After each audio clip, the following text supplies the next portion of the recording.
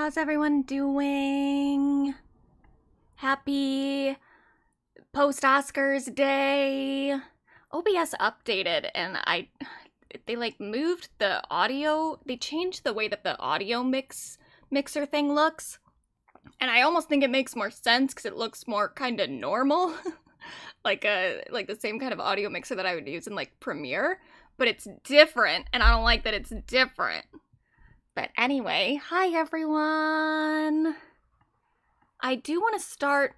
Oh, and just a warning, the weather's fucking weird here today, and I am a little bit worried about my power going out. Just a little bit.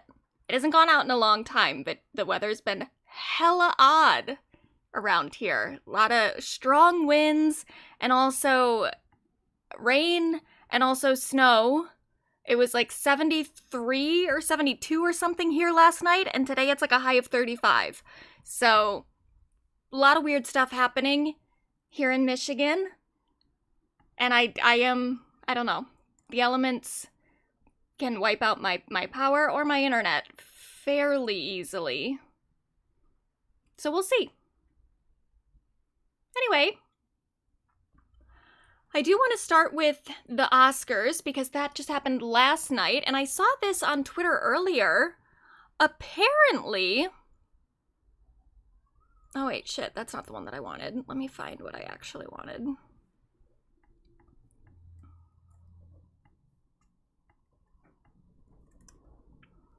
They like did a little thing. Someone did something, I guess in style, to show you the snacks that you get when you're at the Oscars. And, oh, look, a little thing from Conan. That's cute. Oh, God. Look at how fucking lame this is. Skinny Pop? At the Oscars, just a bag of Skinny Pop? 3 simple ingredients. Go fuck yourself. And then some sort of like coconut water or something. Open water. More ocean, less plastic. I mean, I guess the plastic part's good. But like, excuse me, just a water? And then Raisinets. Raisinets!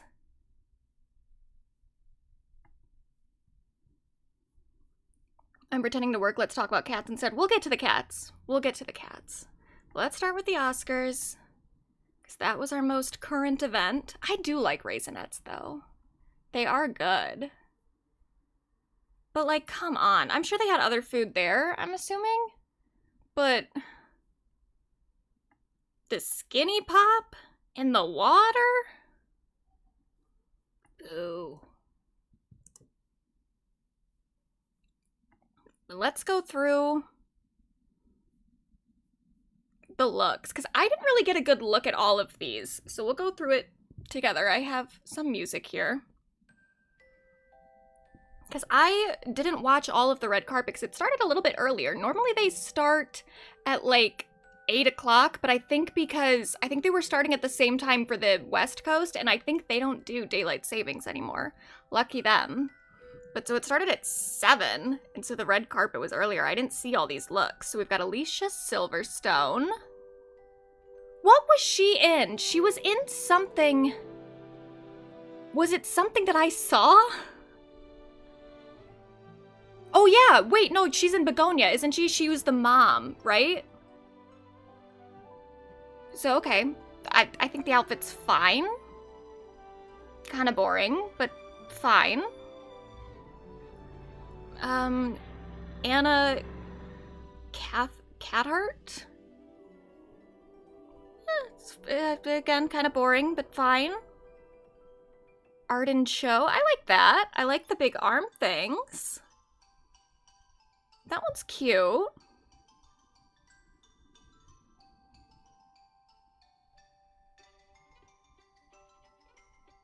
Marlee Matlin? Boring. On Hyoseop? I'm boring. The men are always gonna be boring, kinda. That one's cute. Who's that? Mei Hong? It's alright. Chase Stokes, boring. Shabuzi, it's alright for a dude. Karithra Chandran?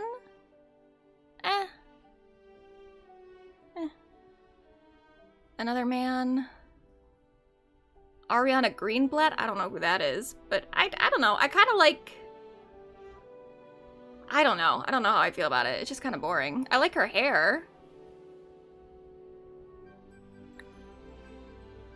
Barbie Ferreira.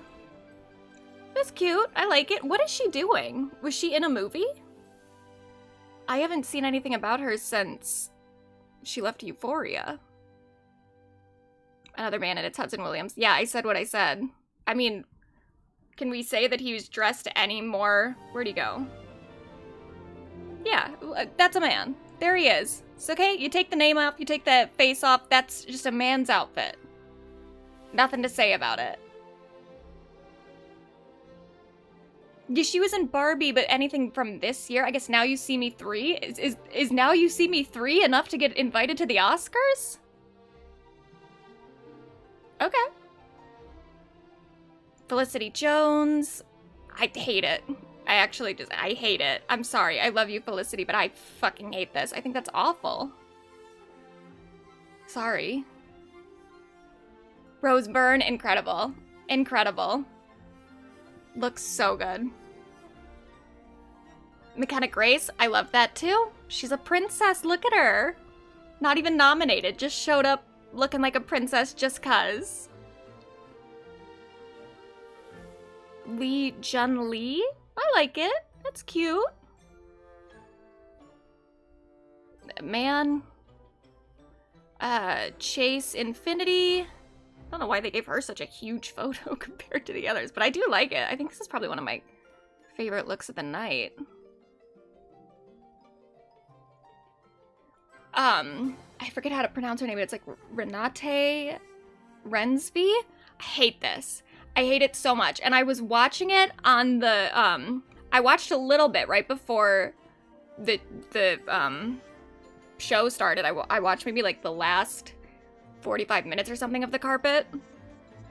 And they were talking about this dress and they were like, can you believe it's just like one line of fabric? I was like, yes, I can believe it. What are you talking? That's what it looks like. Why would I find that impressive? That's 100% what it looks like. It looks like just one thing of fabric that they just put around her. Okay, cool. Didn't love it. Misty Copeland. I like the idea here, but I don't think that it looks incredible, if I'm being honest. But I like the idea. Jamie Lawson. That's cute. This, okay, this, for a man, this is better. Manu Rios? Okay. Heidi Klum. Fine. Kieran Culkin. Fine. For a guy. I mean, he wore a different color. Audrey Nuna. I like that. That's cute. EJ. Cute. Ryan Destiny. Oh, I like that, actually. I like that a lot. Miles Caton. Kind of boring, but he looks nice. Odessa Azion. I like it. I like it fine. I do wish we had more color. But I didn't mean that. I take it back immediately. This is fine. I hate this dress too. And on the red carpet, again, I heard the not fashion police people. It was E, but they don't do the fashion police anymore. Now they're way too nice. Joan Rivers could be way too nasty sometimes. Like, she would get way too personal with some of the insults. But I do need someone to be a little bit more honest. Or just have, I don't know, better taste, I guess. Because I hated this. I felt like it just looked like... It looks like a bottle of something. Like, it looks like a nail polish bottle. I don't like it. I don't like it at all. And it was so visible the entire night, like, during the ceremony, because she was sitting in, like, the front row because she was nominated for lead actress. and she won, spoiler. So she was just sitting right there, and it's like every time someone would walk up, all I could see was her big, bright pink dress, and not in a good way. But she's great. She's a great actress. You know, nothing against her. Just didn't love the dress. Wonmi Misaku. I love this. I love the, like, sparkle with it. And I believe she's also pregnant. I think so, because she was just holding her stomach. Which I think is, like, the universal sign of pregnancy. So if she's not, then I apologize. But I think she is, because look, she's holding it right there. But I like it. I like that there's, you know, sparkle to it. I like that it had more color than some of the other outfits. Jennifer Goodwin. Fine. Boring. Zoe Saldana looks like a nightgown. Completely looks like a nightgown. Demi Moore. I like it. I like this one a lot, actually. I think she looks really nice. Yeah, you stopped sassing the outfits because they couldn't stop being racist. One of them still got in trouble while she was being nice about the outfits. I'll show that in a second. But this is Danielle Brooks. Oh, she looks great. What was she in? I don't remember her in anything. She looks great. Another man. Kristen Wiig, fine. Elle Fanning, fine. I mean, that's the exact outfit that I would imagine Elle Fanning wearing, so, you know, is what it is. Damson Idris, he is one of the better dressed men a lot of the time. And he looks good. Emma Stone, it's fine. I do like her hair. I thought that was cute. I like the little side swoop, and her makeup looks nice. Dress is boring. Ava DuVernay, great. Love it. Oh, she was in Minecraft? Interesting, okay. So Minecraft and Now You See Me 3 get you invites to the Oscars. All right. Nicole Kidman, fine. Tiana Taylor, she looked good. Tiana's looks this whole award season have been really good. Kate Hudson, looks fine. Who is that? Wait, who is this? There's no name. I don't know who this is. She looks boring. Pedro Pascal looks fine. Got rid of the mustache, I see. I wish that was like a different color or something. I wish it popped more. Kirsten Dunst looks fine. I mean, she was there for her husband, so, you know, don't want to be too overstated. She looks fine. Mia Goth. I love that, actually. That looks really cute. Timothee, man. Gracie Abrams, I don't know why she's there, but I think that's kind of boring. I don't know.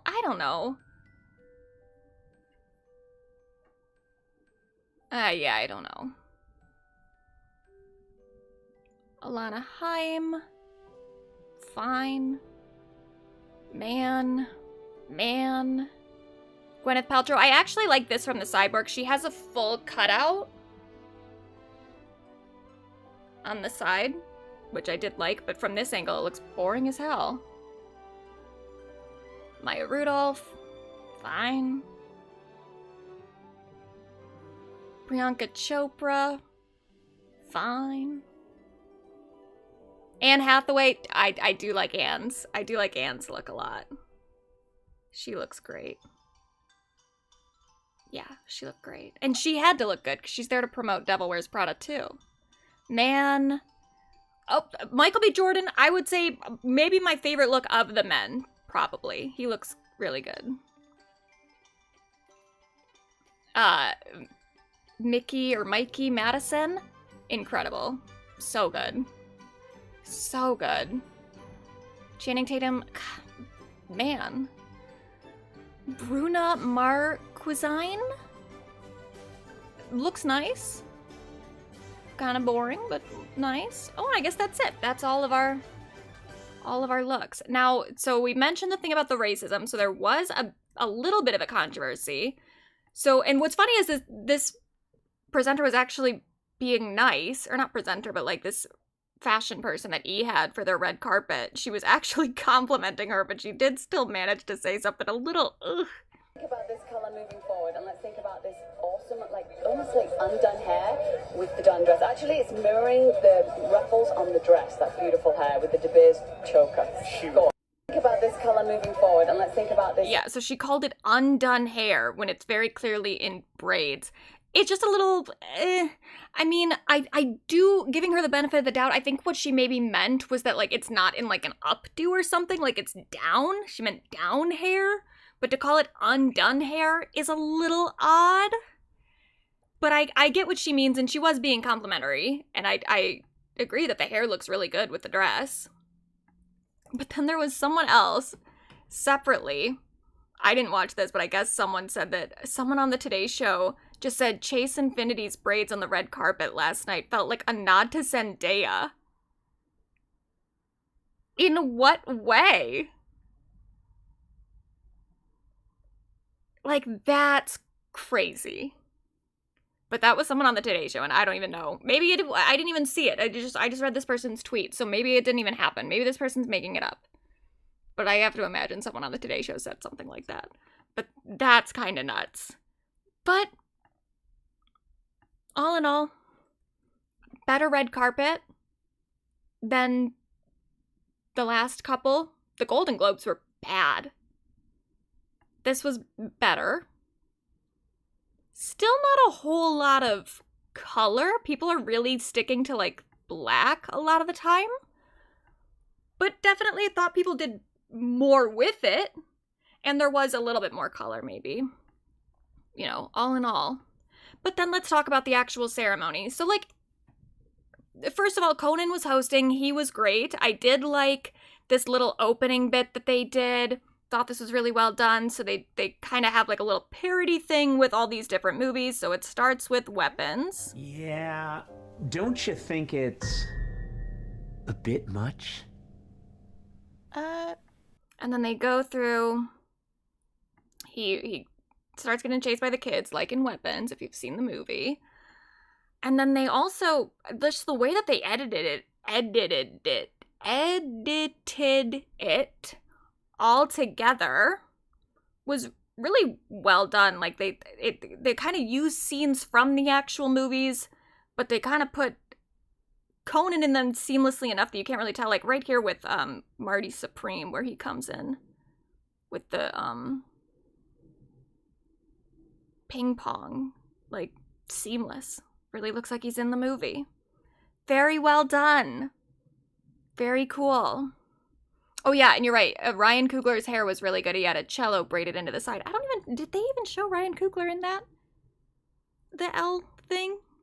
I couldn't find anything that had like all of the people that walked the red carpet, but I guess some people didn't walk the carpet. They just went to like the ceremony and went directly inside, and then some people just went to like the after parties and stuff. So maybe Ryan didn't walk the carpet. But yeah, his was cool. He had like a cello and then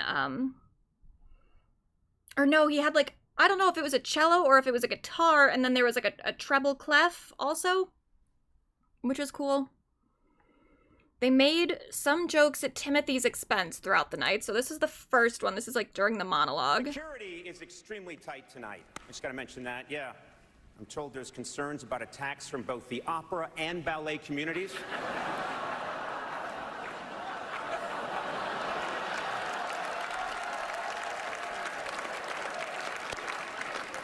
They're just mad you left out jazz. He took it well, you know. We had to expect something, but there will be a little bit more, which we'll get into. Not that much more, though. There was a joke about Leonardo DiCaprio and all of his memes, so they like made him make a meme. But something that I thought was very funny that I had never really thought about before. In all of his most famous memes, he's always holding a beverage. Interesting.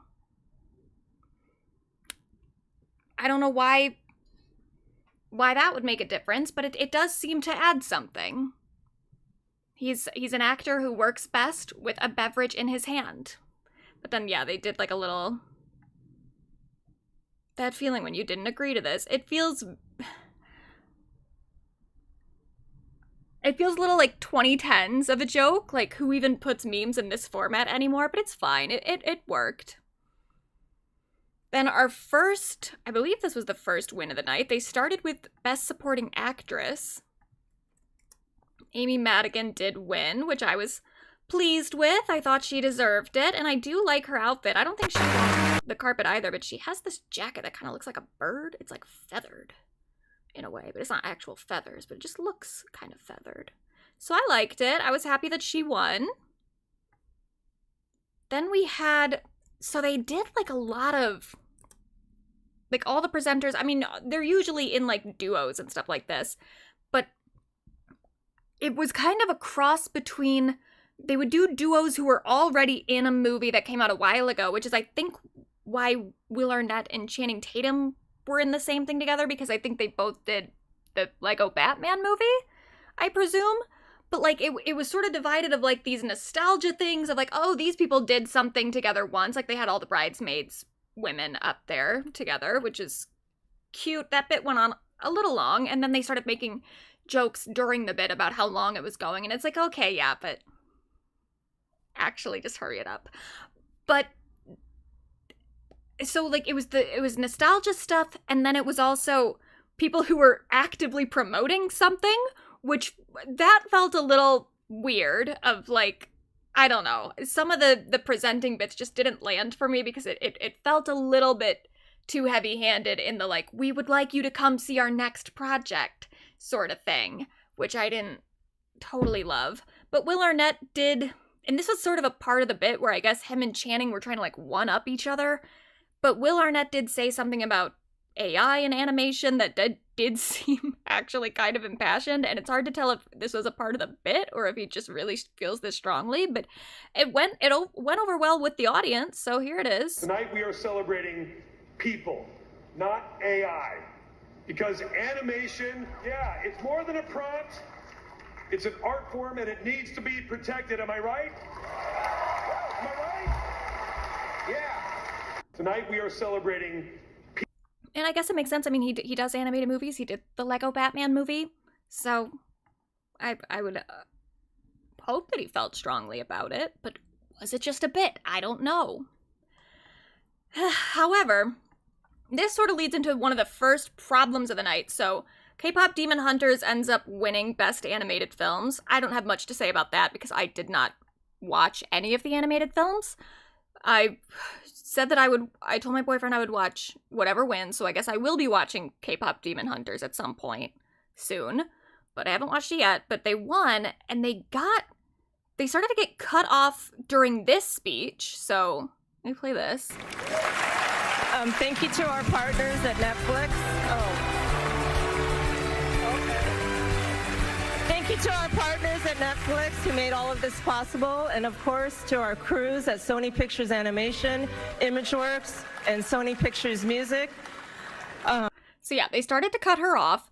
She started to like kind of notice and then was like backing off, but then ended up finishing her speech and they lowered the music again. So it was like, okay, well, this is kind of like instance number one of them being a little too quick to try to get people off the stage. And it will continue. But then we have next this Sinners performance, which was very good. However, people immediately, like New York Magazine, tries to make it about Timothee Chalamet. So they have Misty Copeland coming out to do a ballet performance, which there's like a ballet performance in the fucking movie.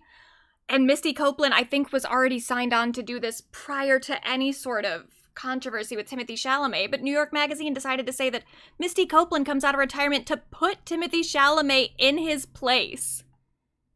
Like, just immediately making it about Timothee instead of the movie that the performance was supposed to be celebrating and there to, like, celebrate their nomination for that song.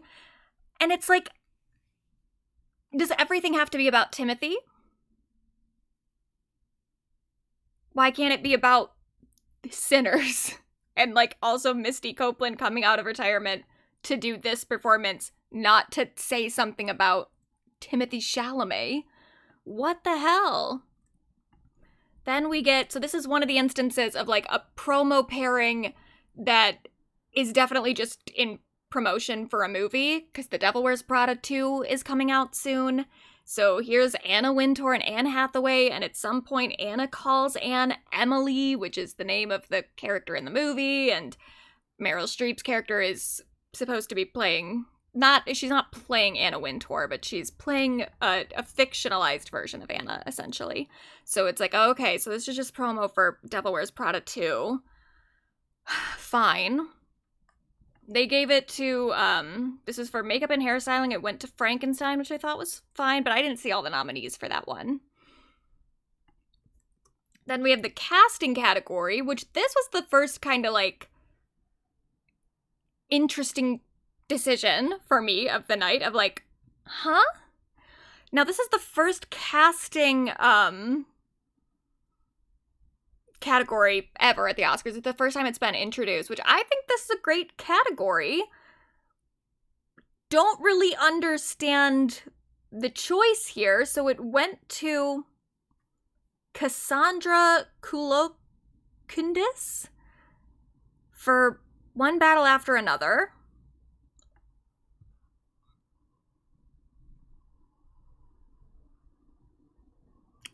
Why? I get it. Like, all the nominations, I don't remember exactly which movies were nominated. I know Marty Supreme was, Sinners was. Who else was? I don't remember. Hamnet, probably. They were all well-cast movies.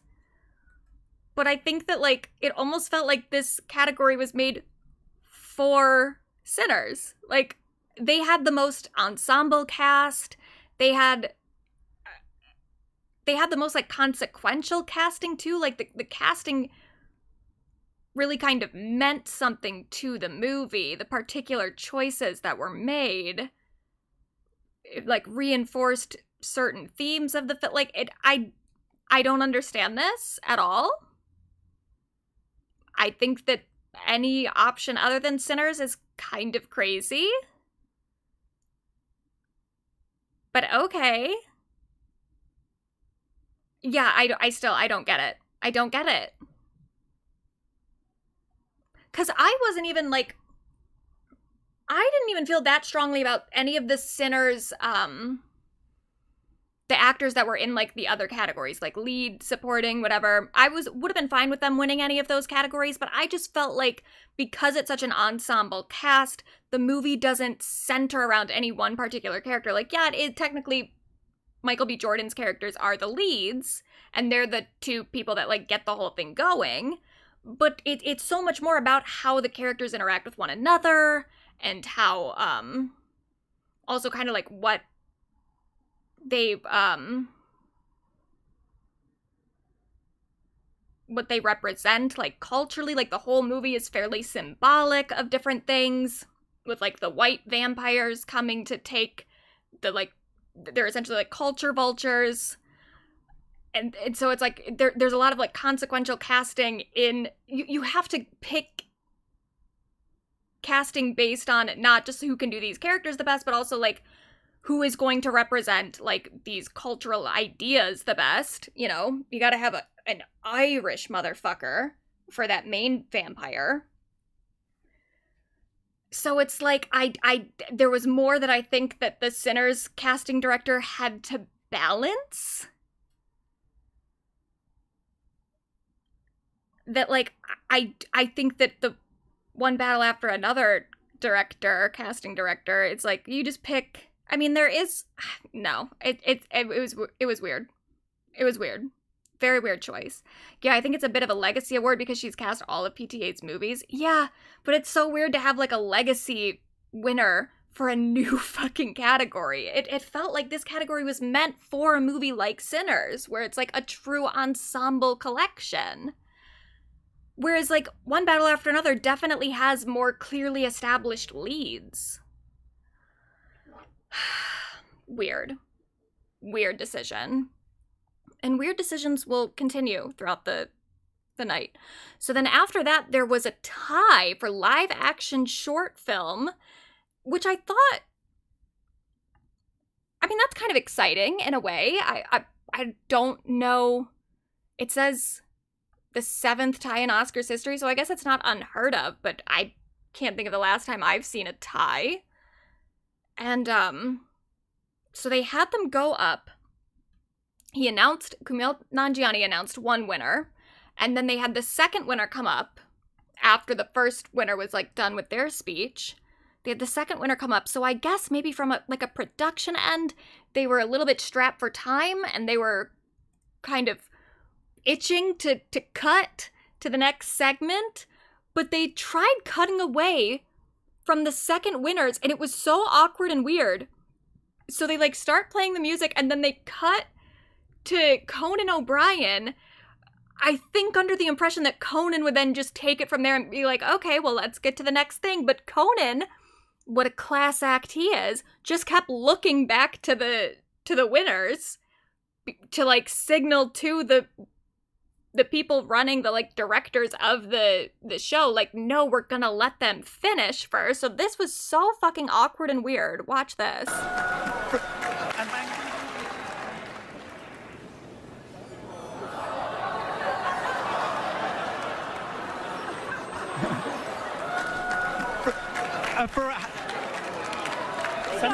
For having And look, they, like, completely dim the lights on them too. Oh my god. A French film made by a Franco-Indian Brit, a Romanian American, an Argentinian, an Italian, with actresses Aurélie Boquien. Just so weird. Like, and thank God for Conan. But they were doing it all night. And here's the thing for me. I am, like, when people are like, oh, just let people go as long as they need to go, this is their moment. I'm like, no, you're doing a show. Like, we do need hard boundaries of, like, you can't go over this time limit.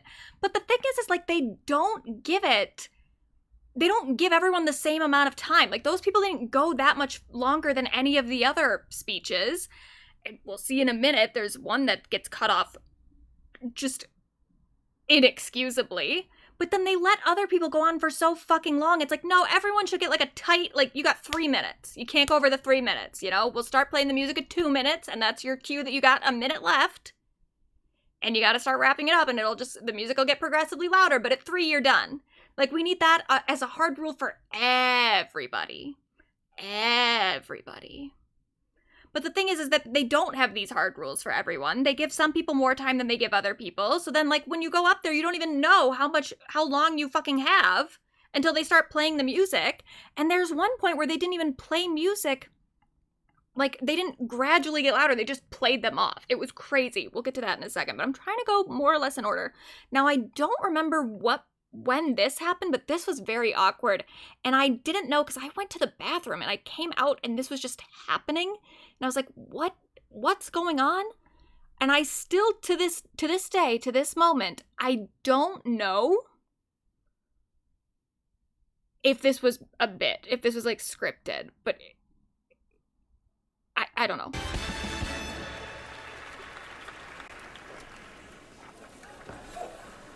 Don't know what that was about. We'll get there. We're almost there. We're almost there. We're almost there. And Linda.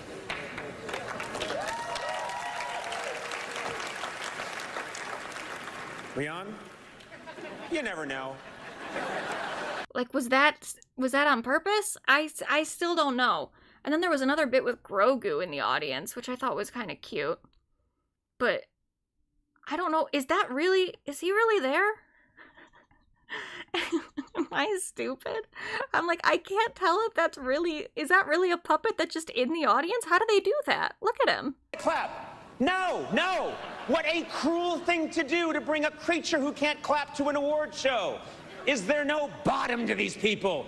We'll be right back with more Oscars. Clap, Grogu, clap! Clap! Clap! Look at him! Oh, he's so cute. Is it real? Is that a real puppet? Is he really moving like that? How do they do that? Look at him! Look at his face! Oh, he's so cute. I don't want to see that goddamn Mandalorian Grogu movie, but look at him. He can't clap. Clap, Grogu. Try to clap. No, no! What a cruel thing to do to bring a creature who can't clap to an award show. He's so cute. Anyway.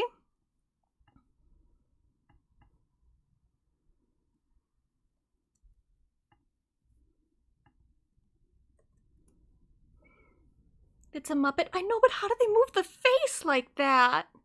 The face is so movable. I don't know. There's so much character in the face. How do they do it? How do they do it? So then Sean Penn won for Best Supporting Actor, but he was not there.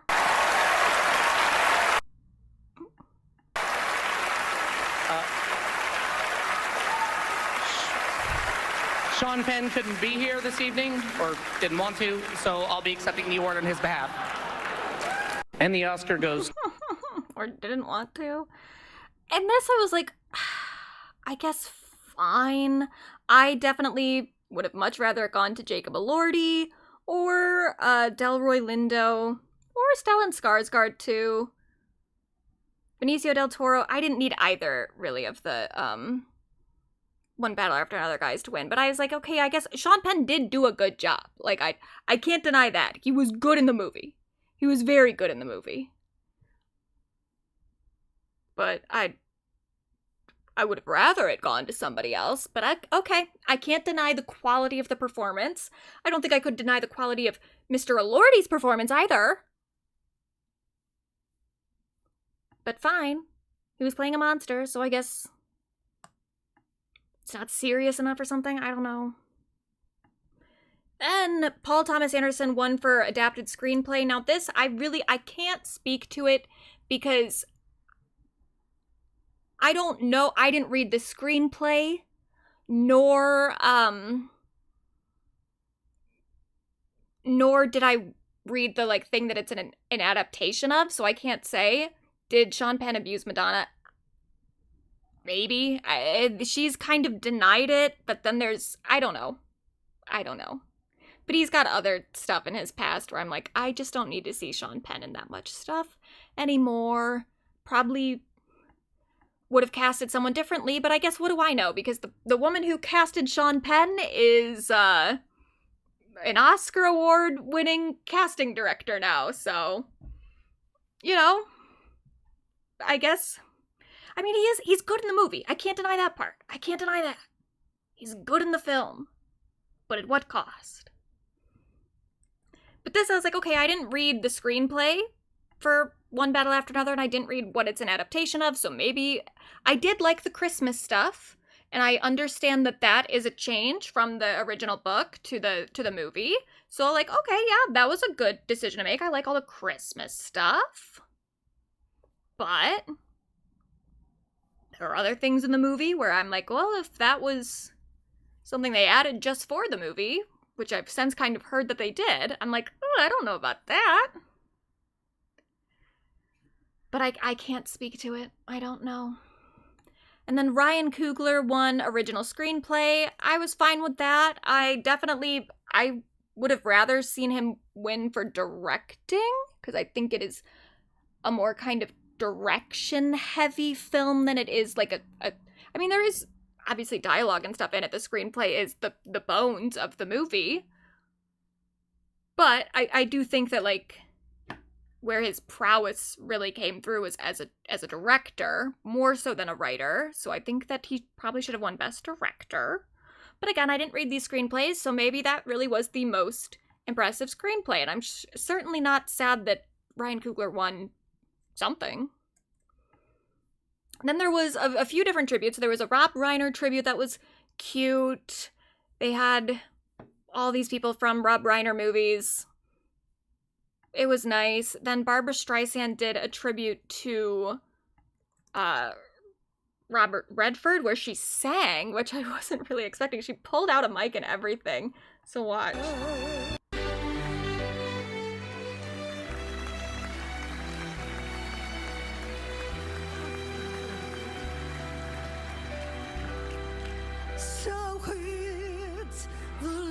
I It really cracked me up when I saw, like, she just pulls a microphone out while it's on a photo of Robert Redford. It did feel a little, I was happy to see Barbara, and I'm always happy to hear Barbara sing, and she has pretty bad stage fright too, so the fact that she was singing live, big deal, love it. It did feel like it took the attention off of Robert Redford a little bit. Felt like it became more of like a Barbara Streisand thing. Even before, when they first like had her on, they did like a little montage and they showed Robert Redford, and then the last image that they had of Robert Redford was an image of him hugging Barbara Streisand, but it was a close-up shot of Barbara's face. And I was like, we're ending the Robert Redford montage thing on a shot of Barbara Streisand? And then she came out and I was like, well, I guess that makes sense, but it still feels weird. It still feels like it's definitely taking some of the attention off of the man who died. And then there were other things too, where it was like the amount of attention that they give some people versus others. I mean, it makes sense because it's like, okay, these people had bigger impact, or like more people, more of like the general public knows who they are. But there was a few times where it would go to like these quick shots of like two people, two heads right next to each other, and it would just like cycle through them pretty quickly, and there's no background behind them. It's like the most like plain like blue, but then it had some like light things on it background, and it just felt like, oh, you didn't give a fuck about these people. This was just like the obligatory, well, they were important, I guess, and they died, so we have to put them here. But it felt very uneven. Like they couldn't even be bothered to try to make it seem like they cared about these other people. And then they had Rachel McAdams give like a short little Diane Keaton tribute, which was cute. And then they talked like a little bit about Catherine O'Hara, but the Catherine O'Hara tribute was not long enough for me. Not long at all. I was a little annoyed with that. But, you know, it's hard with these in memoriams, you know. How do you decide who to give what amount of time? Personally, I would have given Catherine O'Hara way more time than Robert Redford, but that's just me. And it was fine. And then Frankenstein won something. What did they win? Oh, they won. So they won costume design, and then they also won production, and then, yeah, they won makeup and hairstyling. Which, these all make sense for their wins. The costume design was... First of all, the other people nominated in costume design was like a fucking joke. It's like, oh, they're just period pieces. Okay, cool. And then the production design, some of them have a cool production design, but some of them, again, it was like, okay, it's just a fucking period piece. And then makeup and hairstyling, I didn't see all those, so I don't know. And then Avatar won for visual effects, which, like, obviously, I mean, that almost seems like that's the category for Avatar. But they were also nominated for the fucking best costume, too. For what reason? I don't know. Then Kimmel showed up. He took some shots at CBS, which I appreciate him for that. You know, there are some countries whose leaders don't support free speech. I'm not at liberty to say which. Let's just leave it at North Korea and CBS. Fortunately. And like, okay, that's cute. But then he also took another shot. He took a shot at Melania Trump, which I obviously I'm not like precious about Melania Trump, but... Is he gonna be mad his wife wasn't nominated? Oh man, is he gonna be mad his wife wasn't nominated for this? He said it like right before reading off the winner.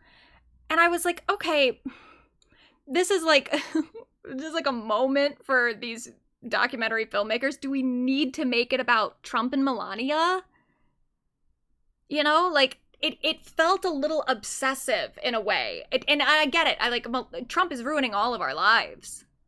He truly is. So, you know, I'm cool with any shots at him, but it felt like just a weird time to bring him up in like this moment for other people. You know, when you already made it a political joke a minute ago before you read the nominations. Now you've read the nominations. Now people are waiting to hear the winner. And you're just like, let's talk about Trump again. Like, no.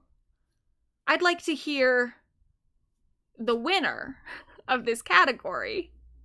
I don't know. It felt a little disrespectful, but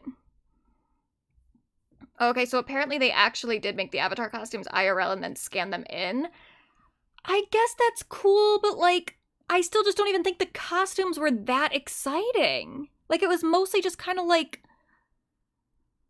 loincloths and stuff. I guess it was more than that. I don't want to be totally dismissive of it, but it's like, it wasn't on par with the costumes that like Frankenstein was doing, and it also wasn't on par with the costumes that Wicked did. I think that is the category that they got screwed over in the most. Wicked had incredible costumes. Just because they didn't scan them into something, you know? It's just like, that category was just kind of a joke. But it at least went to the movie that it should have gone to within that. And so all the empty rooms won shorts, and then Mr. Nobody Against Putin won the feature for the documentaries. I didn't watch any of those. But I love a good documentary, so maybe I will. Then Score went to Sinners, which that was cool, and Ludwig Göransson actually got to go up onto stage, onto TV to deliver his speech, unlike at the Golden Globes, where he got to go up on stage, but then they didn't air it. It was like during the commercial break, which is hella disrespectful. But so, okay, cool, he got to go up onto the stage, onto television to accept his award. We love that. Then fucking F1 won Best Sound.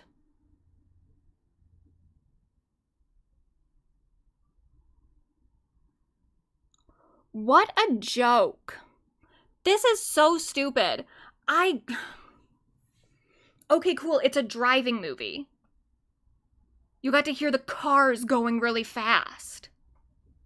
Outside of the racing scenes, was the sound in that movie good? No! No, it wasn't. It was actually really bad. Or, it is possible. I don't think this is what happened, but it is possible that the version of the movie that I watched wasn't like a finished version. I don't know. I'm not gonna say much, just in case the feds are watching. But there's a possibility that the way that I went about watching this movie compromised the quality of the version that I watched. It's possible. I don't think that that's the case, but I guess I'll never know because I'm not gonna pay for it. So who's to say? But I don't think the sound in it was good. I think that, like, here's the thing too, is like, I grew up, my dad used to take me to MIS all the fucking time, Michigan International Speedway, for NASCAR races. So, like, I have literally been in the center of, we would camp in the infield. I would be in the infield with the fucking cars all around me while the race was going. And so I'm like, look, I've heard cars going by really fast. I know what it sounds like. And yeah, it's cool. It's exciting. My dad would always be like, I got goosebumps, Jazz. Look it, I got goosebumps. Every time they would go, not every time they would go by, but like in the first lap, he'd be like, look at this, Jazz. And yeah, it's cool. But once you've heard it, you've heard it. So I have to imagine that maybe the people who voted for this have just never been to like a race before. So they are just like really extra impressed with the sound of cars driving really fast. But it's like, it's not that impressive. It sounds cool. It sounds intense. But I don't think it takes that much to make it sound cool in a movie, you know? I don't want to denigrate this sound person's work, but like, I just don't think that they had that hard of a job. And also,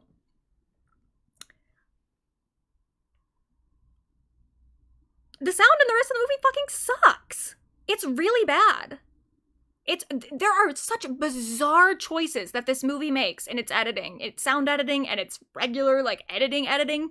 It's not good. Or I had a bad copy. One of the two. But that pissed me off. Then, one battle after another won best editing. I don't think that this had bad editing, but I also don't think that it had as good of editing as Sinners did, and I also don't think that it had as big of like a challenge as Sinners does, because Sinners is a movie, but it's also like, it's kind of a musical movie, so that adds like an extra layer to a lot of the editing, where you're not just editing for like story beats and stuff, you're editing with the thought of like what the music is doing, you know? You have to kind of think of some scenes as like music videos, and you have to edit things based on that, based on the movements that the music is making. So I can't really imagine giving that category to anyone but sinners either. And yet here's one battle after another. Because it was fine. Then Sinners did win for Best Cinematography, which is good. I personally probably would have given it to Train Dreams, but this would have been probably my second choice. And it also is a lady. A lady. Her name is Autumn Durald Arkapaw. She became the first woman ever to win Best Cinematography at the Oscars after 98 fucking years. And do you know what that means? That means that now a woman has won in every non-gendered Oscars category. Now, I hate to do this again, because I know I've probably ranted. For sure I've ranted about this on the streams before. I hate the gendered categories of the actors. I think it's stupid. People try to, like, defend it and say that, like, oh, well, if we don't do gendered categories, then that just gives the Oscars an excuse to not give women any Oscars. And it's like, well, first of all, at this point, I don't think that those categories, those gendered categories, are protecting the women. I think they might be protecting the men a little bit, because just straight up, you put the nominees for, like, best leading male actors and the best leading female actors together. I think the women kind of smoke the men a lot of the time. And maybe the people in the Academy wouldn't vote for them. Maybe they would still just vote for the men because they relate to men more, because there are more men in the Academy. That's very possible, but I also don't think that I really want to let them off the hook that easily and just be like, oh, well, it's fine. We'll just make another category so that you have to vote for the women. You know? Like, if they are that biased in their voting, I want to know. I want to see it. But also, I think that they would be kind of hesitant to do that, and I think one of the big reasons that they want the gendered categories is because the Oscars are so focused on, like, celebrity culture in the first place that you can't let men win all the awards, because celebrity culture is so centered around women that people watch the Oscars a lot of times to see the women, the beautiful women, accepting their awards. So, yeah, you can't really risk having a category where a woman might not win, the acting category specifically, because those are celebrities. You have to let a woman win one of those. But here's the thing too, is, like, I think we should just have more categories for the acting in general. I think we should have more categories, period, at the Oscars. Because I don't like these very general, like, you know, best leading actor, best supporting actor, best picture. It's like, what does that even fucking mean? Best relative to what? I think we need more specific categorizations. But then also, if we're gonna be gendering the acting categories, because we're so worried that they're not gonna give women actors any awards, why aren't we doing that for every other fucking category? Especially because it actually, like, it would actually matter more for these other categories.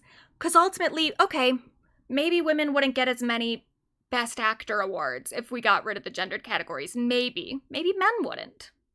But maybe women wouldn't get as many. They're still going to be casting women in movies.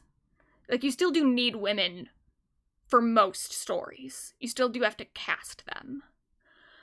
But with these other categories, cinematography, editing, directing, blah, blah, blah, women sometimes just don't even get hired in those positions. And they would probably, a lot of movie studios would have more incentive to hire them if they thought that they would be able to get more Oscars for it. Like, if there was a women cinematographer award, then some studios would be like, hey, maybe we should get a female cinematographer so we have a better chance at getting that specific award. And I ultimately I'm more interested in having women behind the scenes in these actual, like, creative positions than I am interested in just seeing women on screen all the fucking time. Because ultimately, acting roles, you have some creative control over your performance, but you're mostly just there to serve someone else's vision. And that's why we see so many of these actors, especially actresses, taking on production roles as well, because they want a little bit more creative control over the final product. And so it is a little bit weird that we care so much about protecting the gendered categories of acting when acting is the position in movies that has kind of the least amount of say over the final product of the film.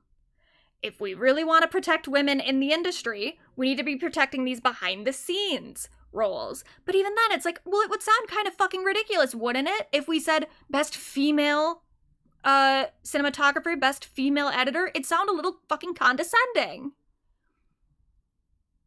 Does it not sound kind of condescending for the actors too? Why are we so precious about that? We just need more categories in general. Just in general.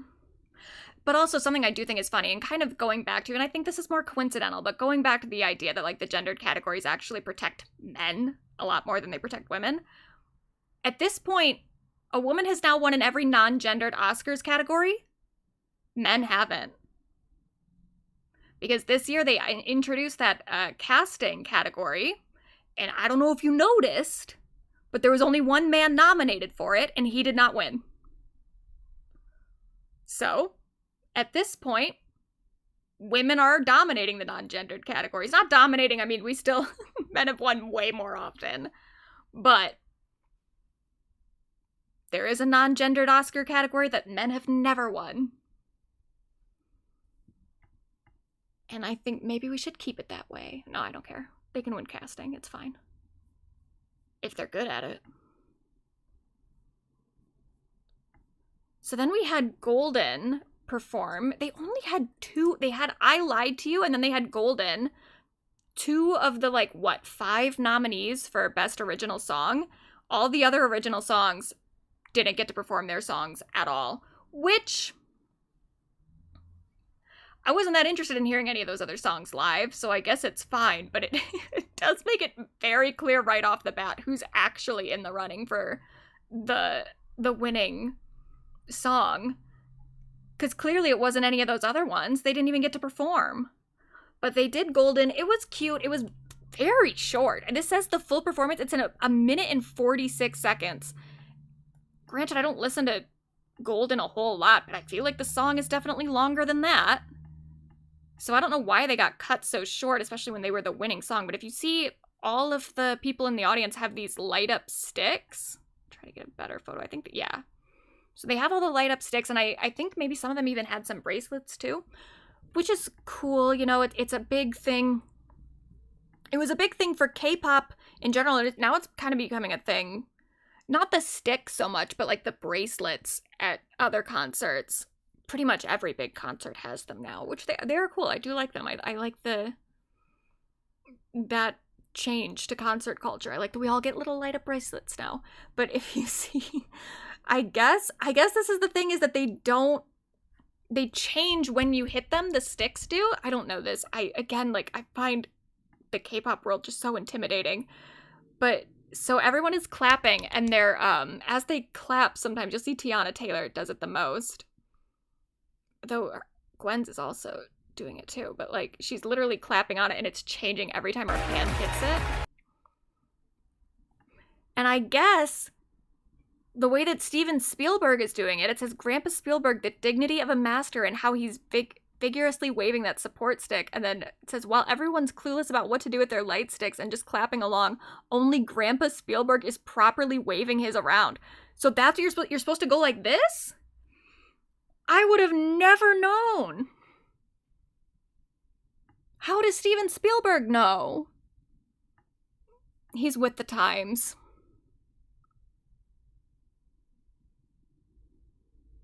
Interesting. But it's cute. I like that they did that. Now, they then go to... Yeah, I know, Tiana Taylor was having the time of her life. She seemed so happy the entire night, but I guess she got shoved at some point after the show. I didn't see exactly what it was, but I saw, right before we started that the Academy has like apologized to her, and then she like accepted their apology, which is nice. But it's like, what the fuck happened? So I guess someone shoved her. I don't know who. I don't know why.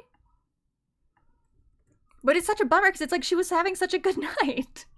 So Sentimental Value won Best International Film. This seemed a little disrespectful to me because it's like, as much as I don't agree with the gendered categories, because I don't think we should be giving the Academy excuses to not give women awards. And the same thing with any other like marginalized group. Like, I don't think we need to make a black category or I don't know, like an LGBTQ category just to make sure that every marginalized group gets an award, because they award white men most of the time anyway. So it's like, at what point do you stop? At what point do you stop giving them opportunities to, you stop giving other people opportunities to call out their racism and their sexism by being like, oh, here, we got you. We'll just have another category for it. As much as I don't agree with the separation of the categories in that sense, I'm like, well, yeah, but the Best International Film, ideally, in an ideal world, they would just be like fully integrated into the entire thing. They would get nominated for everything. But I do think that like the Academy is so English-speaking focused that I guess we need a fucking international film category just to make sure that it's not completely like English dominated. But it's like, if you get nominated for best film, should you still be in this category? That feels kind of rude. Of like, well, none of the other ones had a chance when two movies in the Best International Film were also nominated for Best Picture, which is like cool. I'm glad they were nominated for Best Picture. But it's like, if I were one of those other directors in that category, I'd been like, well, what the fuck? Clearly you like those other two movies better than mine, because that one got into Best Picture and I didn't. Why am I going against one of these? But I don't know. I don't know how you solve that problem of like being nominated for Best Picture gets you banned from the international film category. But maybe it should. And the same thing with animation too. Like, animation should be able to be nominated for Best Picture. What happens when an animated film that's nominated for Best Picture is also against all the other animated films? Like, it just doesn't seem fair. And then Golden won for Best Original Song. Now, this is where it, like, gets really disrespectful. So, the other two people that, like, started to get cut off eventually got to finish their speeches.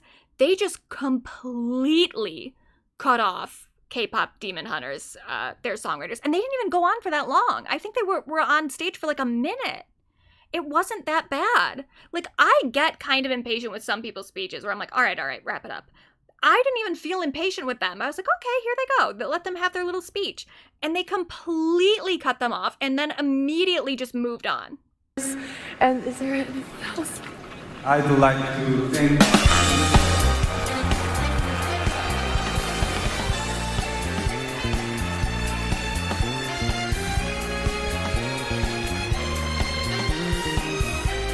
Still to come, the awards for Best Directing and Best Actor. Here on the Oscars from the Dolby Theatre at Ovation Hollywood. Like, what the hell? That's so fucked up. And this song, like, broke records and stuff, too. It's not my favorite song of the nominees. I would have rather it gone to Sinners. But, like, you can't really argue with the popularity of the track. It was huge. And also, a lot of their speech, had to do with the fact that, like, you know, the K-pop and, like, just Korean culture and stuff isn't often valued on stages like this. And then they fucking cut them off immediately. And again, they only did like a minute and 45 of the song in the first place. Like, what the hell? You gave them the award. They won. They fucking won. And they can't even do their entire song or finish their entire speech? That's crazy. And what was actually like really crazy about it too is that almost immediately after, I think there was like one other thing that came, I think that maybe Best Director came in between this, but like in the same like little stretch when they came back from commercial break, fucking Adrian Brody comes on stage to present a new award. And it's like, well, the guy who last year broke the record for the longest speech with 5 minutes and 40 seconds. It's like you're just rubbing it in. We cut these other people off, but here's Adrian Brody from last year. Remember how we let him just ramble for as long as he wanted? So insane. And his speech last year was so fucking disrespectful too, because there were people who were like getting cut off last year as well. And then Adrian Brody went up there and went on for 5 minutes and 40 seconds. He didn't even have anything to say. He was literally just rambling. He was doing it because he could, and he knew it. And you could tell. Because at one point they started playing the music, and he was like, hey, don't play the music on me. And then they just like stopped, and he just continued and just rambled. Just to like show people that like, yeah, I can talk for as long as I want, actually. These other people that aren't as important as me, you can play them off, but not me. And like, for what? For Adrian fucking Brody? Who even cares? This is the thing too with like, I get how some people have been turned off by Timothee Chalamet, that like he seems kind of cocky and seems a little douchey. But like the way that Timothee Chalamet is douchey, to me, it doesn't feel, it's not as like menacing as it kind of feels with Adrian Brody. Adrian Brody feels like cocky and douchey to the point where like I would never want to be in a room alone with Adrian Brody, because I think he would either be like so annoying that I just couldn't stand it, or I would maybe even feel a little unsafe because he seems so fucking in his own head that I don't think he gives that much of a shit about other people. Sorry, maybe I'm wrong. Maybe I have Adrian Brody completely wrong. But that's the impression that I get from him. Timothee Chalamet kind of seems like a douche sometimes, but like a douche that I could be in a room with, you know? Yeah, Adrian seems more malicious in a way. Like, it seems, his cockiness is more imposing. It feels like kind of he wants to overpower people in some ways. Whereas Timothee just seems like he's just an ambitious little guy. And I think I could chill with Timothee Chalamet. I could not chill with Adrian Brody. So this whole thing too about like, oh, it was Timothee Chalamet's cockiness that cost him the award. How do we explain this then? But so yeah, Golden won, which means that Diane Warren lost again. Her 17th loss, which this one was very expected. There was no way she was going to win. I mean, her song didn't even perform. It's pretty obvious when only 2 songs perform which ones are going to win. And it was not one of Diane's. Now, would I have liked it if she won that one year that she did a song with Gaga? Sure. Otherwise, if she wins someday, then she wins someday. I'm not that beat up about it. But 17 consecutive nominations and losses. It's a lot. It's a lot of times to lose. But that's okay. Because she keeps coming back. And that's beautiful, I think. Kinda. Then fucking Paul Thomas Anderson won for Best Director.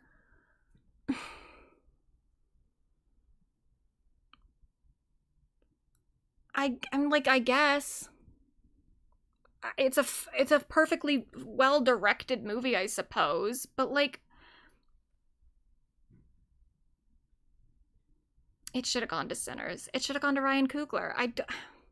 And then he says, you make a guy work hard for one of these, because that's the whole thing, is that Paul Thomas Anderson has never won an Oscar. And it's like, well, first of all, you won an Oscar earlier that night. You won for adapted screenplay. So what do you mean you make a guy work hard for one of these? You already got one. Shut up.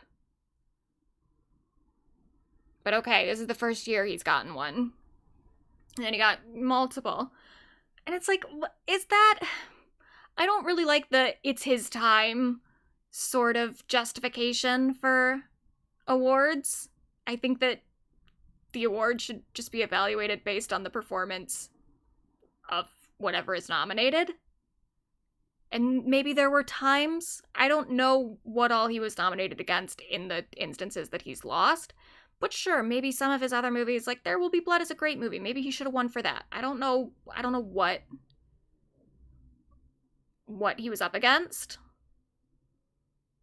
but maybe he should have won at that time. That doesn't mean that he needs to win now. Especially when Ryan Coogler also, I don't even know if he's been nominated for anything else. Maybe he has. I don't remember. For sure some of his movies have been nominated for things, but I don't know if Ryan has ever been nominated for Best Director. And I'm like, I would say that it's time for Ryan at this point, with like Creed and Black Panther. Like, okay, I guess he didn't direct There Will Be Blood.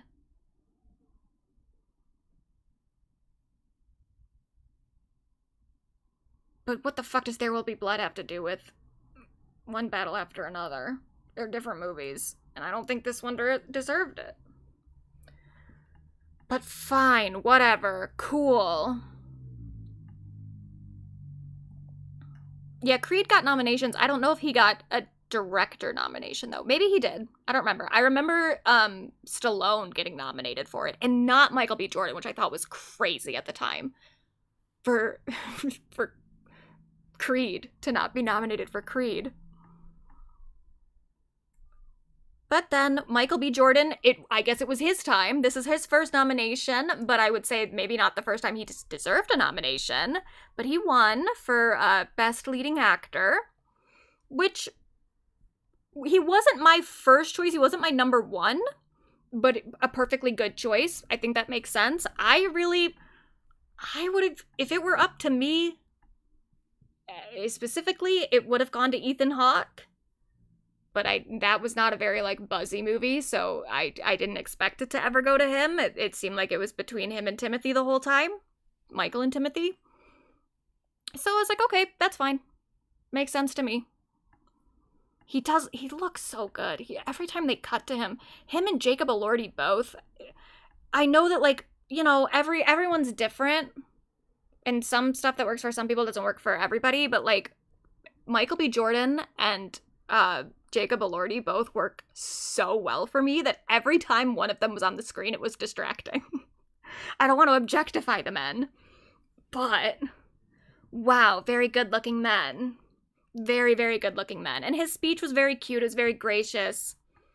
We love to see it. And I do think that he's deserved it before. For instance, with Creed. But this was a good thing for him to win the award with. Then we have Jessie Buckley. And I do again, like when we're talking about the gendered categories and whatnot, make note of who comes right before Best Picture. Do they put the Best Leading Actor right before Best Picture, or do they put Best Leading Actress before Best Picture? Who do they want closer to the finale? They want women. Because women are celebrity culture. So again, who are these gendered categories protecting? I don't know. Especially because it's like, look, all of the men did great performances. But if you put my top 3 men up against my top 3 women, it's like not a competition. Fucking Kate Hudson, Jessie Buckley, and Rose Byrne.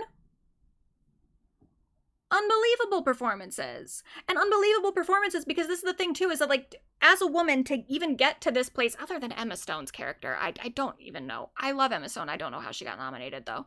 But for the most part, women who get to this point where they get the actress in a leading role, they're playing a character that's like so complicated and so complex that requires so much nuance in a way that like a lot of male characters in general aren't always written in that way. That's not to say that they're depthless. They do have a lot of depth, and there's certainly a lot of problems with female characters in movies not having depth.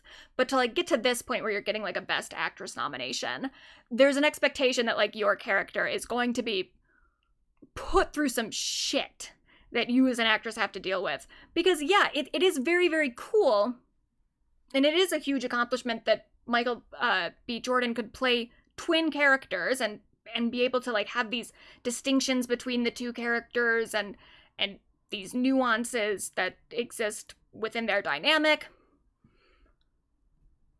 I would also argue though that like Kate Hudson kind of in a way has to play two characters because I don't want to, well, I'll spoil it, who cares? In Song Sung Blue, she gets fucking run over by a car.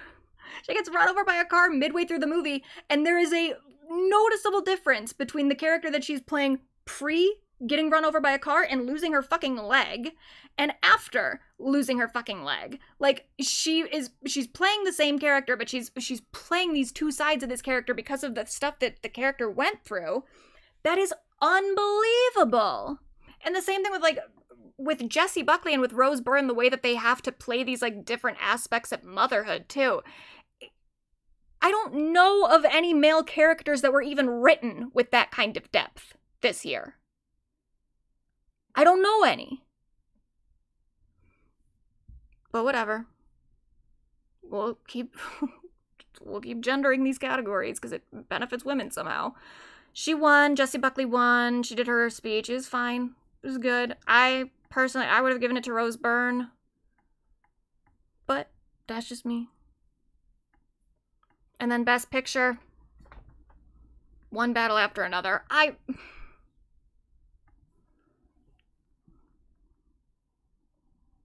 don't get it. I don't get it. I thought the movie was fine. And maybe this is about the circumstances that I watched it in, because I had a migraine that day, and like, as the movie was going, it was getting worse, so like, I was very impatient with it. I was like, how fucking long is this movie? It's like 3 hours long, and by the end, I just wanted it to end. I just wanted to sit in a dark room by myself, and it just kept going. So I think that my enjoyment of the movie was compromised, but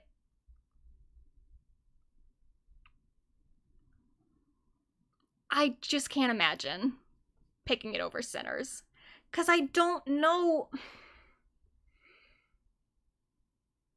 I think One Battle After Another, it has the same kind of problems that like an Emerald Fennell movie does. Maybe it's a little bit more competent in the writing than most Emerald Fennell movies, but it has a similar thing where it's like, it's always kind of gesturing to some sort of deeper, bigger socio-political point. But when you actually do any sort of analysis of what the point of the movie is, it falls flat. In fact, it maybe is incredibly problematic in what it's actually saying and what it's not saying. But because it makes these gestures to these socio-political things, then people think that it's like a very timely movie, that it actually has so much commentary that it in fact does not have. So, yeah, low-key fuck this movie. I mean, it's like, it's okay. It's like, it's a well-made movie. I just wish we weren't acting like it was more important than it actually is. It doesn't have, people kept talking about, they're like, I was listening to podcasts where people were like, it'll probably be One Battle After Another because of like the really timely commentary that the film has. I was like, what commentary? What commentary? It isn't saying anything. Or if it is, whatever it's saying is a little weird, is a little sus, especially in its treatment of its black characters, particularly Teyana Taylor's character, which is, here's the thing, she got nominated for the Best Supporting Actress, and part of me feels like, I'm so split on whether or not I think that performance deserved that nomination or a win, because I'm like, I didn't want her to win because I didn't want to reward the writing of the character, because I was like, I just don't think that the character is well written enough or like explored in the movie enough to justify any nomination in the award season. But at the same time, I'm like, well, whatever nuance the character has and whatever deeper things that I can infer about the characters, I am inferring because of Teyana Taylor's performance, not because of the writing. It's a very underwritten character, but there definitely is something there that Teyana is pulling out of it. So, like, I think that Teyana maybe does deserve the award. I just don't think that the movie deserves the award for that character. But I don't know.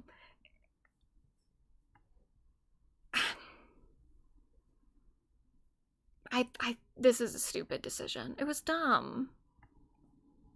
But maybe other people, maybe I need to watch it again. Maybe there is something that I just missed because I had a fucking headache and I wasn't thinking that hard about the movie. I was thinking about wanting it to end. But I still, I paid attention. I know what the movie's about. Do I think it was a particularly political film? No.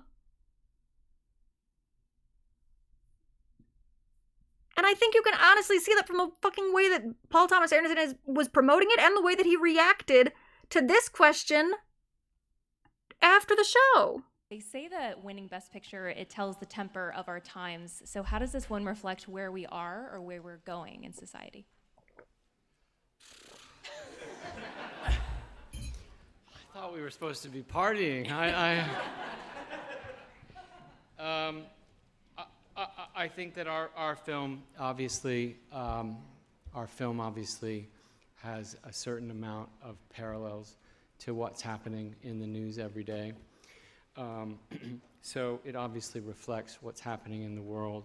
In terms of where it's going, I don't know, but I know that the end of our movie is our hero, Willa, heading off to continue to fight against evil forces, and I think, like I said in my speech, bring at least common sense and decency back into fashion.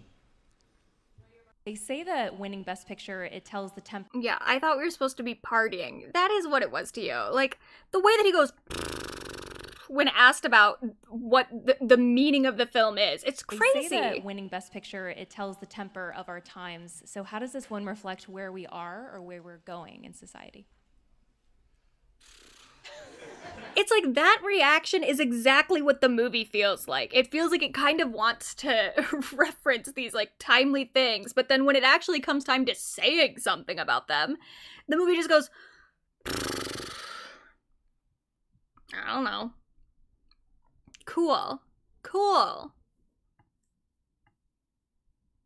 How brave. And then when particularly asked about Teyana Taylor's character, because it has gotten a lot of criticism, the way that this character is portrayed. And here's the thing too, is I thought when I first watched it, because I watched it after the Golden Globes happened, after she won Best Supporting Actress at the Golden Globes. So I already knew that that was an award-winning performance. So I went into it thinking that the character was going to be way more important to the story than she turned out to be. I mean, I guess she does she gives birth to the fucking main character. But I thought that she was going to have way more impact in the rest of the film. And so throughout the first 20 minutes of the movie, I'm watching this character be just kind of a racist stereotype. This Jezebel, this black revolutionary who's just having sex with people. Who's just having sex with white men specifically. And I'm watching it and I'm like, okay, well, this must be going somewhere, you know? We're gonna deconstruct this character. We're gonna actually get into this, what's happening in this woman's mind. And again, I do think Teyana, I think that her performance is very good. And there are nuances that I can pull from her performance of she is kind of she's been disempowered before, and her use of her sexuality is a way for her to feel power, and that comes from something inside her that maybe is an insecurity, or I don't know. I'm okay, I'm waiting for them to show me what Teyana Taylor's deal is. And then she spoiler, she abandons her daughter and her family, and then she sells out all these other people, these people that she's in this revolutionary group with. And so I'm okay, bad decisions that she's making. But again, I'm well, we're gonna get some sort of explanation. We're gonna have moments with Teyana Taylor's character where we sympathize with her and where we understand her a little bit more. I mean, when she was freaking out about being a mom, I was already okay, yeah, I understand. Being a mom sounds like it fucking sucks. So I was okay, I get it. And she's postpartum, she's not thinking rationally. So I'm okay, we're gonna come back to this. They're making her look kind of bad right now, but we're gonna circle around and we're gonna explore the character more later in the film. No. Teyana Taylor's character leaves. She goes into witness protection or something, and then I don't even know if she stays in witness protection. She leaves. She goes to Mexico or something. And then she's just not in the movie anymore. And I was like, what? That's really weird. And especially too, like, when you're a white man writing this, and again, it's like, I don't know, because I didn't read the book. I don't know what was in the book. I don't know what he changed. I've heard that that Tiana's character is very different in the book, which makes me a little suspicious. I don't know how different she is, but I'm like, that's how you, like, you went out of your way to write her that way. That's interesting. But okay. Weird. But then to hear his explanation here, I'm like, you're so fucking stupid. I know a little bit about that critique. I know that... you know a little bit about it. Maybe you should look into it more. Tiana has talked about it a lot. I know that we have the portrayal of many different characters, in particular her character, who is so flawed and unfortunately makes decisions that are detrimental to the revolution that she's trying to fight. It's complicated. We always... But it's not complicated. The way that you present it is not complicated. The way that you present it is really just kind of villainous. And that was like, I was waiting for it to be complicated. Because there's stuff in Sinners that I think is complicated. Like the whole premise of Sinners, where it's like, oh, okay, well, these vampires are vampires, but there is like a complicated thing of like, would it be bad if the vampires made everyone else a vampire? I don't know. Like, there is something kind of complicated about that, and you can even say that that's a flaw in the writing for Sinners, too. Maybe it is, but it is at least, like, thought-provoking, you know? There's a complexity in Sinners that is at least, like, making me think a little bit more about, like, oh, well, what would that mean? Like, what is the kind of, what is this commentary, like, how does it apply to real life and to, like, the real history of art and everything? With this, it's like, you just wrote a character that was kind of shitty, and then to get out of any criticism of, like, hey, why'd you write that character so shitty? You're like, well, she's flawed. She's complicated. It's like, did you show me any of the other, like, the parts that make her complicated, or just the parts that make her bad? Because I didn't see a complicated character. I saw a remarkably selfish character that had potential to be complicated. There was potential for nuance. And again, I think Teyana Taylor's performance does a lot for the character in making me feel for her more. There's a humanity to Teyana that's coming out. But the way the character's written, I can't say it felt all that complicated. We always knew that we were trying to make something complicated. We knew that we weren't making something that was heroic, and we needed to lean into that. And we needed... Okay, you leaned into it a little too far. You went from not specifically heroic to, like, villainous, to, like, fully just, like, not a good person. To own the fact that this woman was suffering not only from postpartum depression, but she had issues of her own. But you didn't explore that. Where is the exploration of postpartum depression in the movie? Especially when, like, she abandons her baby and then continues abandoning her. Like, she never comes back. I could see the postpartum depression argument more if she came back after a while, but she doesn't. She just left. And everything, also, all the ways that you were portraying her prior to that, you were portraying her as a deeply selfish person in the first place, before she even got fucking pregnant. I mean, I guess she gets pregnant in, like, the first scene. But, like, the decision that she makes to get pregnant is kind of odd. Of, like, why is she kind of raping this man? Though I guess he likes it. I don't know. I don't know if you'd call that an assault. It's assault adjacent. But also he's a white supremacist, so I'm like, oh well, I guess. And he kind of likes it because he, like, fetishizes. I don't know. I guess that part's complicated. The sexual assault scenes are complicated. But the scene, everything that they do leading up to her abandoning her daughter before she's postpartum, before she's even had the baby, she's already being set up as a selfish character. So you can't just excuse it all as postpartum after she had it. Like, no, that's the character that you wrote. That she hadn't really reconciled with. You know, it's a very dangerous thing when you start out and you want to change the world, but you start to kind of become selfish. and you Did she want to change the world though? Because I only really saw the selfish parts. I saw her like working with revolutionaries who maybe wanted to change the world, but like the character you showed me was just selfish. read your own reviews. That was our hero in Perfidia, who becomes an anti-hero. The point of it is to set up the story of Willa, the next generation. What happens when your parents, who are damaged and have handed quite a difficult... But that's the thing too, is like the daughter, Willa, she's only actually dealing with the generational trauma of her father because he's the only person like in her life. He's the only parent that she even knows, because even everything that she's been told about her mother is not even true. She learns midway through the movie that her mom wasn't the revolutionary that she thought she was. So it's like, well, then what is Willa actually dealing with? She's only actually dealing with the complexities of her father. You just don't give a fuck about Teyana Taylor's character at all. I don't even remember her name. I don't remember most of the names, to be honest. I don't remember Leonardo DiCaprio's name either. History to you. How do you manage that? That's our story. And our story is in Chase and her evolution to like I talked about in terms of the generational aspect, to try to do better. But her character isn't even given the opportunity to try to really do better than her mom. I mean, I guess she learns midway through the movie that her mom wasn't her.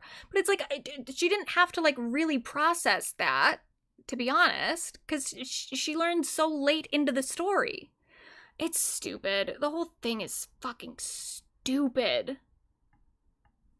And really, the only thing that she has to overcome, she finds out that her fucking dad isn't her real dad. So it's still just all about Leonardo DiCaprio. And it's all about her relationship to two white men. It's about her relationship with her actual biological father, which is a fucking white supremacist, and Leonardo DiCaprio, who's not a white supremacist, but a white man. So that's all it is to you. It's just weird. And it's fine. It's like, whatever, you know, the movie is the movie. He could only make a movie that he was capable of making, but it's like, do we need to uphold it as this big revolutionary political commentary film? No! Because that's not what it fucking was. Now, the movie that I loved, and something that actually does deal with, I wouldn't say postpartum, but it deals with like the complexities of motherhood, was If I Had Legs, I'd Kick You. I thought that was a great movie. I thought it should have been nominated for so much else other than just lead actress. But fucking Jake Shane, this is very funny to me. He interviews two different people on the red carpet, or on like the after party, the Vanity Fair after party. He talks to them about If I Had Legs, I'd Kick You, and he has the same sticking point for the movie every time. So here he is with Julia Fox. If I Had Legs, I'd Kick You. Wow. Really good. Like, really good. Every mother's story, you know, especially... Do you think the kid was annoying? No, I can't. Yeah! You know that kid was so damn annoying. I know, but she had issues, and it's like, that's the thing. I think like, the kid was annoying because of the mom. No, can I tell you something? It's not... That's a crazy take, though, there, of like, I think the kid was annoying because of the mom. That's a weird takeaway from the film. But okay. That it's the mother's fault or the child's fault. It's society's fault. It sets mothers up to fail. You know, even the fact that like school gets out at 3, but most jobs are done at 5 or 6. Like all those little things are so positioned to just not conducive to mothering, if that makes sense. That makes you know, complete sense. And it's Julia like, Fox for president. Yeah. Okay. I feel like we've dragged this on a little bit, and there's a whole round. If I had. And then he did the same thing with Damson Idris. I actually loved If I Had Legs, I'd Kick You. Me too. Yeah. Did you find the daughter so annoying? I'm not going to say that, but... you know it. The hamster She's seat. Mommy, Yeah. shut the fuck up. She was- Damn. Oh my gosh. Going through it. Well, so was her mom. It was good. It was a lot of fun, though. And it was a great year for film in general. It really was. I actually loved If I... People were like really clowning on him for this, and I understand, like, it is a kind of shallow reading of the film, but to his point, I mean, the kid is annoying. But I think all kids are annoying. And I think that's kind of the point, is that like being a mom is hard because children are annoying. And the rest of the world around you does not help you deal with it. But kids are annoying because they can't help it, because they're kids. But I'm not into them. I'm not, couldn't be me. But some people like children. Some people want to hang out with them. I'm not one of them. I'm not one of them at all. Now, circling back to Mr. Timothee, because the attention on him over this last week has just been unbelievable. And I'm doubling down that, like, he is one of the most honorary pop girlies of all the honorary pop girlies, just for the attention that he's getting and the backlash that he's getting. So, first of all, after the award ceremony, after all these different awards have been given out, all this stuff, I open up Twitter, which I had it open throughout the whole thing too, but like I took a break for a bit, went away, opened up Twitter. The first fucking tweet I see post Oscars is Timothée Chalamet cheering on Michael B. Jordan following his Best Actor Oscars win. It's like immediately, he didn't even win, and the attention is just so on him already. And then, so right before, let's go back a little bit in the week. So Pop Crave posted this absolute bullshit. It's Polymarket Stage's ballet and opera performance set to Forever Young, featured in Marty Supreme, to like dog on Timothée Chalamet and his 35% chance of a win on Polymarket. First of all, this video is AI, which is already gross. Second of all, though, it's a sponsorship. Pop Crave was paid by Polymarket, a gambling app, for this shady tweet at Timothée Chalamet. So gross. Well, like Carolyn's tweet. Nasty. Then people were trying to read into his like thing with ballet, and they were, I guess, pulling out this fact that I suppose Timothée Chalamet auditioned for the role of Spider-Man in 2017, but it went to Tom Holland because of Tom Holland's background in ballet. So I guess now people are theorizing that he has this vendetta against the ballet because he lost the Spider-Man role, which I think he's probably better off for, to be honest with you. The contract that those actors get stuck in with Marvel is suffocating. So he lucked out by not getting that Spider-Man role. But I don't, do we really think that that's actually, that he's so upset that he lost Spider-Man in 2017 that he now has a vendetta against ballet and the opera? What? Then Jamie Lee Curtis, we already covered, she had made some statement the week before that, but then, oh shit. But then she continued, and she said Jamie Lee Curtis says Timothée Chalamet's silly comments about ballet and opera will be a part of his legacy. Girl, do we need to talk about some of the things in your legacy? Do we need to talk about how you posted a photo of Palestinian children afraid for their lives and then deleted it when you found out that they were Palestinian and not Israeli? And then never really addressed it? I'd rather have some flippant comment about opera and the ballet on my legacy than that. Because that was really weird of you. And it's hard to get past. I've always liked Jamie Lee Curtis. I mean, she's like an OG scream queen. But that was very, very odd. She said, my daughter has been a dancer her whole life. My daughter teaches dance and has a dance academy, so his comments are silly, and I'm sorry that they're going to be a bit of his legacy now. It's so condescending. I'm sure he regrets the comment, but you can't throw those art forms under a bus. And I don't even think that's what he was doing. The comment was flippant. The comment was kind of rude in the way that he said it, but he was talking about something else completely. He's not saying that he doesn't like ballet and opera. You can't do it. They're too important. Does that mean that there's not a reduction in audiences for those art forms? I'm sure there is. Does that mean it's going to be the destruction of those art forms? No. And it's like, yeah, but I don't really think that that's what he was saying. He said no one cares, which was like a rude way to phrase it. But he's talking about the reduction of the audience, and he's talking about the campaigns that you have to go on to try to get people interested in something that's not mainstream anymore. It's just not, he wasn't insulting ballet or opera to the degree that people act like he was. Then Carla Sofia Gascon weighed in, because if we remember, she was nominated last year, and before the Oscars came out, there was a whole bunch of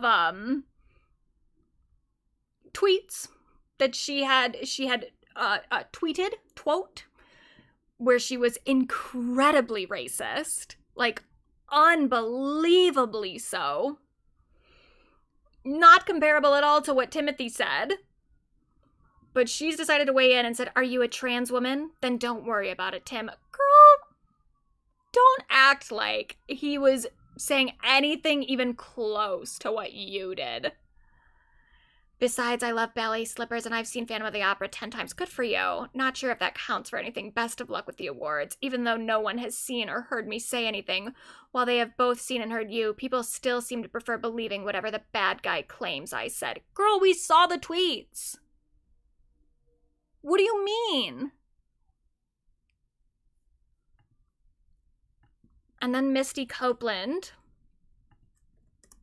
said, this is prior to the performance and everything. First, I have to say it's very interesting that he invited me to be a part of promoting Marty Supreme with respect to my art form. He wouldn't be an actor and have the opportunities he has as a movie star if it weren't for opera and ballet and their relevance in that medium. So all these mediums have a space and we shouldn't be comparing them. And it's like, well, yeah, but that's not even totally...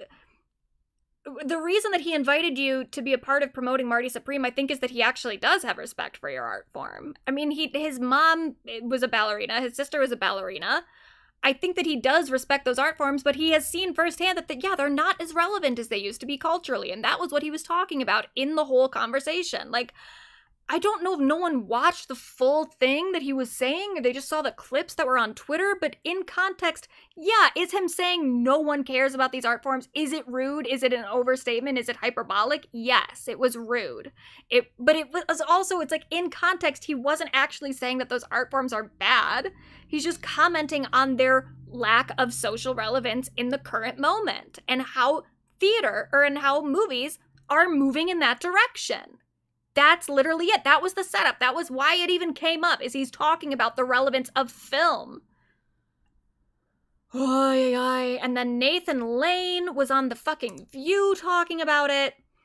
And he said, he says, no one cares about ping pong, as if that's a knock at Timothee. Like, he wrote the fucking movie. And also, listen, Marty Supreme's not a great movie. It's not a very well-written movie.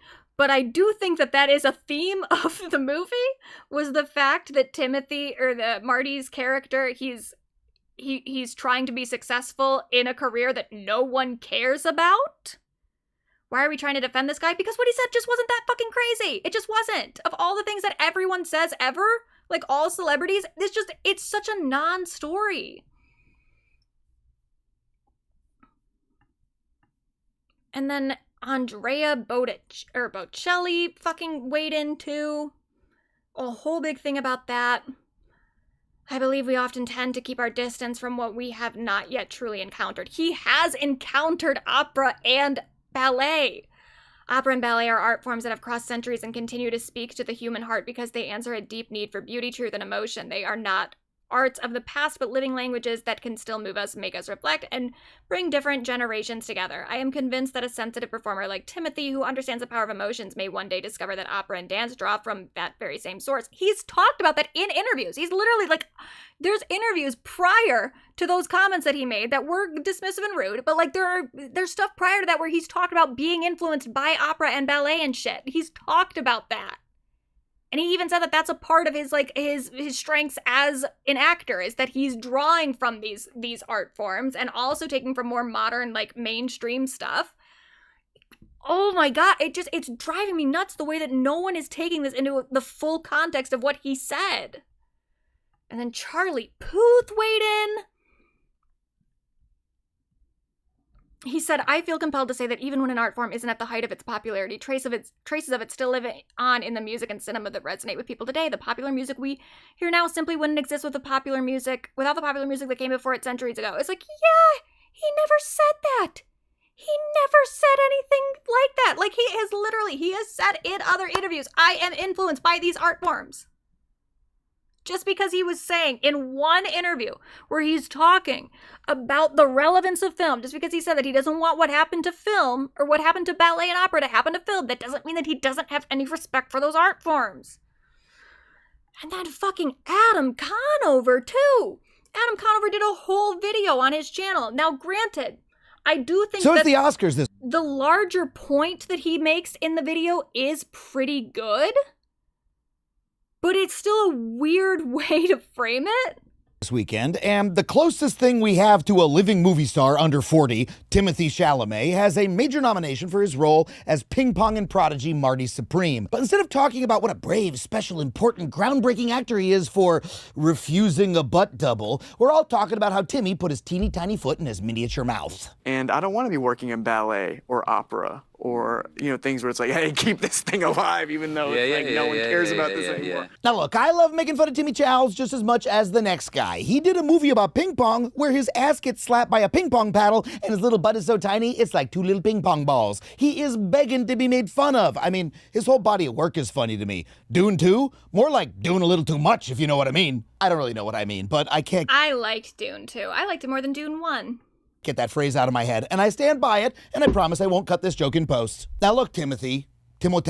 I'm gonna be honest, I actually don't know how to pronounce his name. Like, when people say Timothée, is that the real pronunciation, or is that like when your mom calls Target Target? It's whatever you'd like. You could say Doug, Alex, Rick, whatever works. Okay, Doug. You're just wrong about opera and ballet. Both art forms are alive and well with millions of fans around the world, including me. I'm actually personally an opera fan. I love the beautiful music, the enormous spectacle, and because that's where I plan to meet and seduce a wealthy widow who will write me into her will. Guess what, Timothée? You know what's really on life support? The movies. That's right, your business. That's why it came up in the conversation. Like, it was driving me fucking crazy. When people try to use that point against Timothée, where they're like, well, actually, Timothée, your industry is also not doing well right now. It's like, yeah. Why do you think he mentioned the ballet and the opera? He literally, go watch the full fucking clip. He sets it up by talking about how he's gone on to, talk shows to be like, hey, make sure keep movie theaters alive. Like, that is literally what he is referring to. How has no one watched the full clip? No one.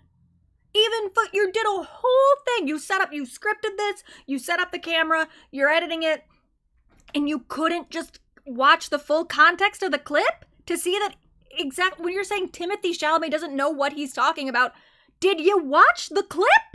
Do you know what you're talking about? Now, granted, I do like this video. I like the way that he uses it to segue into a bigger point, and I'll let that play for a second. But I still just think this is a crazy setup because what you're referring to is exactly what Timothy's talking about. Movie ticket sales, measured in tickets sold, have only recovered about half of their former glory since the pandemic. And worse, formerly successful studios like Warner Brothers are now being sold for parts to the highest bidder. And in this case, that bidder is the right-wing fail son of a tech billionaire who bought another movie studio with daddy's money. I mean, David Ellison wishes he were Kendall Roy. At least Kendall could rap. The merger between Warner Brothers and Paramount threatens to kill the movie industry deader than Siegfried and Brunhilde at the end of Act 3 of Götterdämmerung. That means very dead, you Philistines, but like the mortal realm after Ragnarok, there is still a chance for the movies to one day be reborn. And in this video, I'll tell you why, but first, real quick, to support the channel, head to patreon.com/Adam Conover. And hey, if you really like sitting in a dark room and watching something fun, come see me on the road on March 20th and So, I think those points are good, and I also do think that that's a good thing to emphasize, too, and Timothée didn't talk about this in his little, whatever they call it, the town hall meeting or something. But I liked the fact that, like, when Timothee was talking about it, he was talking about, like, well, people will go see the movies that they want to see. Like, people showed up for Oppenheimer, they showed up for Barbie. If they're moved by something, they'll go to it. And I liked that. I appreciated that because I am just kind of sick of these celebrities, these people in the movie industry going on to talk shows or going on to the award shows to just, like, lecture us about the amount that we are or aren't going to the theater to see things. Because I'm like, look, people are fucking broke. People are going to spend their money on the things that they want to spend their money on. And I do think people are still spending money on movie theaters, not to the degree that they used to, but as long as it's a mostly affordable form of entertainment, and it is way more affordable than other forms of entertainment at this point. Like, movie tickets have not risen with the cost of inflation the way that a lot of other things are, especially like concert tickets at this point are just inaccessible for working class people. But movies still mostly affordable. So, like, people will go. People will go to the movies to see movies that they want to see if they have the money for it.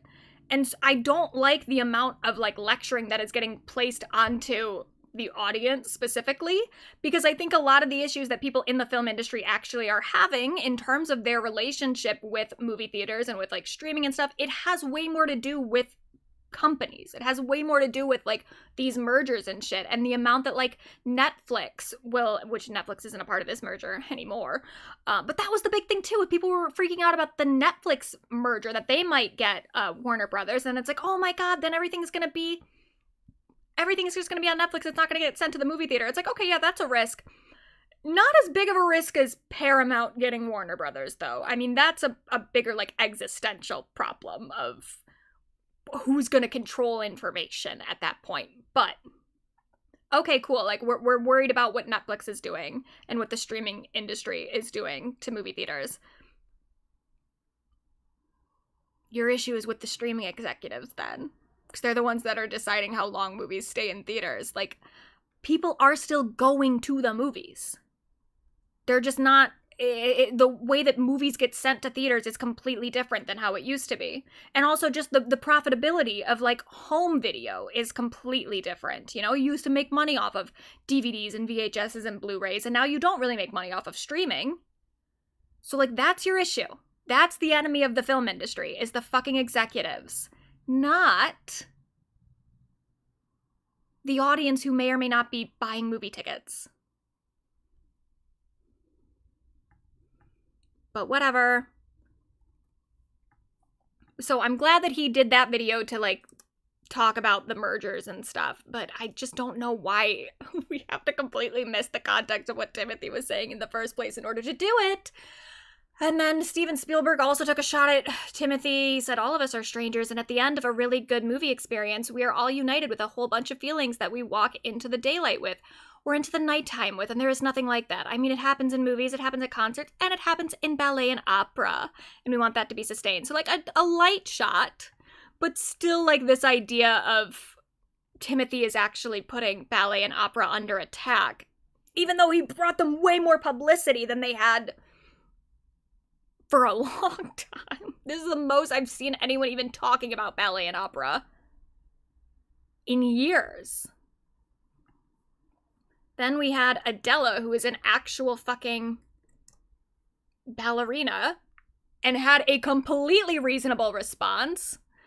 She said, I think people are maybe blowing it out of proportion. I don't think he meant it like that. I think it's fine. He's not wrong. It is kind of a dying form. It's sad. If anything, he just highlighted that. I think people are very upset, but it's like, as a ballerina, it kind of is.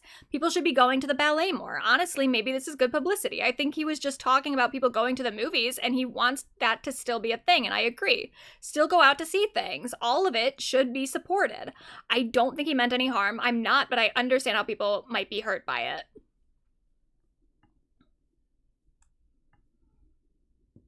And then, who was this? Oh, Cheryl Lee Ralph. This one I thought was so out of line and weird. She said, and I think when young Timothée Chalamet spoke about ballet and all of that, he was just mad at his mother that day. He was just mad at his sister that day. He was just mad at his aunt that day. He didn't mean what he says, because I know that boy has loved a few ballerinas. Yes, he has. I mean, he has loved, like, I think it's fine to emphasize his relationship with ballerinas, because I do think that he has respect for those art forms in ways people are not really acknowledging. But again, it's like we're missing the context of why he even brought it up in the first place, just to then say that he was mad at his mom? What? Weird take. And then Doja Cat, we covered this. She had said something last week, and now she's like doubling back on it. She deleted the post, and then she said this. So I realized that in the heat of the moment, which that just feels like I'm doing like an apology video. It's so funny. I am gonna come out and just say that I know nothing about opera. I know nothing about ballet as far as like the years that I spent in my adolescence doing ballet, but in no way, shape, or form am I like a real professional dancer. I understand and can relate to dancers in a way, but I'm not in that industry, so I don't know what it's like. I've never been to a ballet. I've never seen an opera. That is so funny to me because her whole thing last week was she was saying like she was talking about the experience of going to like opera and ballet. She's like, if you've ever been to one of those things, it's quiet. Everyone is quiet because they have so much respect for the art form. It's like, girl, you've never gone. That is so fucking funny. Like, she was just completely acting like she goes to the opera and the ballet regularly, and she doesn't. Oh, it's so funny. And I took it upon myself yesterday to kind of give it to the man, because there is like a culture based around like outrage and things like that, and people want to feel like they're part of something. It's like and I think that is a big part of it. And I do think that actually her apology, or not apology, but like her video here is very honest and very vulnerable. I did have an immediate snap judgment of like, okay, do you want to apologize to somebody else though? Were you maybe a part of another pile-on that was maybe a little bit worse than this one and a little bit more consequential than this one? Because she was. I mean, she did the whole fucking meme thing during the Amber Heard trial. And I get it. I understand during that time, too, there was like a big thing of everyone is making fun of Amber Heard. And it felt like, oh, well, it's if everyone's doing it, it's a safe thing to do. It's not morally wrong as long as we're all doing it. It's just like a communal thing. And that is what a lot of online culture is. It is just like a communal shitting on people. So I understand, like, I think that there is something that you can say about the honesty here that I would appreciate, especially with people who participated in the Amber Heard thing. I hate the way that people, like, they just kind of deleted their shit and then never talked about it. I think that it would be totally, I mean, sure, some people would never forgive them, but I would be fully willing, like, if someone just came out and was like, look, I took part in this pile-on and I regret it and I'm sorry, this is why I did it, I think it was wrong, I would be fully like, yeah, okay, that makes sense. Let's all acknowledge that we are all human and we all are susceptible to these like groupthink things, and we all do just want to feel like included, you know? When all of us are making fun of someone together, it feels like that's it gives you a feeling of belonging. I mean, some of my best friends I became friends with because we were shit talking other people together. You know, it is a way to bond. It is a way that, like, even largely at like a societal level, you bond over who you make fun of. I would like it if she said this stuff in reference to her Amber Heard TikToks, but I'll take it here because I do think that she's right, and I do think that this is honest and pretty vulnerable. Need to connect, whether good or bad. And what happened yesterday is I watched this TikTok of this guy who is well-versed, clearly in opera, theater, and things like that. He, like, fires off a million facts about it, and how what Timothee said was poorly put, but he was being candid. And if anything, he knows a lot more than I do personally about these things. And this guy was like, as much as he said that poorly, it's kind of like, it's true. Like, opera and ballet are a really old art form, and it is a dying industry. That guy seemed to know a lot more than I do, so I just agree with him. But what I was doing yesterday was virtue signaling, because I wanted to connect, and I knew that Timothee's goof up was something that I could leverage in order for people to connect with me and fuck with me. And it's easy. It's like it's a modern way to garner clicks, likes, approval, and all kinds of things like that from people. And so I did that yesterday. And I didn't really think about why I was doing it. I think that for the last couple days I've been acting on impulse anyway, because I just love to be fucking goofy, and I did like 30 TikToks of like the same bit, whatever, and that was fun, and I loved doing that. And I wish I could do that more, but I hurt my neck doing it. But it's like I wanted to be sincere in a moment, and that was like the perfect material for me to seem sincere. But the truth is I don't know anything about opera. I don't know anything about ballet, and I've never been to either shows. And I think I just wanted a hug. I think that's all that I wanted. I wanted a hug. I wanted to feel like I was part of something bigger than myself. I wanted to be pat on the back the way everybody else is patting each other on the back in the comment sections. And I wanted to look like a hero. And that's what happened. And when I got it, I didn't like it so much, because I was hearing and educating myself in other ways by listening to other people's take on that subject and on the matter at hand. But I hope this makes things more clear for people. Am I proud of it? No. But it just kind of furthers the fact that sometimes I think shit and then I'm like, never mind. So never mind. And yeah, I think that's great. I do wish, I think that there's a more important thing that she could have addressed, but I guess that was a long enough time ago that maybe she even forgot. I don't know. But I think that was a very honest response that she gave to the whole situation. And I even thought that at the time. I think if we go back, I don't remember exactly what I said, but if we watch what I said last time when I was talking about Jamie Lee Curtis and Doja both going at this, I was like, well, these are both people that have controversies too, that they've both fucked up and said shit publicly that they shouldn't have. And I think that they maybe get like a feeling of satisfaction out of like getting to kind of gang up against someone else.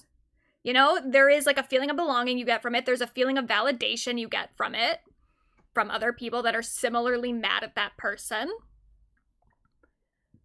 And I think that took a lot for Doja to admit. And I really almost kind of hope that would be the end of it. I was hoping that like after Doja, because what Doja said was just so true. And I think probably applied to a lot of the people who were talking about this in the first place, where I was like, yeah, let's all admit that's probably what a lot of us were doing. Not me personally, because I always thought the whole thing was very silly. Because I watched the whole clip and I knew what he was talking about. And I was like, okay, yeah, that was a poor way for him to phrase it, but I just don't think that this is a big deal. You know, I've definitely fallen for similar things before of like, we're all ganging up on someone and it's fun. But this one was just like, I just don't even think that this was anything. I think his comments are so like, who cares? Not who cares about opera and ballet, like he said, but just like it was such a flippant comment that I'm like, this is just how people talk in conversation sometimes. Sometimes you say things that you don't 100% mean. I thought we could all agree that that's what was happening with Timothee, but then no, it just kept fucking blowing up. I really couldn't believe how big it got. And then even after this, it continued to get big because other people did not watch this and have the sobering moment of like, oh, actually, yeah, this wasn't that big of a deal. And we all are kind of ganging up on Timothee for no fucking reason. Because it continued after that and it went all the way up to the Oscars red carpet. They were on the red carpet asking other people about Timothee's comments. So here's them asking Josh Groban, and here's fucking Kevin O'Leary in the corner, looking ridiculous. I have to bring up classic art forms, ballet and opera, which you posted about after Timothée Chalamet's comments. Yes, sure. Can you talk about why ballet and opera are such integral art forms for all artists, including movie stars? Of course. Well, I think especially now we're in such a divisive world. We need the humanities, we need arts to remind us what our humanity is. We need the arts to remind us who we are as human beings when everything is trying to tell us how different we are and how angry we should be. We need these art forms to bring us together, to make us feel about ourselves and the world around us. I'm a big supporter of arts education. I have an arts education foundation called Find Your Light, and it's a huge connector, I think, in the world that we're in right now. So yeah, vitally important. Were you offended by what Timothée Chalamet said? You know, honestly, I think that the fact that it's galvanized people to talk about and celebrate these categories of the arts in a way that might actually not have happened had he not said those things. I think it's had an accidentally positive effect. And look, we all say things. Certainly, I think he's had a lot of people saying a lot of things about it, and I'm not going to add to it. So I will just say that, we should support them 100%. We should support those. Who is behind him? Because I saw Julia Fox had a very similar looking outfit. Who is this? Who's this diva? Put her back there.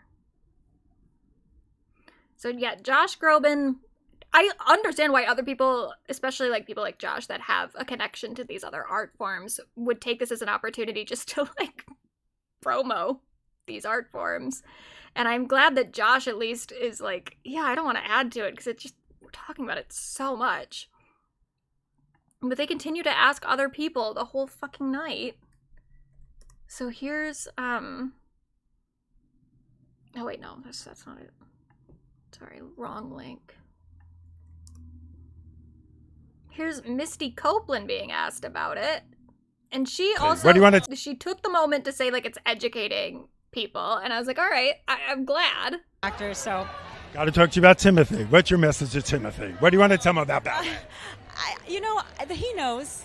He grew up, he had the privilege of growing up and seeing it firsthand. And to me, it's really about educating people about the importance of it in our society, and that it does play a huge role in it, and it impacts so many other art forms. And it's really about, I think, arts education and dance education and getting it to communities that wouldn't otherwise have access and opportunity to be exposed to it, to show that we do care about it, and it is important.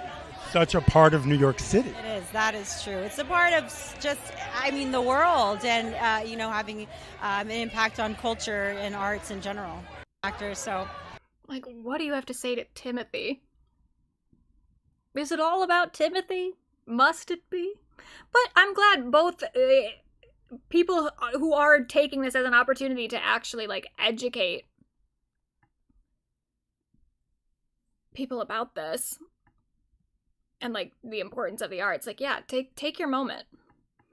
But then the whole night just still ended up being about Timothee, even after when he won, or when he lost the Best Actor award. Then that was all anyone wanted to talk about, too. So this person wrote, obviously the ballet opera thing didn't cause Timothee to lose because voting was closed already, but I think it was a sign that the industry has found him kind of annoying this season. Which, yeah, okay, sure, maybe people did find him kind of annoying this season. But then also, like, I've seen so much commentary about that and not about the fact that, as this person says, it's interesting that Chalamet blanking is viewed as a failure of his campaign and not a byproduct of Safdie's scumbaggery coming to light like a month or two before the voting. Yeah, a whole fucking expose came out about how Josh Safdie is kind of a creep. The whole thing with the filming of Good Times, where some shit went down involving a minor, I think that probably had some impact over, you know, the movie that Timothee was there to be a representation for. Is it all about Timothee? And then they did this whole Vulture article called Why Timothee Lost the Oscar for Best Actor, and it has a whole bunch of shit in here, and it's like,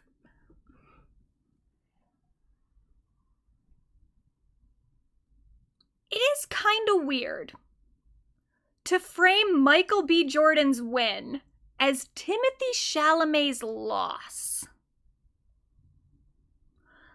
Like, no one's even really entertaining the idea that Timothée Chalamet lost because Michael B. Jordan actually just had the more compelling performance that more people wanted to vote for. Which, and I would have ranked Timothy's higher than Michael's personally, because I think that Timothee had to lead the movie more than Michael had to lead his movie. It was, again, more of an ensemble cast, though I guess they didn't give the casting award to the movie anyway, so what does it fucking matter? I guess, sure, at that point, give it to Michael B. Jordan. But, like, I definitely don't think that Michael B. Jordan didn't deserve the award. I fully would understand why some people would just look at the fact that he played two characters, played two twins, and did it very well, as a reason to give him the award. I don't think it's all just about Timothée Chalamet losing.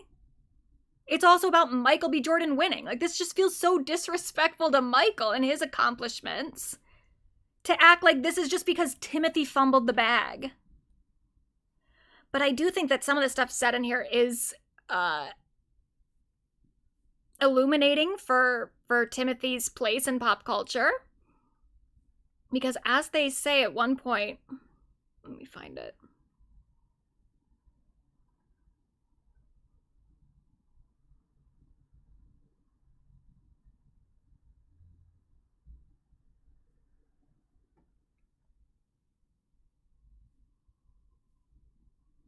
I don't know where it is, but I remember, and maybe it wasn't even this article, maybe it was a different one, but they specifically say something about him being overexposed for these last 2 years. And I was like, wow, he really is an honorary pop girly. They're talking about him just the same that they talk about pop girlies. He's overexposed. I can't even think of the last time that a male actor was accused of being overexposed. Usually we let male actors just kind of do whatever they feel like. Just stay in the public eye. Don't even worry about it. Sometimes male singers get the overexposure accusation, especially if they have dominantly female audiences. But most of the time, it's just women getting the overexposed allegations. You know, that's why, like, Jennifer Lawrence had to go away for years. Timothy's really breaking some gender barriers here. He broke the glass ceiling. Or he created another glass ceiling for himself. I don't know. But it is very funny.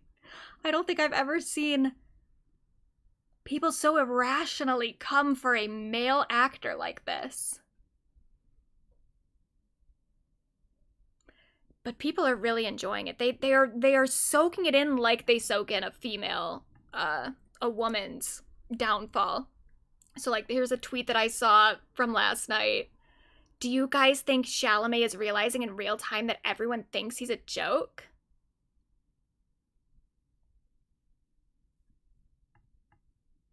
What?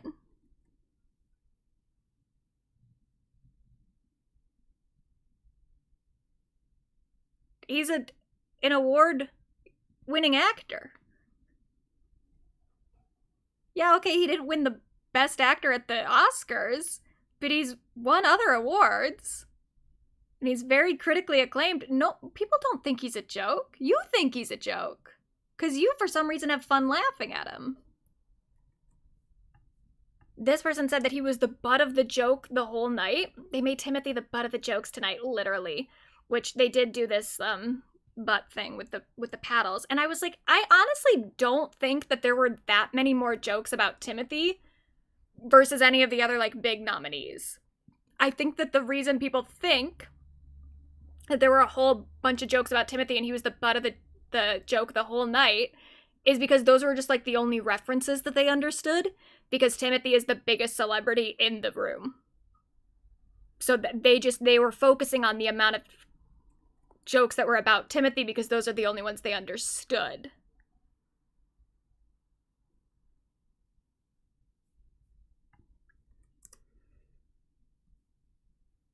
Yeah, and they said Timothee losing the Oscar after being the laughingstock of the entire program is fucking killing me. He wasn't. He wasn't the laughingstock. You just have a weird fixation with him. He was just at the award show like everybody else. He just sat there. And they made a few jokes about him just like they made a few jokes about everybody else. And this person wrote, me and Timothée Chalamet got the same amount of Oscars. They're doing the same fucking shit that they do to, like, Katy Perry not having any Grammys. He is an honorary pop girly. I'm not sure that any man has ever been more of an honorary pop girly. Maybe Punch.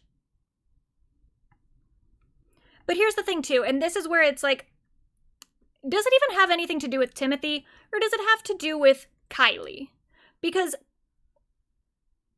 so much of the backlash does seem to be centered around the fact that he's now dating a woman that people think is beneath the sanctity of the Oscars or something. So it says, this is the face of a man who just realized the Kardashian curse is real, which is so disgusting. The Kardashian curse, if you aren't aware, is this very misogynistic thing that they say about any man who's ever dated a Kardashian, that it, like, ruins their lives. Like Kanye West, because he became a Nazi, was a victim of the Kardashian curse, not just his own Nazism.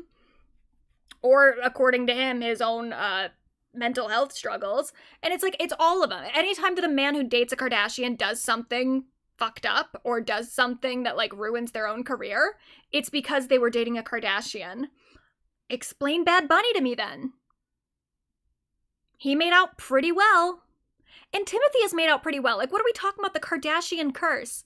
He got nominated twice for Oscars for a leading man while he was dating Kylie.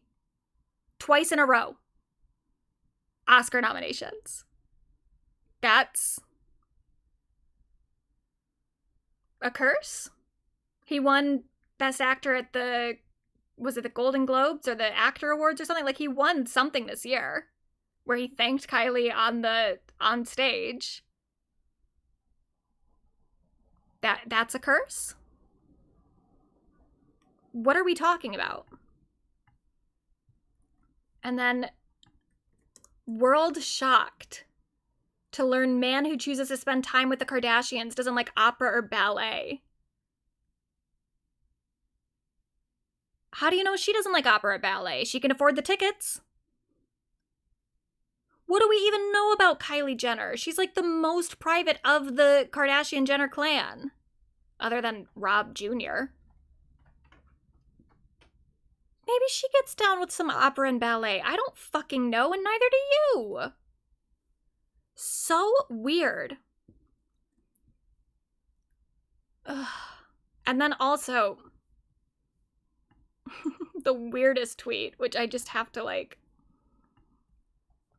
end this with, just because it was so out of, like, of course she would tweet this. Fucking Eve Barlow said Timothée Chalamet will win years from now when it's okay to give awards to Jews. Stop, Eve. No more. Just log out. Forever. Forever, forever, forever. Weird contribution to the conversation. But I do agree with this. So this is a paper article. Timothée Chalamet is not the story of the Oscars. They said, war broke out at the borders of Hollywood in the time it took the news cycle around Timothée Chalamet to reach the point of mass hysteria. Jafar Panahi's It Was Just an Accident was nominated for Best International Feature Film and Best Original Screenplay alongside co-writer Mehdi Mohammadian. He told Paper in an interview published ahead of the ceremony that he would return to Iran and serve another stint in prison for his work on the film. It was just an accident, lost in both categories, and in the space between that interview and the present, his country has been relentlessly bombed, causing widespread destruction and mass casualties, including 165 people, many young students at a girls' school. Elsewhere, Mataz Malhiz, I'm probably pronouncing these all wrong, I apologize, star of the voice of Hind Rajab, likewise nominated for Best International Feature Film, could not enter the U.S. to attend the ceremony due to a travel ban on Palestine that prohibits his entry. The film documents the real-life murder of a 5-year-old Hind Rajab, a Palestinian girl whose desperate pleas for help were broadcast across the world in 2024. Earlier in the news cycle, the Safdie brothers were once again implicated in the alleged abuse of a minor on the set of their film Good Time, previously reported in 2023 amid widespread allegations toward producer Sebastian Beer McLeod. As I discussed extensively when the story came back to light, the focus was not about that young actress or what she allegedly endured. The story was about if Marty Supreme had its Oscar chances tarnished. At the ceremony itself, famed ballerina Misty Copelands came out of retirement to perform in front of Chalamet, a description of the moment that belittles her talent and contribution to the form. One battle after another walked away with an armful of awards. These include Best Picture, Best Director, and Best Supporting Actor. The film sweep comes alongside trophies for Sinners star Michael B. Jordan and director Ryan Coogler, Best Actor and Best Original Screenplay, respectively. Together, these wins complicate the modern consensus that Hollywood has rejected woke and swung full tilt towards conservatism. The revolution will not be televised. Its retelling will instead be projected on film and highly rewarded. If these are the stories of the Oscars, Timothée Chalamet is the cheap shot. The adrenaline rush coursing through culture is the byproduct of our satisfaction over an easy kill. Opera and ballet, funded not by public interest, but wealthy benefactors, are thoroughly depolitical. They provide a sanitary outlet through which to be right. In a world of chaos and war and the unknown, Chalamet has done the public a service, really.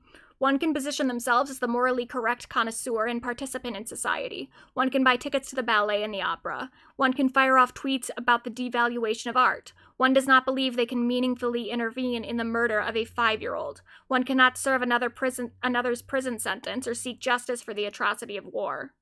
It is easier to take a bullet for the arts in this country. At least actors and artists can be counted on to project these stories in dark cinemas under threat of a similar fate. In defense of this dying form, let everyone buy a ticket then. It is just like, it's a cheap thing for us to all put our focus in while there's a lot bigger stuff happening.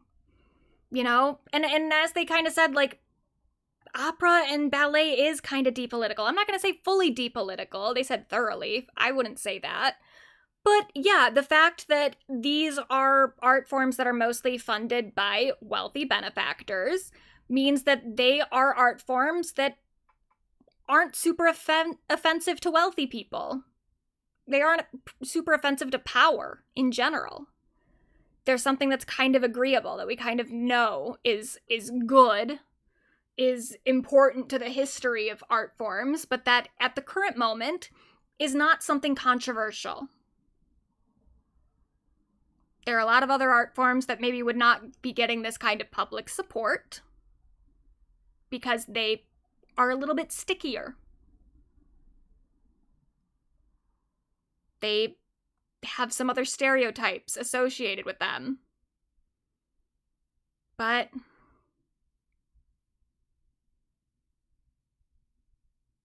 if Timothee is criticizing the opera and the ballet, all these fucking rich people, all these celebrities can come to the ballet and the opera's defense because it's an easy place to stick your flag. So, I don't know. The whole thing is just annoying. I hope that we're done now. I hope that the awards season being over has put an end to this discourse. But I don't know. Because Timothee still has Dune 3 coming up, so he's going to continue to be overexposed. I hope he says something weirder this time. Something actually, like, kind of questionable. I mean, his comments were kind of questionable, but they weren't as questionable as I think people were making them out to be when you took them in their full context. Anyway, someone else who's apologizing, well, I guess Timothee's not apologizing, he hasn't said shit, which is funny. But Rosalia is apologizing for, I guess, okay, so I was really confused because I saw this. Rosalia apologizes for saying she separates the art from the artist in relation to Pablo Picasso. She explains that she was not aware he had abused women and that her knowledge of him being great was based on what she had heard from others. She also clarifies she is a feminist, as she fears that may not have been clear to others. It is a 3-minute long video. I don't know all what she says in it because it's in Spanish, which I don't speak, but I was like, what did she say about Picasso that got people mad? I guess in this interview, which I had seen some clips from the interview, she said, I really like Picasso and it has never bothered me to separate the artist from the work. Maybe I wouldn't have liked it so much because of the things they have explained to me, but who knows, maybe yes, I don't know and I don't care, I enjoy his work. I had seen this other thing that she had said, because someone had asked her, the interviewer had asked her what qualities she values most in a man, and she said that he is gay, and I thought that was funny, but I didn't hear the Picasso part, but I also wouldn't have thought much of it, I don't think. I know that Picasso did abuse women, and I'm against that, so we're clear. But I was like, oh, whatever. He's hella dead. I don't know. I think like separating the art from the artist is harder when they're still alive and still benefiting from the commerce and whatnot. But when they're like hella dead, I think it's still like good to emphasize the things that they did wrong. But you can, I don't know, if you get, it's like, in what context are you saying you like Picasso? Like, I think that there are things that he did as a painter that you can look at and be like, oh, I like the way he painted that.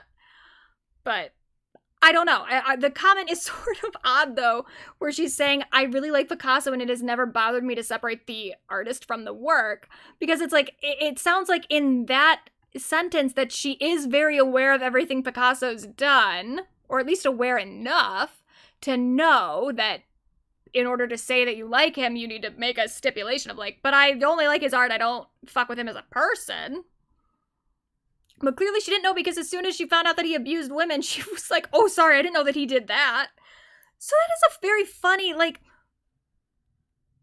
do you separate the art from the artist then? If once you find out that Pablo Picasso was an abuser, you've changed your opinion on him? It sounds like you don't separate the art from the artist. I don't know. I mean, it's a very complicated conversation to have, but I did just think the whole thing was very funny of like, you're the one that brought the whole separate the artist from the art into this, and then you find out stuff about the artist and are immediately like, never mind. But ultimately, I don't think anyone cares that much. Now, I do have an apology to make, or not, well, I have something to address. So last week, we were talking about Doja and Jessie Buckley and their comments about cats. And I would like to, well, okay, so there were a few things. I said things, I was kind of just dismissive of the whole controversy, and I was like, yeah, who cares? Doja doesn't like cats, not that big of a deal.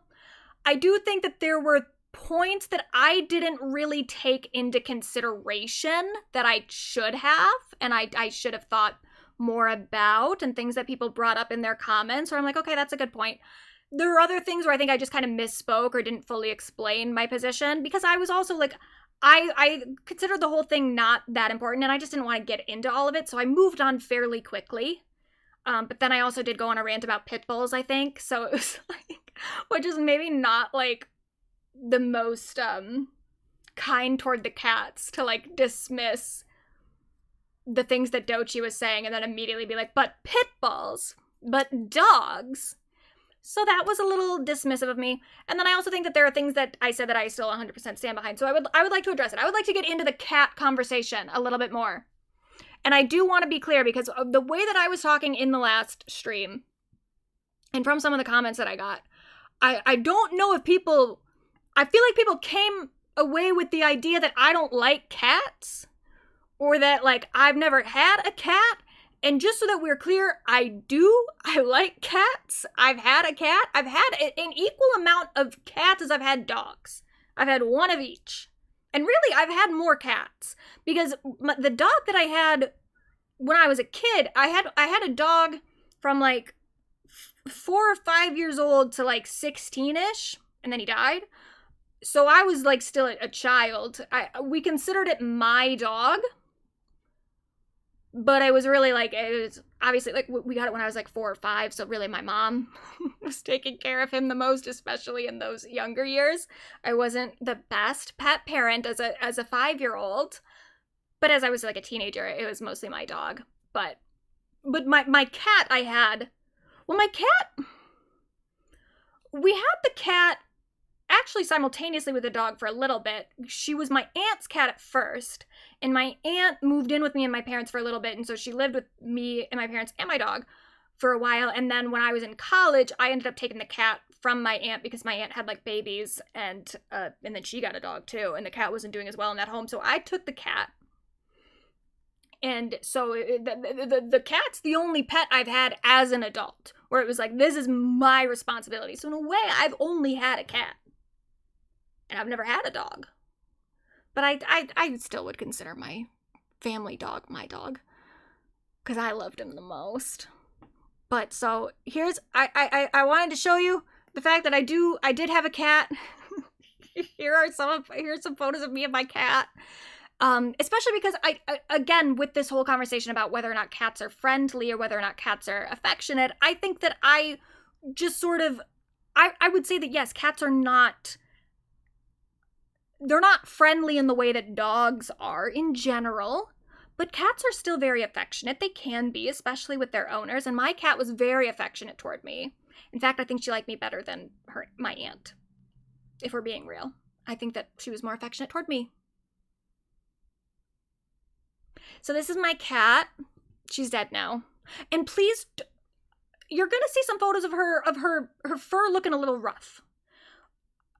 We should clarify that this cat was like, we don't know exactly how old she was, but we do think she's probably about 23 or 24 based on the age, because my aunt got her from like another woman who was like a hoarder. She had a lot of cats. So there was an age that woman told my aunt that may or may not be correct, because again, the woman was a hoarder. She had a lot of cats, so I think it would be reasonable for her to lose track. But even then, based on the amount of time that my aunt had her, and then the amount of time that I had her, she couldn't have been that much younger than 23. So 23 or 24 is what we're going with. So at some point, she stopped, like, really grooming herself. And so especially like her, and she was a long-haired cat too. So her bottom, everything down here would get really matted, and she didn't like us like brushing it down there. So every once in a while we'd have to just kind of like hold her, and then one of us would just cut out the mats. So she's gonna look a little weird. She's not the best groomed cat, I will admit. But she was so cute. Yeah, she was obsessed with me. There's us. I'm gonna turn on some. There she was. I hold her like a baby. She was just a little fluff ball. Her name was, so I think the name she had when she was with that woman was like Asia or something, but then my aunt never called her that. She just called her Kitty. The whole family would just call her Kitty. So I would call her Kitty, but I'd also call her Catherine. I like the idea of Kitty being short for Catherine. So this is Catherine. She always just was touching me at any moment. She didn't have claws, which was not our decision. That was the first woman. But I kind of reaped the benefits of it because her little paws were so soft. That was her. We had just moved in, and that's John taking a nap, and then she's on top of him. I think he was fully asleep for this. I don't even know if he realized that this happened. There she is, my little cutie.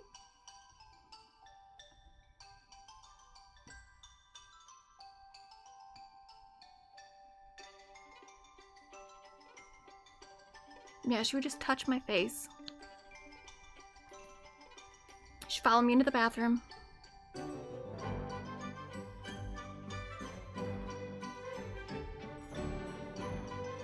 Look at my old iPhone.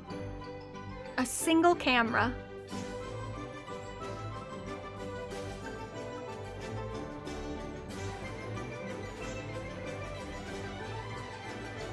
Oh, and then here's a video This'll be, if anyone in here who has a foot fetish, you're gonna love it. Because this is me scratching her with my feet.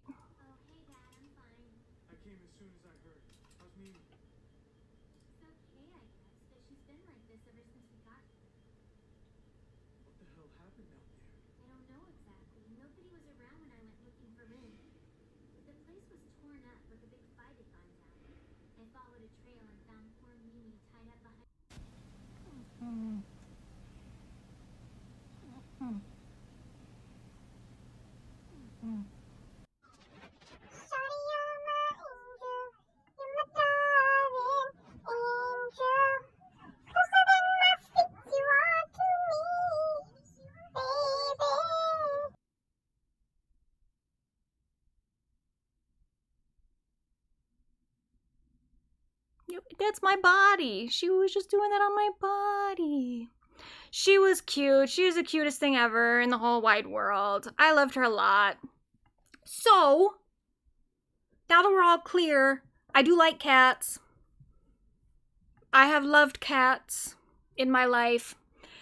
So, here's a few things. People left some comments, so... And I blocked off the names just because I didn't want anyone to feel like I was like calling them out. But I think that some people were making good points, so it's not like a bad thing. I didn't know if everyone would be comfortable with their name and face being up here. But so this first idea, cats are not as friendly as dogs. I think it depends on how you define friendly, because I don't think a dog running up to you, jumping around you and licking you is being friendly. That's just stressful for me. My cats come and greet me at the door when I get home and rub against my leg and purr. That's friendliness in my opinion. And then they said, I lost all respect for Paul Mescal and Doja. I did not know Jessie Buckley, and now I don't want to, because making her partner get rid of their cat and laughing about it is despicable. I would not go that far. I definitely think I don't love it. But also, it's the whole thing with Jessie Buckley making her partner get rid of those cats. I'm like, look, if he agreed to it, I don't think he was like a dedicated pet parent, if I'm being honest with you. And especially she was talking about the cat pooping on her pillow, and I'm like, well, if your cat is pooping a bunch of random places, you maybe need to get the cat checked out for something. So really, I think that cat probably was better off in a different home. But sorry, but I don't respect people who hate any animals. It's fine to not like cats, but to be so awful about it is a big red flag for me. I would lose respect for someone talking about dogs that way too, and I'm not a dog person at all. They're cute and stuff, but too much for me to be around. I vibe more with cats, but hating any animal is wrong and a red flag. I think you can dislike them, but definitely some of the stuff that Doja was saying was a little sus. Oh shit. But so this idea that cats are not as friendly as dogs, I think like what we define as friendliness is going to differ. Friendliness is just kind of a label that we put on something. It's not like one particular trait. And I think for most people, because dogs are way more collaborative than cats are, dogs want to be with you. Dogs want to hang out with you in general. Every dog is different. And that was kind of one of the points that I do agree with that I said from last week is I think a lot of people have issues thinking of animals as individuals. There are generalities that we can make of cats are generally more like this, dogs are generally more like this, but I've met cats that act more dog-like, and I've met dogs that act more cat-like than anything else. They're all going to be different because they are individual animals, just like all of us. We are all different from one another. We cannot be defined by our species, but cats in general, the way that they've evolved, which I don't really know that much about, I was realizing. I was thinking about it, and I was like, I don't know what cats evolved from. A feline of some sort. But, dogs are specifically they're descendants of wolves. What is, the closest species to a cat? Do they have, a specific lineage, or, did they evolve from multiple? I don't know. I don't know anything about it.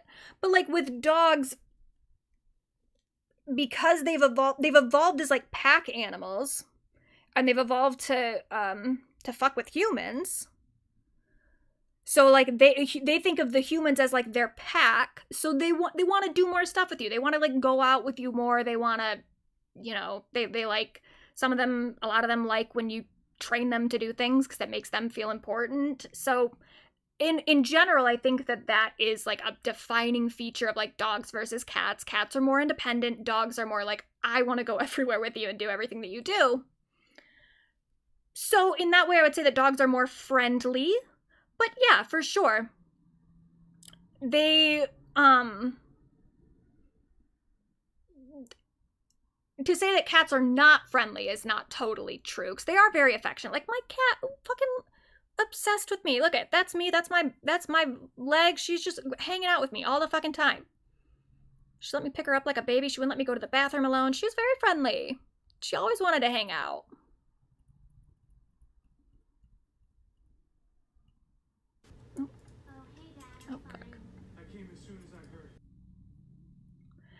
And then, girl, I love you, but you are so wrong about cats. There is a huge problem with people treating cats like dogs and the stressed, unsocialized cat being labeled aggressive and being dumped. So first of all, I would like to say, I don't think I was wrong in that sense, though. Because that was kind of my point, and that was why I was, like, okay with what Doja had said, of, like, not okay with it, I didn't like the way that she phrased it necessarily, but I was like, well, if she's just saying that cats aren't friendly, I'm like, well, that's fine, because even though I do think that they can be friendly, and they can be very affectionate, if you're going into a relationship with a cat, if you're getting a cat, if you're expecting it to act like a dog, then you are going to be turned off by, like, its lack of friendliness. You know what I mean? Like, and that's where I would say that there is a huge problem with people treating cats like dogs. And I'm like, yeah, if you really want a pet that's going to be, like, your companion, that's going to, like, follow you around places and be friendly in the way that you're expecting, like, a dog to be, then just get a dog. That was kind of my thing of where I was dismissing the idea that what Doja had said was, like, harmful. Because I was just like, well, but she's right that if you want like a friendly animal, if you want something that's going to be friendly in the way that we mostly think of friendliness, a dog, then a cat's just not for you. If you don't want an animal that's that independent, if you don't want something that's not going to be like as trainable as a dog, or what did I say? I don't even know what I just said. But if you're turned off by, like, the demeanor of a cat and you think it's not friendly, then just don't fucking get one. Just don't. Don't get one thinking it's gonna act like a dog. But then being labeled aggressive and being dumped, many people don't even bother taking cats to the shelter where they at least have a chance of adoption, but instead abandon them in the wilderness and at the side of the road because cats are basically wild. And that is where I would say that, like, Dochi's comments are kind of harmful, because she didn't just say that they're not friendly. She said, and I wrote it down, she said that cats don't want to be domesticated, leave them alone. And I think that part is kind of harmful to think that, because that's a problem. That's like a misconception about cats that is not true. This idea, because they're more independent than dogs, people think that you don't need to take care of them at all. Like, you can just put them in your house and it's like, they're good now. So people don't take them to the vet enough. People also, like, yeah, maybe people do just abandon them instead of taking them to shelters because they think like, oh, they'll be fine outside. Which my cat at one point, when she was my aunt, she did run away for a little bit, for like a few days, maybe even a week or something, and somehow survived. Which I don't know how the fuck she did that, because she doesn't have claws. Or she didn't, now she's dead, but she didn't have claws. I was like, how the fuck did she catch any food? I don't even know. But yeah, Doja did say the thing about they don't want to be domesticated. That's not true. They want to be domesticated. They are domesticated, and you should treat them as such. They are pets.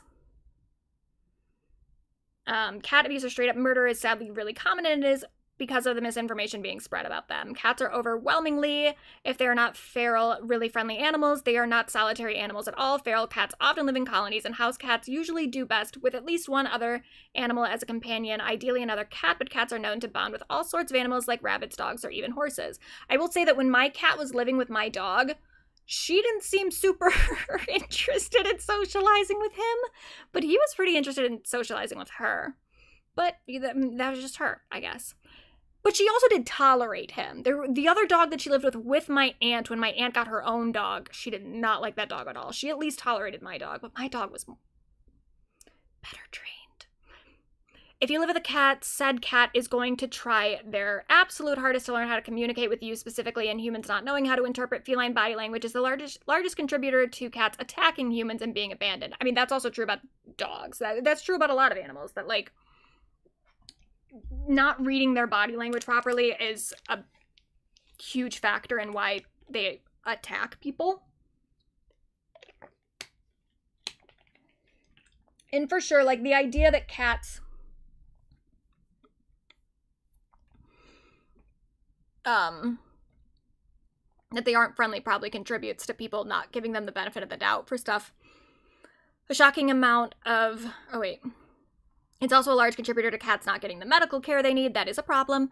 A shocking amount of cat owners do not take their cats to the vet and just let it run its course because cats are seen as a cheap solution to a rodent problem and not pets worthy of an emotional or financial investment. Cats also try to participate in human activities, which some people interpret as the cat being difficult on purpose, and leads to owners punishing cats for pro-social behavior, which can lead to long-term behavioral problems and lowers the chances of the cat being successfully adopted if they are ever surrendered to a shelter.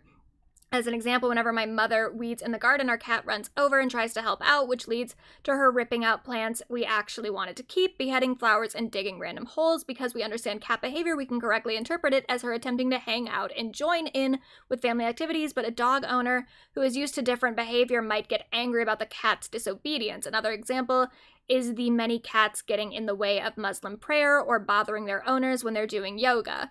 Human is hanging out in the rectangle equals we are hanging out in the rectangle together. Educating about cat behavior and body language is really important as it reduces the number of cats being abandoned or surrendered to shelters and can therefore also reduce the number of cats murdering endangered wildlife. Sure, all good points. All good points.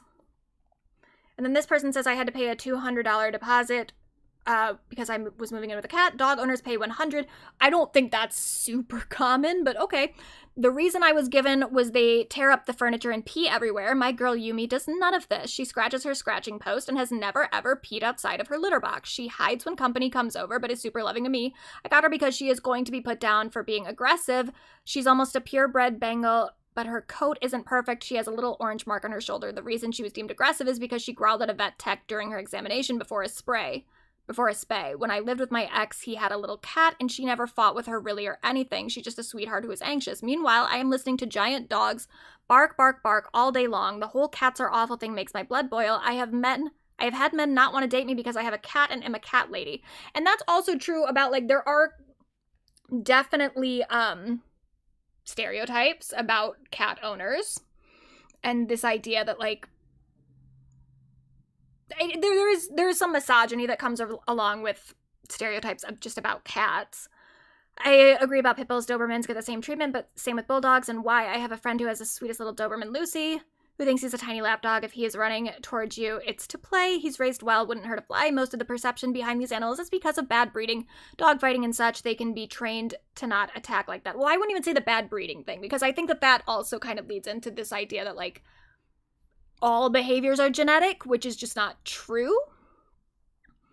But for sure, definitely stereotypes about cats that are unfair and that do lead to cats being put into precarious situations or being considered, as this person is saying with, like, the vet, that because she growled at a vet tech, that means that she's not friendly. And it's like, well, that's not necessarily true. She's just expressing some discomfort, maybe. And this is the one where I'm like, okay, I do have to push back on some of this one. So sorry to this person. The misconceptions about cats are a big deal, sadly. I agree with that part, and I was too dismissive. Many people neglect their cats by leaving them to roam outside and barely interacting with them because they don't think that cats are affectionate or have any real needs. That part's true as well. They don't understand that cats need playtime and stimulation and then blame their cats for being aggressive and disruptive. All true. Neighborhoods will leave feral cat colonies to breed because they're basically wild. Cats are also regularly abused and harmed because people don't see them as being worthy. Kids will spray paint them, shout at them, and set them on fire. That's not even mentioning the historical links between cats and witches and how black cats are still treated as bad omens. There are plenty of feminist studies and essays on the subject if you ever do a deep dive. So that part's all fine. The one part that I that I have to push back on are pit bulls are basically the cats of the dog world, and it breaks my heart.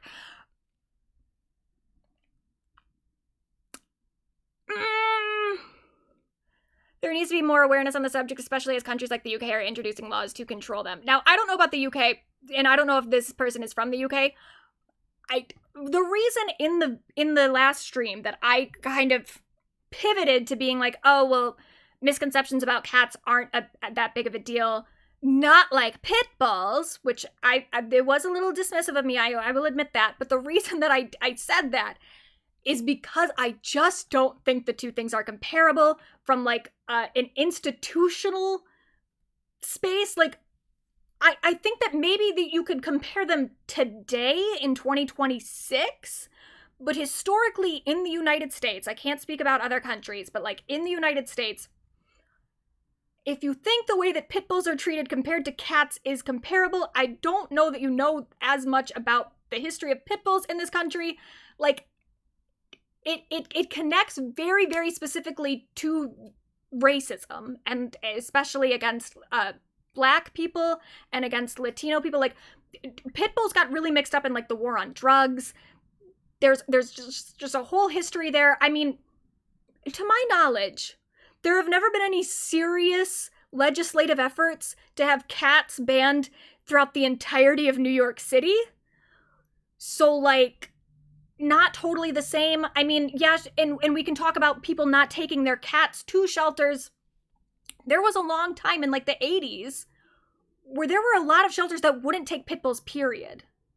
A pit bull getting picked off the street just immediately goes on to death row. And I understand... there are things that I was not thinking about with cats, but like, there was a point where if you went to a shelter with an interest, if you wanted to adopt a pit bull, they would put you on a list so that you could never adopt from that shelter ever, because they considered wanting to adopt a pit bull a sign of degeneracy and a sign that you were a criminal and that you were going to like put them into a dogfighting ring. And would probably do that with other animals too.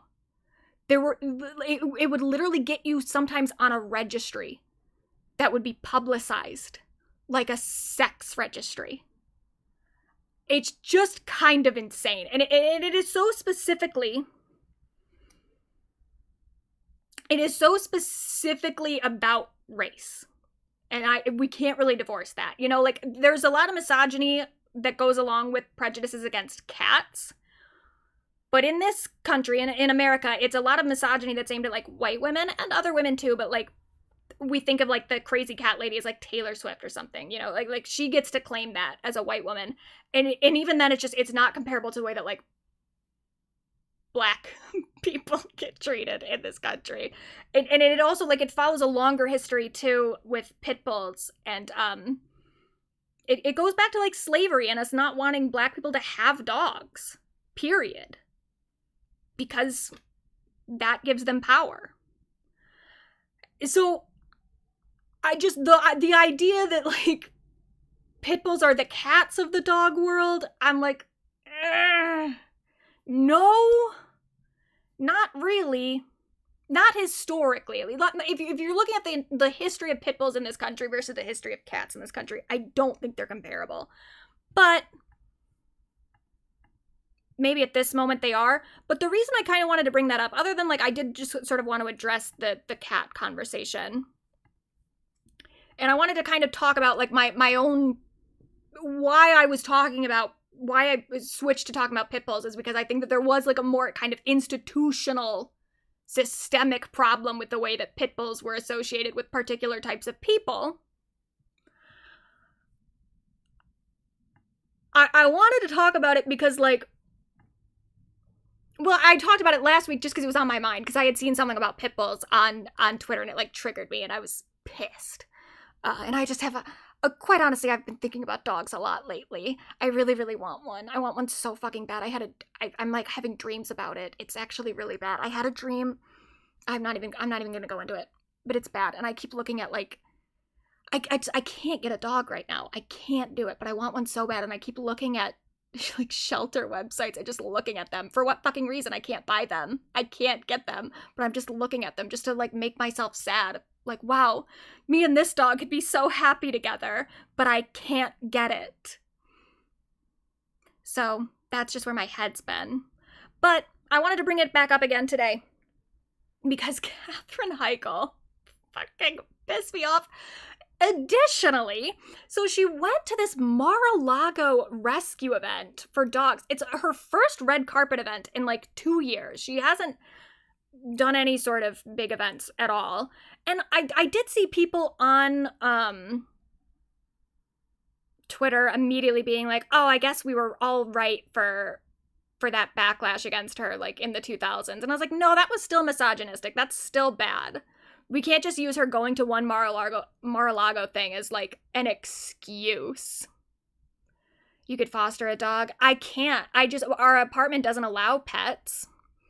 And I just don't have the time. Like the hours that me and my boyfriend work, it would not. I mean, I get home at like midnight. I'm not going to take the dog for a walk at like 12:30. It just wouldn't work out. I need to change my entire life around to get a dog. And I'm not in a place to do that, but I really want to. I keep thinking, I'm like, I wish getting a dog was like getting pregnant. I wish that it could just kind of like happen. You know how sometimes people have their babies and they're like, oh, well, it wasn't the best timing, but she got pregnant, so we just made it work. I wish someone would just put a dog in my apartment and I could just be like, oh, it wasn't the best timing, but I just decided to make it work. But I can't do it. If a dog gets into this apartment, it's because I put it there. And sometimes I really, really want to. Oh.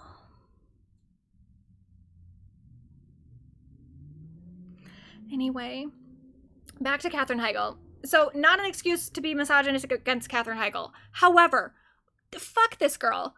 So she went to this Mar-a-Lago rescue event, and I was already like, of all the rescue events you could have gone to, Mar-a-Lago, there was nothing else available to you? But then she defends it and says animals don't vote. So listen to this fucking article.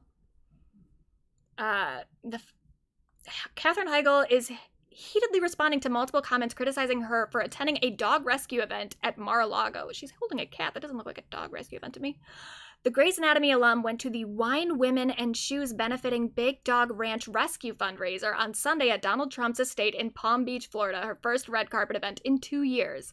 The fundraiser was co-chaired by Trump's daughter-in-law, Laura Trump, and inside the event, Heigl posed for pictures with former Fox News host Jeanine Pirro, dog whisperer, dog trainers Cesar Millan, and others. Of course, he was there too. After receiving backlash for attending the fundraiser due to its Trump connection, Heigl noted that the welfare of animals has nothing to do with politics in a statement obtained by Page Six. No. Animal welfare is political. It's always political. The associations that we have with animals is of course fucking political. And that's why, like, when I was talking about the pit bulls last week, it's like, it is so directly related to the way that we treat black and brown people in this country. Pit bulls are an incredibly politicized animal. Dogs are a politicized animal. Like, think about the associations you have with different types of dogs. Like golden retrievers are like family dogs from the 90s. French bulldogs are for like wealthier people, like middle class and upper middle class, because they're more expensive. And they've got those smushed little faces that are bad for them. Like, they really shouldn't exist. But, okay, they're cute and they cost a lot of money. So it's like, it's a status symbol. That's what a lot of pets are to a lot of people. And they're markers of the types of people that we discriminate against in our day-to-day lives. Not our day-to-day lives, but like in America, culturally. The dogs that get associated with certain types of people are more likely to be discriminated against, similar to those people. So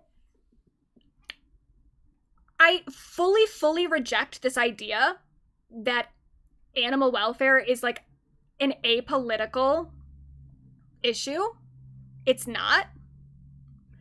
And also, I think that the most effective animal welfare organizations are also like social justice organizations. And that's also kind of why I like pit bulls. I've never had one, but and I wouldn't really care that much about the breed if I got a dog anyway, but I do think that pit bulls are kind of cool because they are, well, they're not a breed in the first place, as I mentioned last week, but there is so much discrimination around them that I do find that pitbull focused, like, animal rights, animal welfare organizations, movements, there are definitely still some bad ones for pit bulls, but pit bulls generally, those movements around their welfare are a little bit more, like, woke in a lot of ways, like Bad Rap,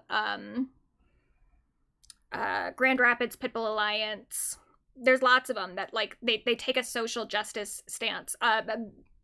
Beyond Fences, which isn't like a pitbull specific thing, but it is it started as like a thing to build fences for people that couldn't afford fences, who like had their dogs chained up.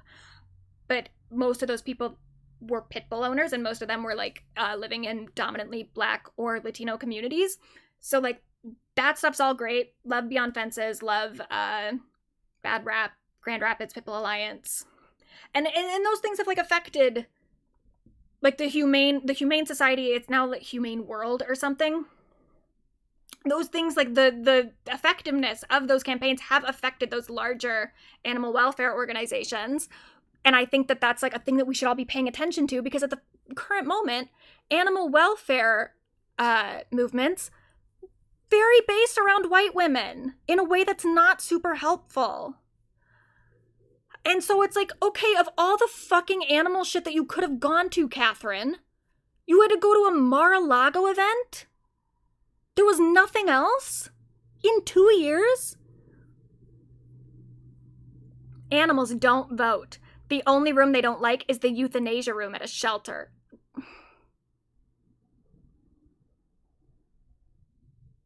Do you know how much more effective a lot of animal rights activism could be if it didn't feel like it was so hostile to non-white people? Do you know how much fucking harm shit like this does when you're doing animal rescue events at Mar-a-Lago with racists? There are so many people that feel completely alienated from the animal rights world because of shit like this. They are completely at the mercy of us, and they have no control. They have no voice of their own. And that's it too. It's like, I think that's what a lot of my fellow white women kind of like about animal rights activism, is because it makes them feel like heroes. The event was about animal advocacy, something that has always been deeply personal to me. Anyone who knows me knows that protecting animals is one of my greatest passions. And you're bad at it, Katherine. You're bad at it. Because this is how you're going about doing it. And I looked into her shit because I was like, okay, well, you know what? Let me see about this. Let me look into Katherine Heigl's foundation. It's called the Jason Heigl Foundation. It's an animal rights thing. It's named after her brother. It's like, let me see how serious she is about this before I like judge her too much. But I'm also like, because I could say if she's actually like a big leader in the animal rights stuff, if she's actually doing a lot of good stuff, then I could maybe understand her going to this event. If she's like going to like all the events, if she's like, no, I need to just speak with any person who's in this this area of work, then I'd be like, okay, I guess. But then it's like, well, if this is the first thing you've gone to in 2 years anyway, it doesn't seem like you're that serious. I haven't seen you at anything else. Granted, I'm not checking in that much. But I just think it's ironic, or it's not ironic, but it's telling that this is the first thing that I've seen you at in relation to this topic. I don't think that you're actually like doing the rounds that much. Yeah, and if protecting animals was my passion, I wouldn't pose with Cesar Millan. Exactly. I think there's a reason that he's at this event too. But so this is the Jason Heigl Foundation, and I've got a few different problems with it. So first of all, if we notice white women, blonde white women, which, okay, that is a lot of the animal welfare world. We can admit it. And some of it, this stuff, I was like, okay, our goals, a lot of it's fine, like address the pet pet population crisis by funding affordable and accessible spay and neuter programs. Okay, cool. Operate our own dog rescue, focusing on animals that often are overlooked by other rescues and adopters. Cool. Support nonprofit rescue and advocacy organizations in their efforts to save shelter animals and place them in loving homes. Okay. Finance medical treatment and veterinary care for animals in need. Cool. Facilitate transport services to connect animals with loving homes and provide safe havens for those recovering from abuse or neglect. All right. Increase awareness of inhumane practices, including puppy mills and dog fighting.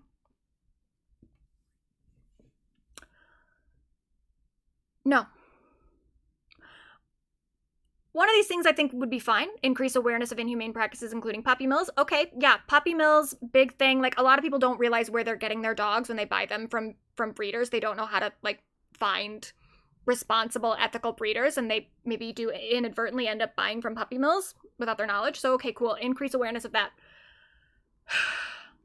If you care about dog fighting, which let's be clear, I don't like dog fighting. I think it's bad. I do think it's inhumane. But if you care about it, you would know that historically, increasing awareness of dog fighting increases dog fighting. It's just, when there have been these big campaigns to be like, we all need to care about dog fighting, we all need to be aware of these inhumane practices, what that's done is advertise to people like, hey, dog fighting is actually like a really easy way to make money. It's pretty simple. Doesn't take a whole lot of space, doesn't take a whole lot of time, doesn't take a whole lot of investment, and it can make a lot of money.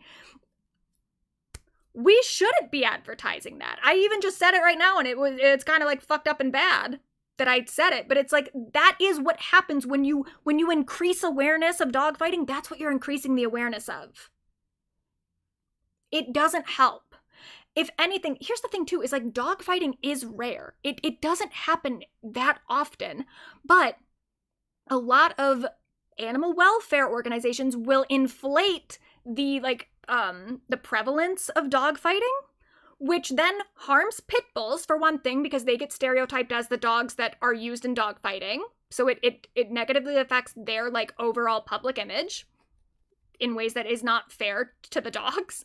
But then it becomes like a kind of like white woman true crime thing, where you get so obsessed with these sensationalized stories of these dog fights that are very rare, and it becomes just like a point of like propaganda.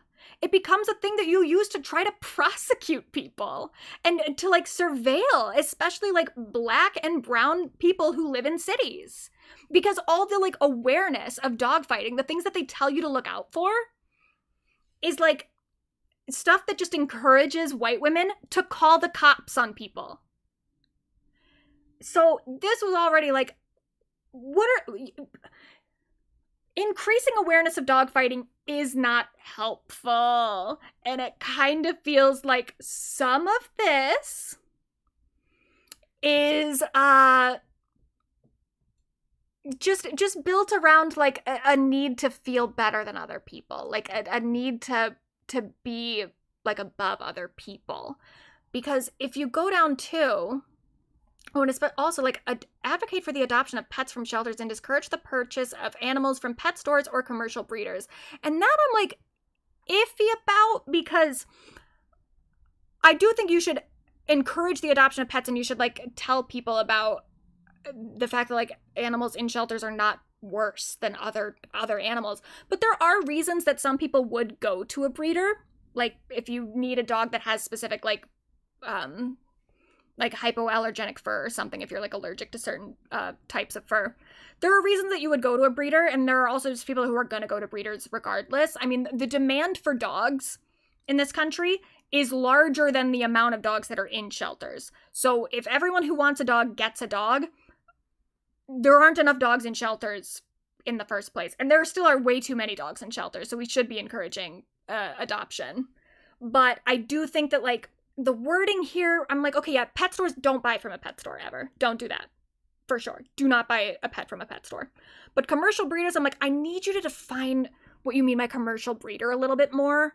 Because the thing is that there are breeders who are ethical and are responsible. And I think that like taking a really firm adopt, don't shop stance can actually kind of backfire, because people who are going to go to a breeder anyway don't even know how to discern what is a responsible breeder from what's an irresponsible breeder. So like that, I'm just like, I need more information there about what you mean by that. And there's a lot of other like animal rights, animal welfare organizations that will specifically like encourage adoption, like the Humane Society or the Humane World or whatever the fuck they call themselves now. But they'll encourage adoption, but also like give people resources of like, if you're gonna go to a breeder, here's what you should look for. Don't buy from a breeder that does this, this, this, and this. I think that could be way more helpful. And then also ensure perpetrators of animal abuse are held accountable under the law. That it also feels a little propaganda-y to me. And again, I need more information about what she means about perpetrators of animal abuse, because it's like the way that some people define animal abuse is often just like people who don't know the proper way to take care of their animal or who don't even have the resources to do it, which is why Beyond Fences is a thing, because a lot of people chain up their dogs, which is very, very bad for them. You should not chain your dogs. But a lot of people who chain their dogs literally just don't have other options because they don't have like houses where they can keep their dogs inside all the time, and then they don't have fences. That's why you build fences for people. And it's like all the people who chain their dogs, even if I think that like chaining your dog is kind of abusive, it's an abusive act, like it has a very negative effect on the animal. Do I think that everyone who chains their dog should be held accountable under the law? No. Absolutely not. I think that they should be given fences. They should be given other alternatives for how they're taking care of their animal. And especially a lot of them literally just don't know. A lot of people don't fucking know how to properly take care of their animals. That's not something that we should be prosecuting all the time. Bad cases, sure. Like if you're actively very, very clearly being cruel to animals, then sure, yeah, prosecute that under the law. But I need way more information about what you're defining as animal abuse.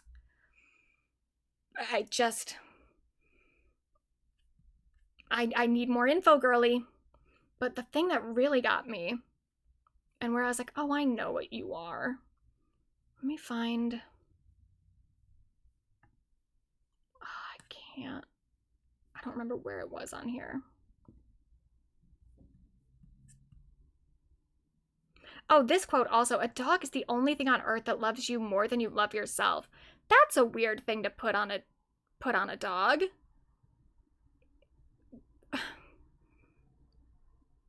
They're individuals. Like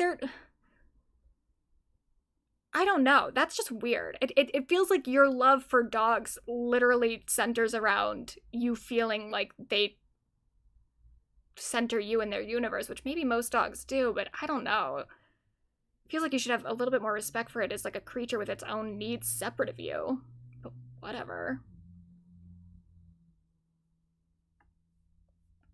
There were like stories that she told. What's this?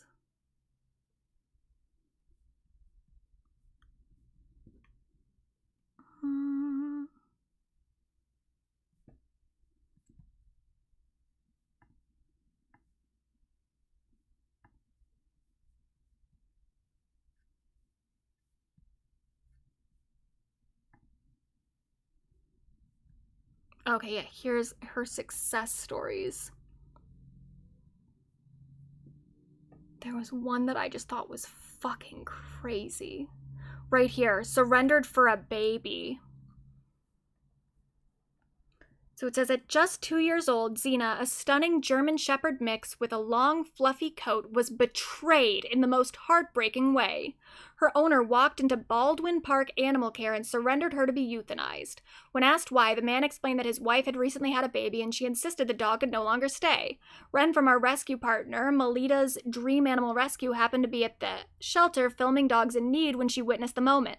She gently asked the man why he was leaving Xena behind. His answer was simple but devastating. We had a baby. I work all day. My wife can't handle both. Ren reminded him that owner surrenders are at extremely high risk for euthanasia in overcrowded shelters like Baldwin Park. He nodded, understanding. Still, he walked away. Before leaving, he asked for Ren's phone number to check on Xena. He never called. I was like, okay, yeah, this is very sad, but do we really need to be demonizing these people? This was a fucking couple who... I don't even know what the situation is here. Like, maybe... Like,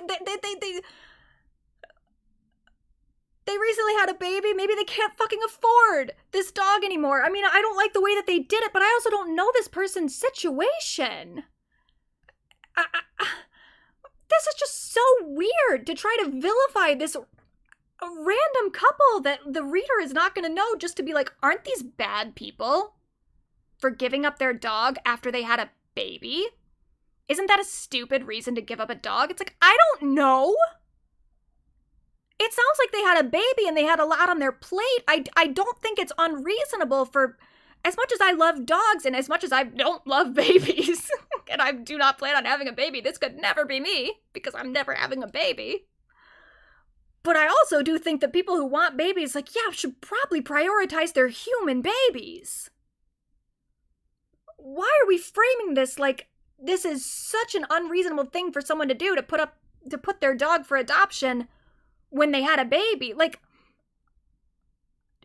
I don't know what other options this couple had. I don't know if they knew other people that could take the dog. I don't know what their financial situation was. It feels like, because the people who work at this shelter probably aren't working class people who probably don't actually have to make really hard decisions in their lives. They probably just assume that this couple could have just handled it if they had just tried a little bit harder.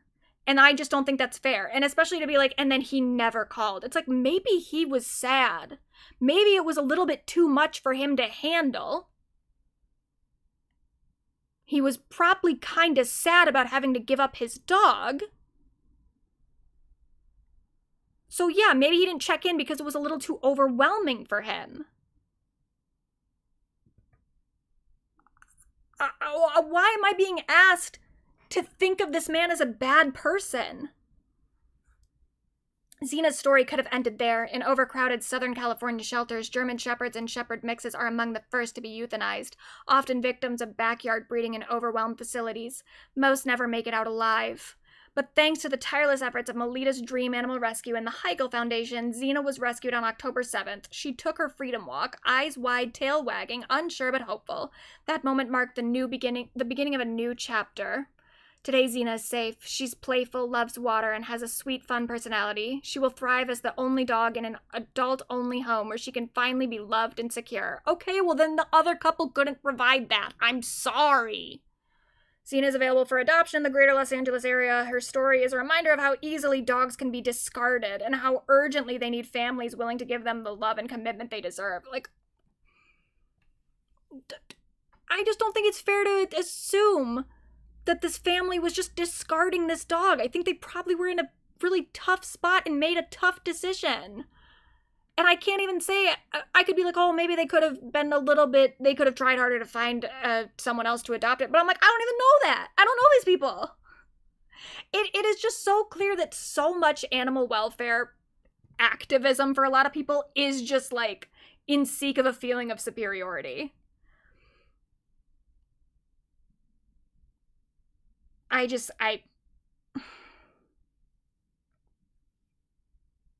don't know how you can act like animal welfare isn't political when it so clearly is. Even on like on the part of the people who run animal welfare stuff, they think they're better than other people. They think they're better than poor people. They think they're better than people who haven't had like the best education on how to take care of their dogs. And I'm over it. I'm over this attitude. You're not helping Katherine. As someone who actually likes dogs and who I'd love to adopt this little girl. I'd love to adopt any of them. You're not helping.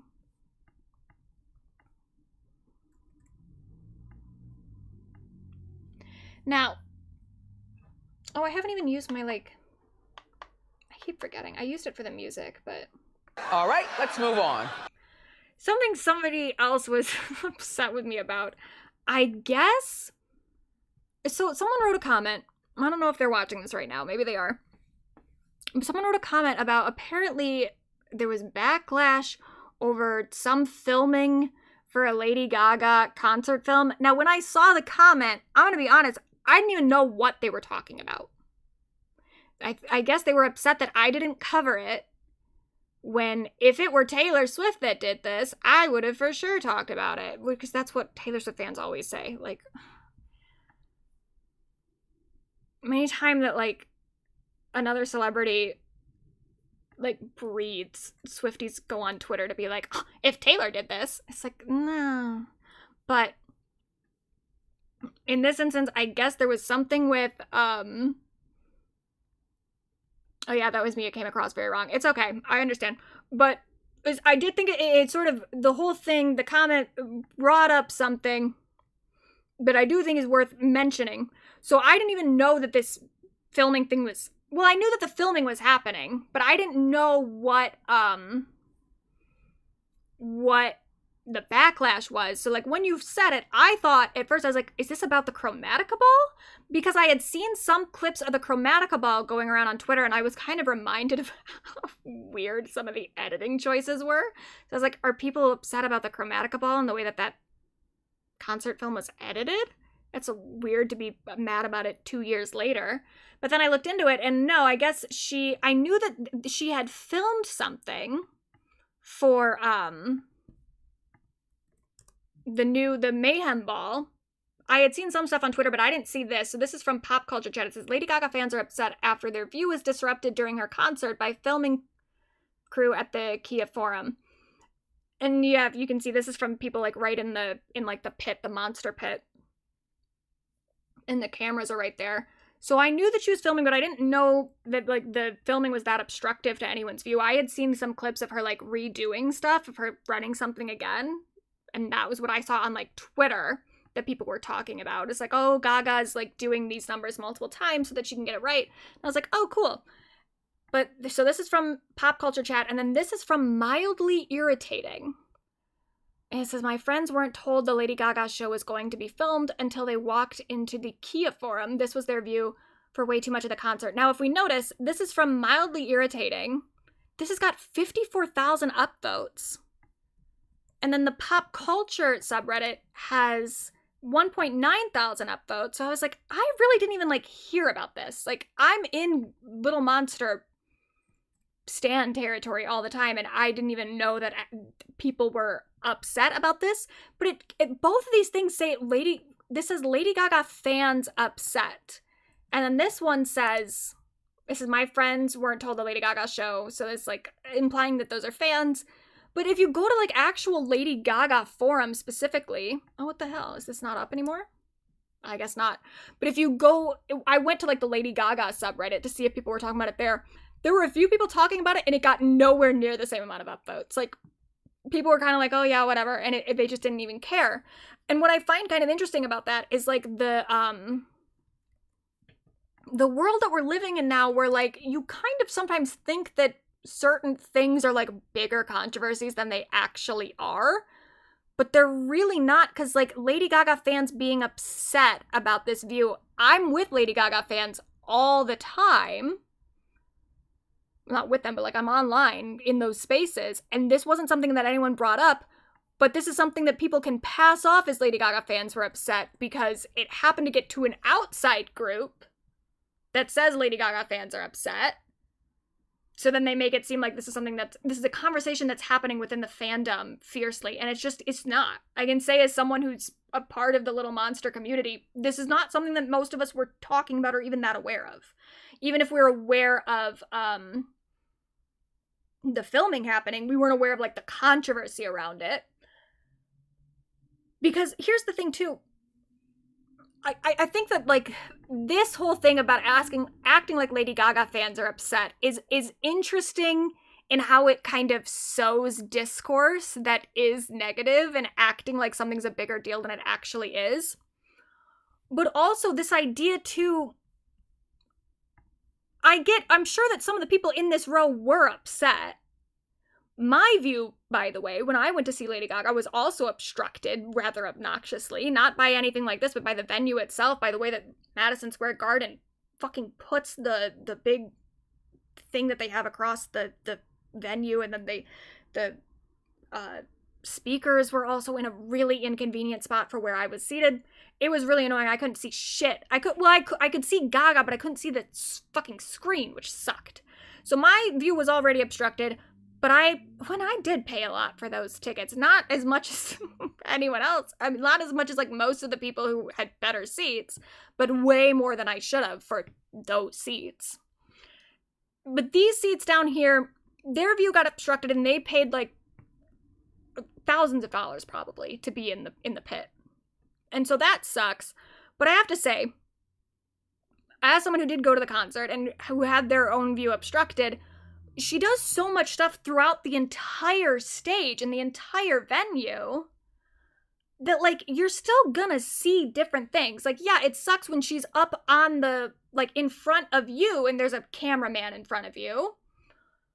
But she also goes and does so much other stuff that a cameraman's not going to be in front of you for, and the screens are huge. My view of the screen got obstructed, so that sucked. But if you're anywhere else in the venue where you have views of the screens are ginormous.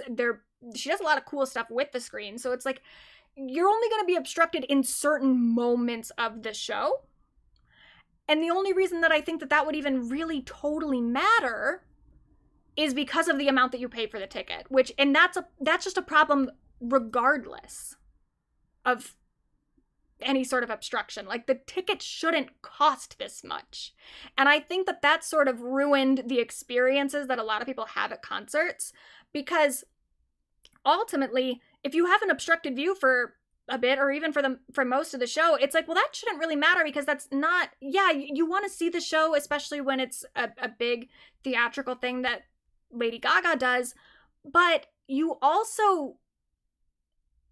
there for the experience. Like, you're there to hear the music, you're there to be in a room with other fans that are fans like you are. That's part of it. The ticket shouldn't be priced in a way where, like, a few different things going wrong ruins your experience. You know what I mean? I think that a lot of people would be able to, like, roll with the punches a little bit more and be like, oh, okay, my view was obstructed for a little bit, but oh well, I still got to see the show. And also, like, you got to see the show that she was filming, which is kind of exciting. You know, I was there, my view was obstructed, which sucked, but I also get to say, and this is unrelated to my view being obstructed, but I get to say that I was there for the VMA performance, which is exciting. And people who are here for this, as much as it sucked to have this cameraman in front of them, you would be like, oh, well, I got to be there for that show, for the show that will become an actual movie. But when you're paying a lot of money, every little bit of it counts so much more, you know? Like, any amount that your view gets obstructed, it's like, oh my God, I paid $2,000 for this.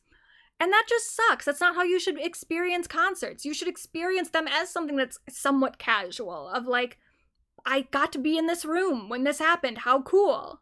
Not everything needs to go exactly according to plan. And I think that that's what's it's such a bummer about the place that we're in culturally with concerts, that now we can't really roll with the punches anymore. We want everything to be exactly as we dreamed that it would be in order to make the investment worth it. And that just sucks. It's a shitty place to be in as, like, a music lover and a live music lover. But the problem isn't necessarily just Gaga and the way her tickets are priced. These internal messages came out recently from people who work at Ticketmaster. It says, these people are so stupid. I almost feel bad for taking advantage of them. They're talking about people who purchase their services. Robbing them blind, baby. That's how we do it. Charging $50 to park in the grass and $60 for closer grass. What? These are how they're texting each other. It's so blatant. They are just so unashamed of how they take advantage of people. And even the president of Ticketmaster said that whole thing about how he wanted concerts to become a high price event that only some people could afford. And that's so shitty. And something that I learned recently too with this stuff, because there was the time with Gaga's tickets when they went on sale, it was very obvious that the ticket prices were changing based on demand, like the dynamic pricing that Ticketmaster does, which was making the tickets way more expensive than they needed to be, or that they originally were when the ticket prices were first set. They denied that they were doing dynamic pricing. Apparently, they've just changed the name. They've like changed the name of the dynamic pricing to something else. I don't remember what they call it now. And they've maybe like changed how it works a little bit. So when they were saying that like, oh, well, we didn't use dynamic pricing for the Lady Gaga tickets, and we were all like, what the fuck? We saw it happen. We saw the prices change in front of us. You definitely did. They're getting away with that because technically what they did is not considered dynamic pricing anymore. It's called something else. And that is where I'm like, I have to, I'm always kind of questioning, like, how much did these celebrities know? Like, Gaga and her dynamic pricing, the fact that the dynamic pricing was still on, or whatever it is that they call it. Harry Styles' tickets for Madison Square Garden were unbelievably priced. And I'm like, I can buy that some of these people are comfortable ripping their fans off like that. Like, even Gaga, she does have some capitalist tendencies that I don't love. But I'm like, all these different artists are fine with this, even outside of like a capitalist lens. If I want more money, it does just seem like, isn't it a bad look though? Isn't it like bad PR for all your fans to be so fucking mad at you that your tickets are priced this way? But looking into a lot of the Ticketmaster stuff and the way that they finagle this shit, I'm like, I don't know at this point how much these artists know. Like, when they're talking to Ticketmaster, I don't know how much is actually being communicated to them about what's gonna happen when the tickets go on sale. I think that it's very possible that some of them are receiving information from Ticketmaster that just is very different from how it actually works. And I still get frustrated because I'm like, okay, maybe you didn't know it first. Maybe you didn't know, you were told that dynamic pricing would be off. You didn't know that there was this other thing that they were going to do instead of the dynamic pricing. Maybe you didn't know that, but then it happens and you see the reaction from the fans online and you see people paying all these like thousands of dollars for these tickets. And then you don't say anything after that.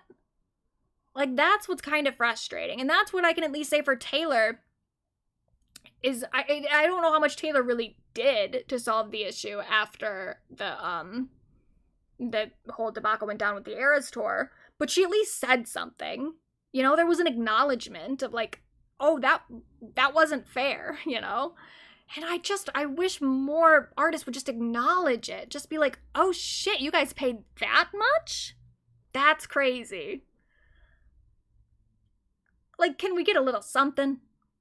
Can we get a little bit of an acknowledgement that like, hey, these tickets are a little unreasonably priced. Sorry about that. Didn't know what they were gonna do. I don't know. And this is why I think movie theaters will continue to, not thrive necessarily, but I don't think they're actually going to die the way that some people think they are. Because ultimately, they're still only about $15. And concert tickets are not. Nothing is. Nothing is $15 anymore. Now, speaking of conversations being leaked, so I haven't totally wrapped my head around this entire story yet, but I guess Rebel Wilson is in some sort of legal battle with a producer named Amanda Ghost over some movie that they did called The Deb. I don't know anything about this. Like, I didn't know that this was a movie. I didn't know, when I think of Deb, you know what I think of? I think of that store. Do you remember the store that was like in the mall? Maybe not in your mall, but like, it would be in malls in like the 2000s. It was like prom dresses and stuff. It was called Deb, I think. But that's what it sounds like to me. But I guess they did a movie called The Deb. And now they're in some sort of legal battle. I don't know what over. I don't know what sparked all of this. But then I guess Rebel Wilson hired crisis PR people and hired specifically the same people that Johnny Depp and Justin Baldoni hired. And they are now running a smear campaign, or they tried running a smear campaign against this woman, Amanda Ghost, where they were accusing her of sex trafficking. And they made an entire website about it. But then there was some fucking phone call or something, or some like voice note or something that got leaked. Probably because these people are involved in so much goddamn litigation at this point that they keep going through different discovery processes, and then like more stuff gets out about the other campaigns that they're running, which is so funny. But I don't know exactly how people got a hold of this. That's why I need to look into it a little bit more, but I did want to mention it. But this is an audio recording of one of Rebel Wilson's crisis PR people. Oh, also, talked about Rebel. Like, here's the deal with Rebel, and I think you, me, and Brian, and maybe Katie, since she'll write this thing. What we have to do is the biggest piece here is that we have to connect Amanda Ghost with Vlatnik. And I was just like, so basically what we need to do is we need to create a path where we expose Amanda Ghost as like the new Heidi Fleiss. Like she masquerades as the reason why she sucks so bad at music is because she's actually getting hookers for Vlatnik, right? And that's what she does. She's an absolute madam, and that's why she's so lethal, blah, blah, blah. But he's right. Like, we can't just do like, oh, she's a bitch, she sucks. It's like, it's got to be really, really heavy and connected to something that heavy. So we'll talk about that tomorrow too. So they made this whole website. Let me find it. Oh, and Camille Vasquez is involved in this too, but oh god, I hate the way that they do these sites. Camille Vasquez is involved too, but from the other side. So now she's against this PR team because she's Amanda Ghost's lawyer. So it's just a fun little collection of characters. But so they put out this website. What was it called?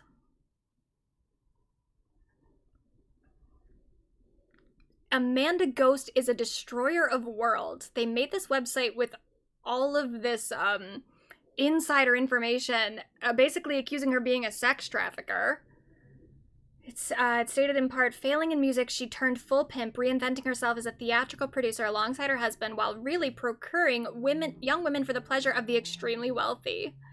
A comparison to the document Camp Sugar, allegedly sent to Tag, showed identical language, including a phrase that refers to Ghost as the Indian Ghislaine Maxwell, and an allegation that she's notorious for withholding artists' work from release. I like that they put, I forget what this stands for, but it's like what you do when someone misspells something. In a deposition, Kay said that she made cosmetic changes to the copy allegedly drafted by Camp Sugar and included the specific language that had been requested by Jed in the voice note and Melissa via text. She wasn't present. This is stuff about the people involved, but everyone's trying to like get out of claiming responsibility for this. But I knew very little about her from cursory searches when we had first taken Rebel on. Kay said there was articles about her being a bit of an insidious figure in the music industry, but I didn't know how much past what I could find available online. At one point, Wilson demanded her public relations team to distribute adversarial coverage of Ghost, chairwoman of Vlatnik's AI film. As the feud worsened, according to a court filing citing a message from the actress, you were supposed to get the negative information out about Ghost and have failed to do that. So I think that was Rebel who texted that. She was like mad. They were doing this. I'm not up to date on all of it, but I guess they were starting this negative smear campaign against Amanda Ghost, and then at some point Rebel texted them and was like, you're not being negative enough. You need to like start accusing her of crime. She didn't specifically say that, but she was in the text message, she was kind of aggressive about like, you need to step it up. You need to go harder on this woman. So then they start accusing her of sex trafficking. It's just, it's really, really crazy. I need to look more into it for sure, because I don't know what this dispute was about in the first place. I don't know why they're suing each other, but I don't understand at this point. Everyone needs to stop working with this PR team because everything they do becomes public because they're involved in so much fucking litigation. Nothing that you do can stay quiet anymore, which is good. I'm glad. I guess at that point, I think everyone should work with them so that I can find out later about all the fucked up shit they did. But, like, you can't expect for this stuff to stay confidential.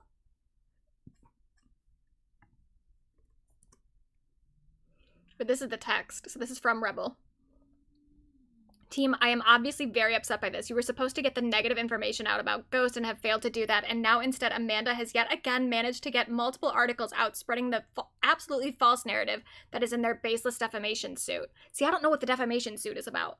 From a legal perspective, you have advised me not to file, which is preventing my side of the story and factual evidence to come out. I honestly can't believe this is happening. I have done nothing wrong. I am universally liked. I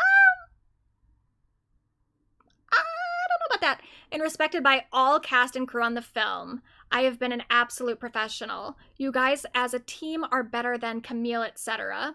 Well, I don't like Camille. And yet I am getting slaughtered. This is my life and career here. Something has to be done now. Yeah, I gotta look more into it because the thing is that Rebel does have... It's very funny for her to say this whole thing about I was universally liked and respected. I guess maybe by all cast and crew on the film. Maybe on the film she was. I don't know. But it's like, girl, you have a reputation for being kind of a bullshitter. And it's stuff that I think is not that big of a deal. But there's a history with Rebel kind of making some stuff up. And it was stuff that got used against her a lot when she made some allegations against Sacha Baron Cohen. And I do think that those allegations are probably true.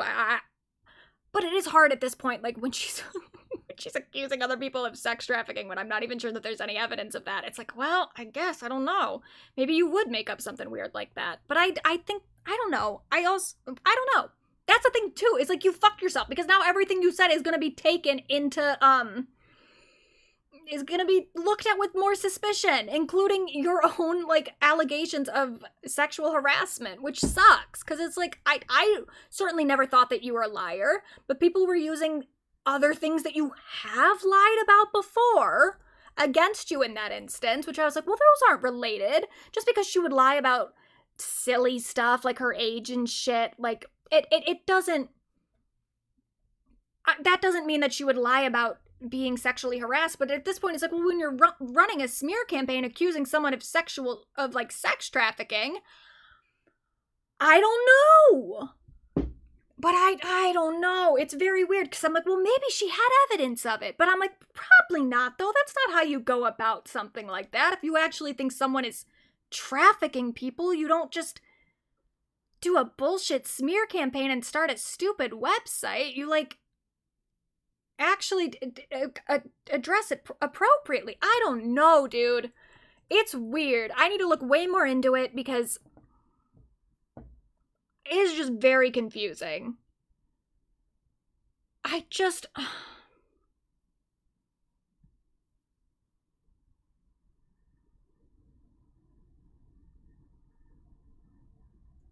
don't know.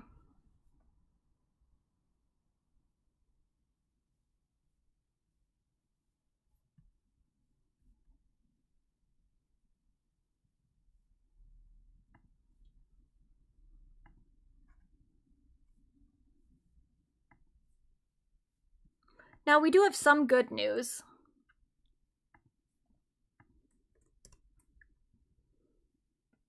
The Max Landis G.I. Joe film is no longer going forward. Oh, I don't have a clapping thing in here. I really need to focus on my sound bites.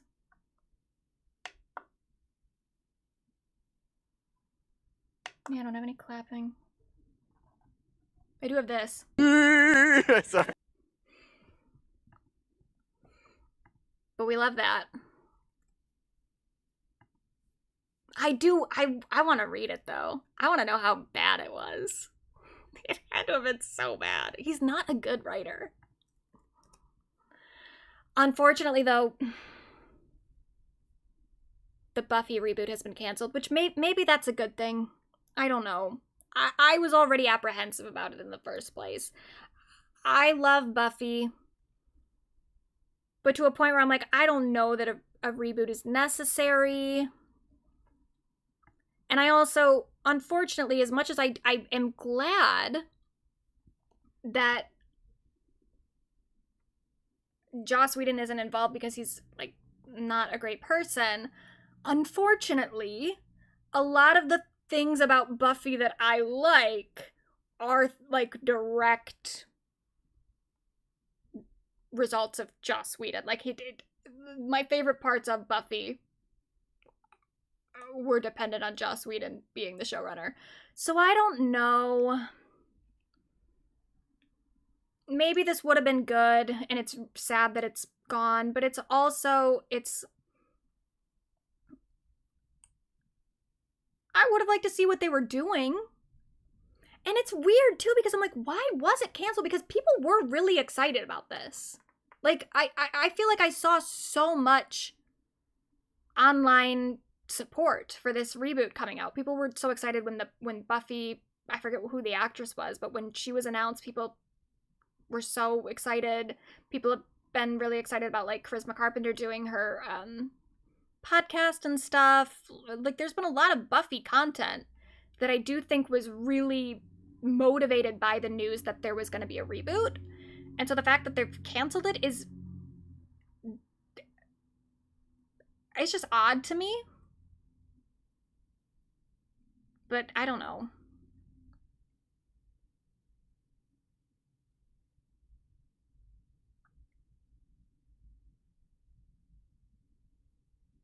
Maybe it's for the best.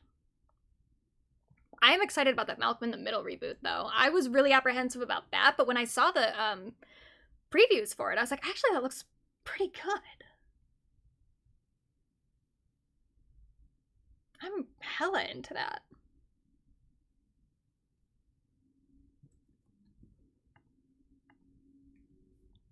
We don't have to watch this whole thing because it is kind of long, but Doja Cat also did stick up for Chapel Roan recently and also revealed that she had borderline personality disorder. God, it is long. Well, let's listen to some of it. I've learned from a very young age to pretend that I like stuff, to pretend that I'm happy, to pretend that I don't like stuff that I do, to appear like everything is okay. I'll get it done.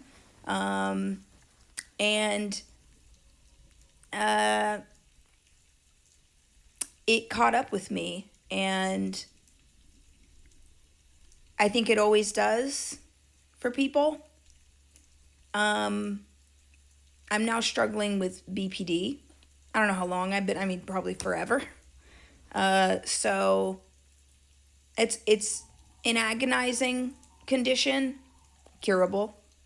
Thank God. And I've been in therapy for years now.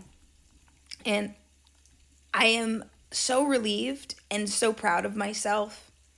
I've made it so far. And I still make mistakes. But it is like an 8-year process of curing, of treatment and healing in order to cure it. I am witnessing a lot of people be upset with, and disclaimer, I'm not diagnosing Chapel Roan with BPD. I'm saying that there's a connection to the way that people are treating Chapel Roan for showing her discomfort or showing her unamusedness, her disdain, and I fucking love that she does it.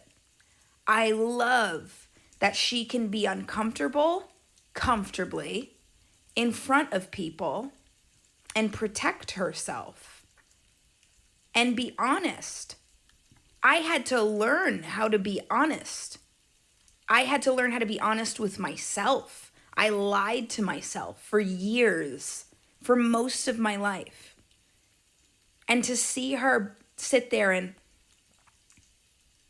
I love it. I love that she can do that without hurting people. She hasn't hurt one person by being herself. And that shows that I can do the same. And to be like, fuck the paparazzi is the best way to be. Because fuck them. Fuck them. However, there are some nuances to this. I think that it's not only just paparazzi. There's something that a lot of people don't know about. And they assume that resellers, which I'll explain to you in a second, are fans. They are not fans. Resellers are people who show up, they pose as fans, and they ask for signatures. It's not an honest work, and so it's harder to respect it. It's a hustle. I can respect the hustle, but they show up in places where the artist is going to be like airports. They'll show up to the hotel. They'll show up to events. And it looks like when an artist walks past them, it looks like the artist doesn't care, right? Yeah, and that is something too that I saw people talking about Chapel, and like they're like, oh, all that Chapel was upset about was like a couple photographers and a fan wanting her to sign something. That's like, the guy wanting her to sign something was not a fan. He wanted her to sign something because he was going to sell it. That was not a fan. But I think that, yeah, they do kind of, people don't realize that that's like a thing that people do. So they just assume that Chapel was upset about a fan wanting her to sign something. But it doesn't even matter too, because it's like in the clip, Chapel like said something about like, I already told this person to stop following me and they're continuing to follow me. Even if it was a fan, if she already indicated to them that she didn't want to sign something and that she was uncomfortable, then like, if you're a fan, back off. Be like, oh, okay, I'm so sorry. Goodbye. Didn't mean to bother you. He was continuing to pester her because he was not a fan, but because he wanted something from her, which was crazy too, because I was like, at this point, I don't know why you think you're going to get her to sign something. Like the paparazzi, and this is where I'll say too, I do think I understand completely why Chapel said what she said, and I understand completely why Doja is so like finds that like empowering. I do worry, it's like, if you do this to paparazzi a lot, they're going to start getting the they're going to know that you're an easy target, really, because you're a target for like a scene. Because that's what paparazzi really want. They want to catch you doing something interesting, and yelling at them is interesting. So I definitely wouldn't encourage Chapel or Doja or anyone else to continue to do that, to like be confrontational with the paparazzi, because like that benefits them. I mean, something that I do think, and I haven't really seen anyone bring this up, but like the video that we all saw, that was from a paparazzo. That was one of their cameras. We didn't see the video that Chapel took on her phone. We saw the video that the paparazzi took of her, because that's what they wanted. So I do think that like I understand why it's cathartic, but it's not a good strategy if you actually want them to leave you alone. But you know, sometimes you just have to do stuff because it feels good in the moment. The artist doesn't care about their fans. The artist does care about their fans. They're aware that there are resellers. Sometimes they're tight on time and they can't sign stuff at the very moment that they are getting out of the car. And so there's instances like that. But I gotta tell you, for people who don't know, and I'm a person in this profession, I do this, there are people who are not fans that show up and they want you to sign stuff, and they go and they sell it wherever. And the thing is, these people might need the money. I mean, correction, they do. And it's similar to when people would sample my music.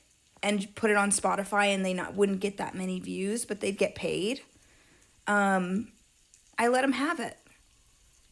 The only thing is, if I'm not in the mood, I don't have to. And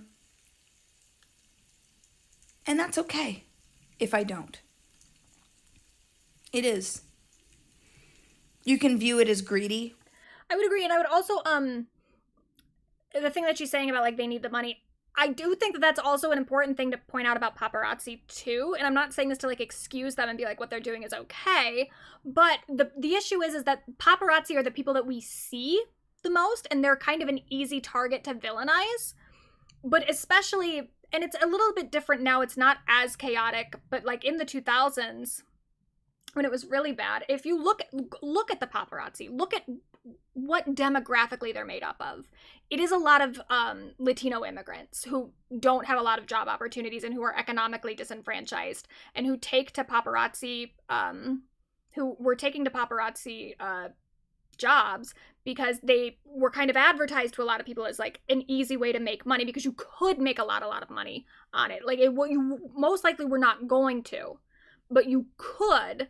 But even then there's like a big higher up of chains of like, they would hire, a lot of these agencies would like not hire undocumented immigrants, but they would hire one person who was like working with them in an actual like contractual capacity, and then that person would have people under them who were undocumented, and then that person would like dole out the money that they got. Like it was just like a whole chain of stuff, and like people were getting so ripped off.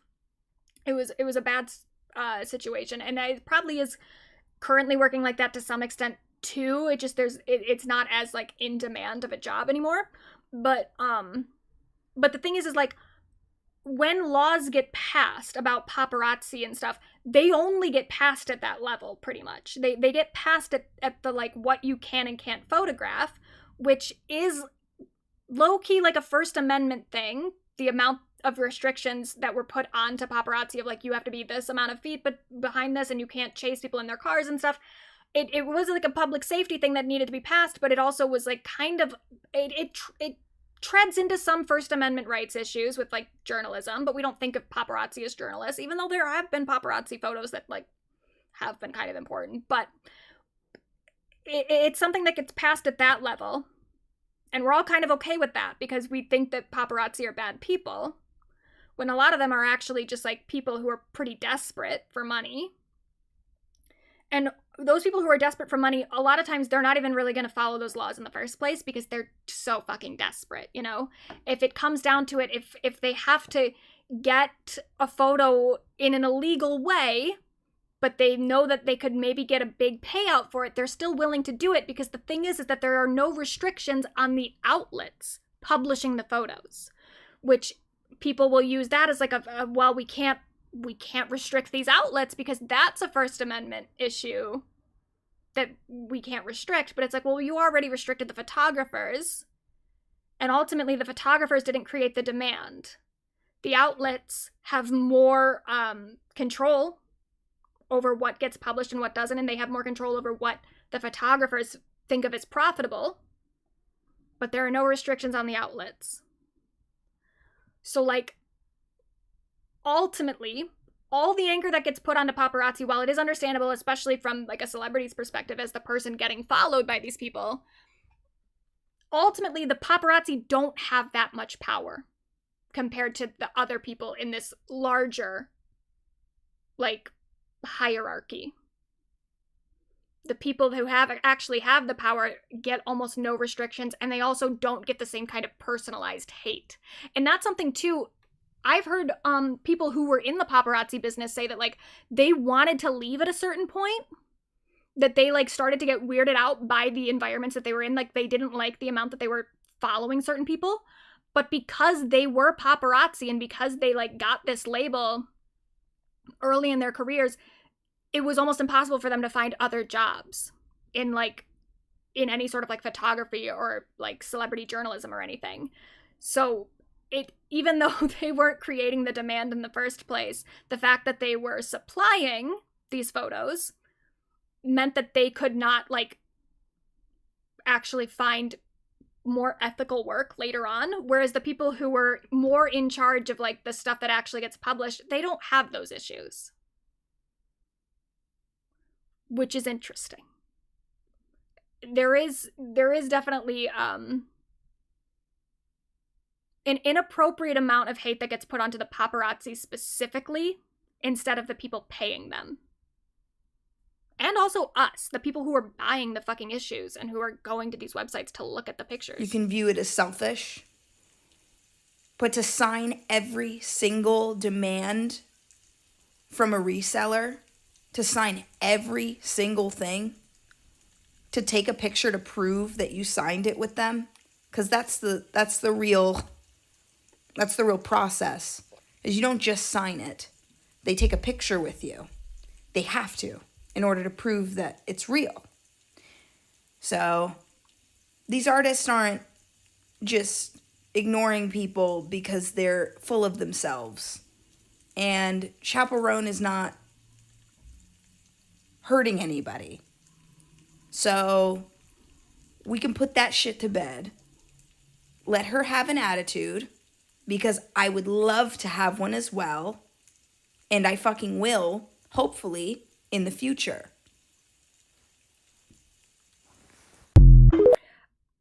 Again, I would caution you about when you have those attitudes, because it is profitable for a lot of people who want to see you at your worst.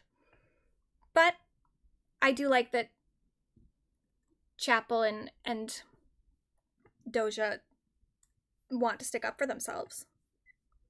I just worry that they might do it in moments that backfires. But okay, so I saw Bianca post that Sarah Michelle had said something. So yeah, I guess we have more information now. So she spoke.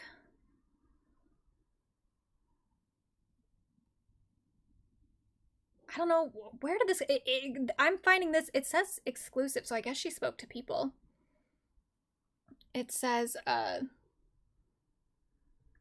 was just about to take the stage in front of all the fans. Hulu had decided not to move forward with the Buffy revival. Let me tell you, nobody saw this coming. Yeah, I didn't see it coming.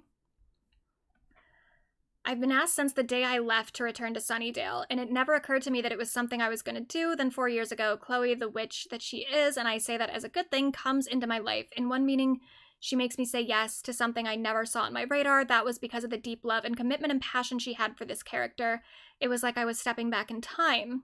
Chloe and I talked a lot. The dialogue flew off the tongue. When I was on set, it was craziness. It was like, oh, we're here, we're doing this. I love the duality that we had this new, younger Slayer who was where Buffy was when the show started, and then we would pick up with where Buffy was now. And I'd like to use this moment to also say that Kira Armstrong is a superstar. I'm gutted that no one will ever see her as a Slayer. No one saw this coming, including the head of Searchlight. And I got the call as we were stepping onto stage for the premiere of their own movie, and it's also the weekend of Chloe going to the Oscars as a Best Director nominee for Hamnet. Oh, I didn't know. So Chloe, who was involved, oh, that sucks.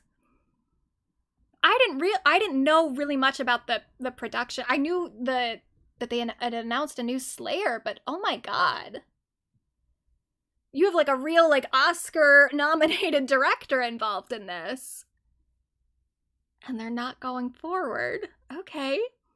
For them to call us on the Friday of what should have been Chloe's victory lap for an incredible film and my world premiere of something that I worked very hard that says something. We had an executive on our show who was not only not a fan of the original, but was proud to constantly remind us that he had never seen the entirety of the series and how it wasn't for him.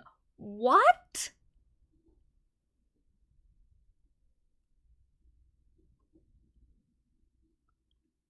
That's very hard when you're taking a property that is as beloved as Buffy, not just to the world, but to me and Chloe. So that tells you the uphill battle that we had been fighting since day one, when your executive is literally proud to tell you that he didn't watch it. It was tough, but it was also a chance for me to take it. Oh, that's something else. That's crazy. But the fans, they were the only reason we were doing the show in the first place. We were doing it because everybody loves it. So how do you do a show that's beloved that with someone that doesn't love it?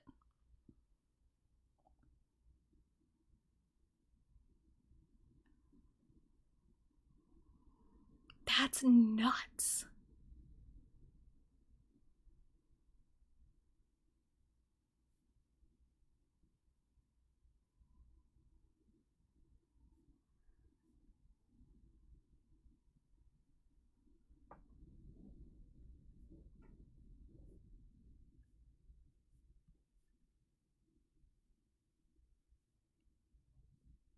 A source close to the project tells people Disney owns the IP as it stands today. It can't go elsewhere, but that doesn't mean the team behind the reboot, including Sarah and Chloe Nora and Lila Zuckerman, can't take their talent and ideas elsewhere. That sucks. And the thing is, too, they have disrespected Buffy so much, too, because you know what? The HD remaster of Buffy is atrocious. Just disgustingly bad. And it's so obvious. It's so annoying, too, because it's like Buffy is a beloved show. Buffy has more academic work written about it than any other show. By a lot. It is a show that people love. They love to talk about. It is a huge... It gets listed in, like, 100 best greatest shows list constantly. And that is so abnormal for this type of show. You know, like a genre, female-fronted vampire show. You don't expect people to consider it one of the greatest shows of all time, but it fucking is. And it's so undeniable. And yet, the goddamn HD remaster is like the worst HD remaster that's ever existed. Ever. And it's some of those versions are on streaming. Like, I think that on Hulu, it's currently the HD remaster, and it's bad. It's really, really bad. They, like, fucked with the coloring. They upscaled stuff that shouldn't have been upscaled. They fucked with the aspect ratio. It is one of the most careless remasters. It is the most careless remaster that's ever been put into production.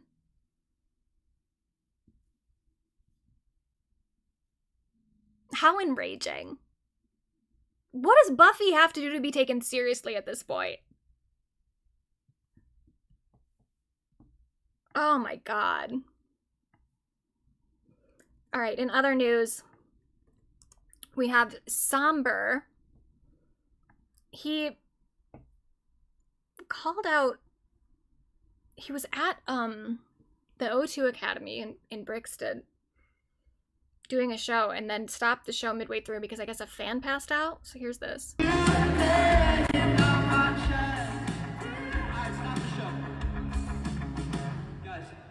There's someone passed out over there. This is the most poorly managed venue I've ever played at in my life. You guys need to pay attention. It's insane. Safety comes first.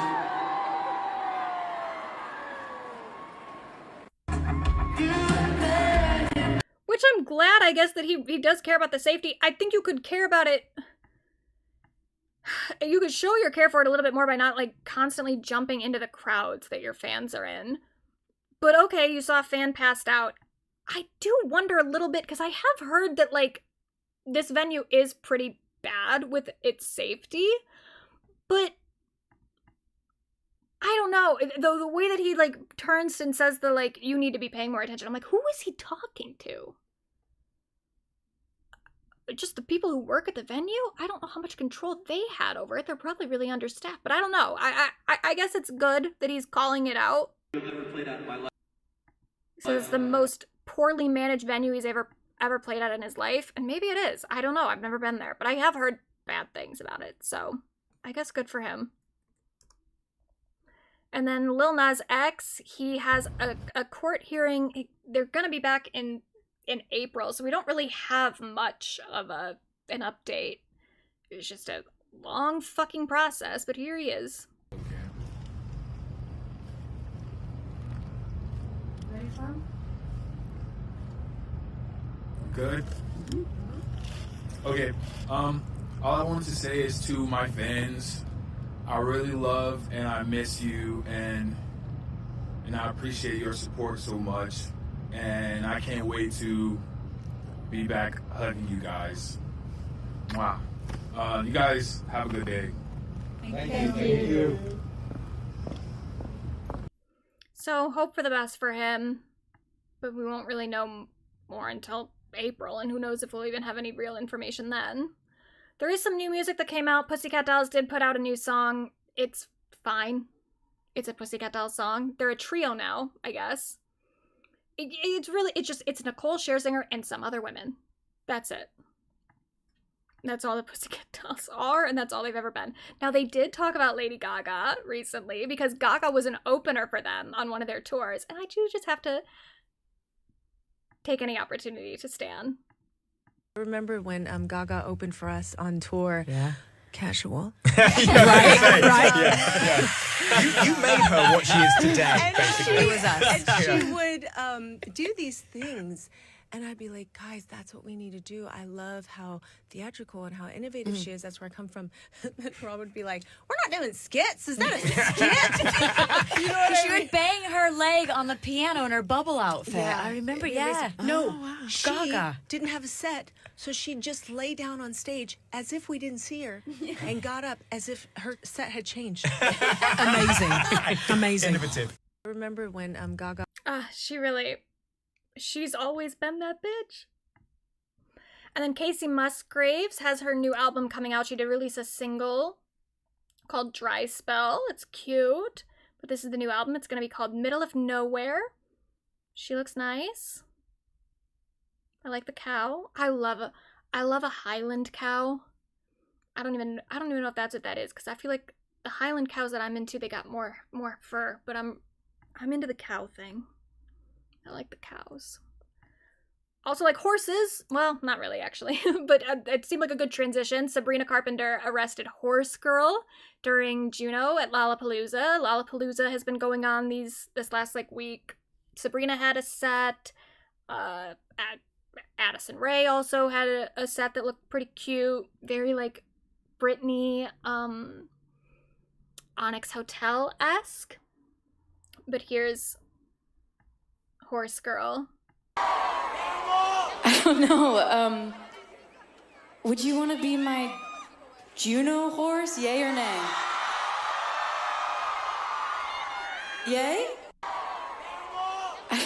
I don't know much about Horse Girl. Oh, you saw that live? That's fun. I don't know much about Horse Girl. She's come across my feed a few times, but I'm not that familiar with her work. I just know that she's a horse face. But is the music good? I don't know. I'll look into it. And then Harry Styles did host Saturday Night Live this last Saturday. He apparently, I guess every day was walking from Brooklyn to Rockefeller Plaza. So people were, lining up to, see Harry. Be like, oh my god, when is he gonna walk over? So that's cute. And then the sketches were mostly lame. They weren't very good. His performances were fine. Paul Simon did introduce him. Paul Simon introduced his second performance, and then Ryan Gosling did the first one. I don't know what the connection is there. I guess maybe just he was in the area. I don't know. But this account says this is Paul Simon's first canonical SNL appearance. Now, if you're wondering what a non-canonical appearance is, apparently they explained it somewhere else that he appeared at some point, I think maybe during one of the specials, but it wasn't on Saturday night after 11:30 when SNL normally starts. So this is his first time actually on the show itself and not some sort of special or something. So cool. Paul Simon's first canonical SNL appearance. Love it. If only the show was better. And we do have an update with Punch. Apparently he has a girlfriend, or at least that's what people online are saying. I don't know enough about monkey behavior to say if this is actually romantic. Maybe they're just hanging out. I don't know. Maybe they're just in the talking stage. But there's a girl, a female monkey that Punch has been hanging out with. Look at them together. I don't know if that's the same monkey, to be honest with you. That kind of looks different, but this is what the internet is telling me. Internet is telling me that Punch is a girlfriend. So I believe them. I love you, Punch. But anyway, let's do our honorary pop girlies, and then that's it. Oh shit, I already closed the fucking slides. Why did I do that?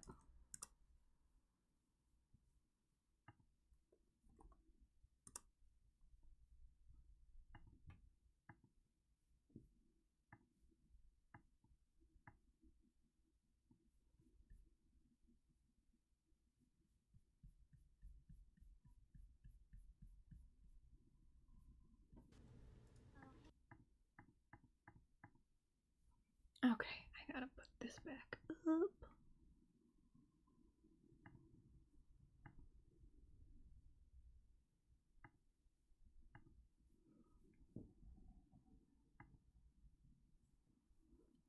All right, so our honorary pop girlies, and I did get a soundbite for the drum roll.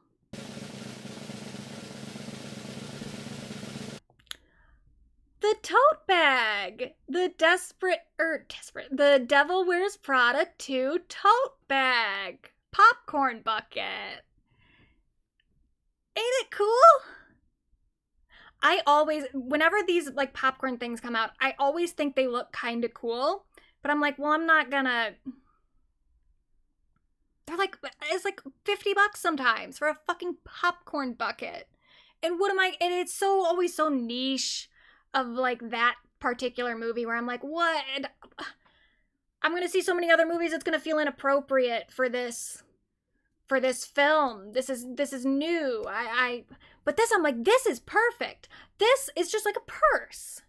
So it's just like I bring my purse to the movies and then I put popcorn in it. That's perfect. I don't even get popcorn that often, if I'm being honest with you. I mostly get candy.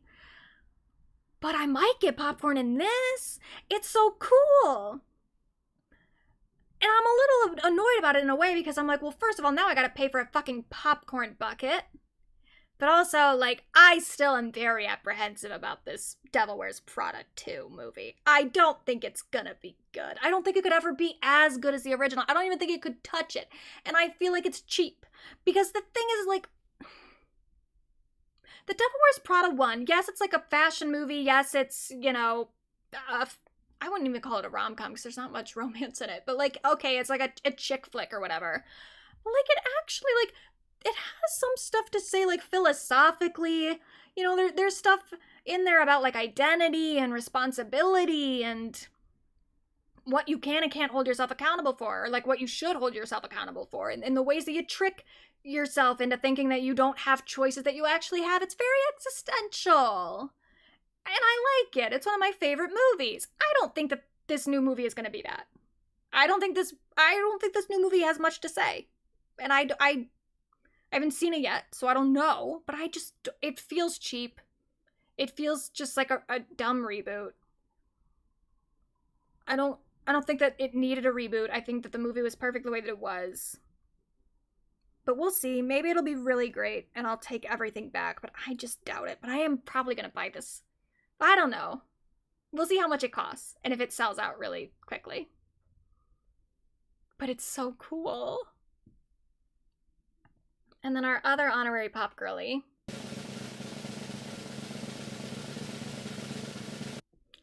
Nicole Kidman. I don't know why for a second I was like, wait, that's not her name. Yes, it is. Nicole Kidman. Oh, I don't even know what she's promoting at the moment, but she's doing a whole bunch of shit.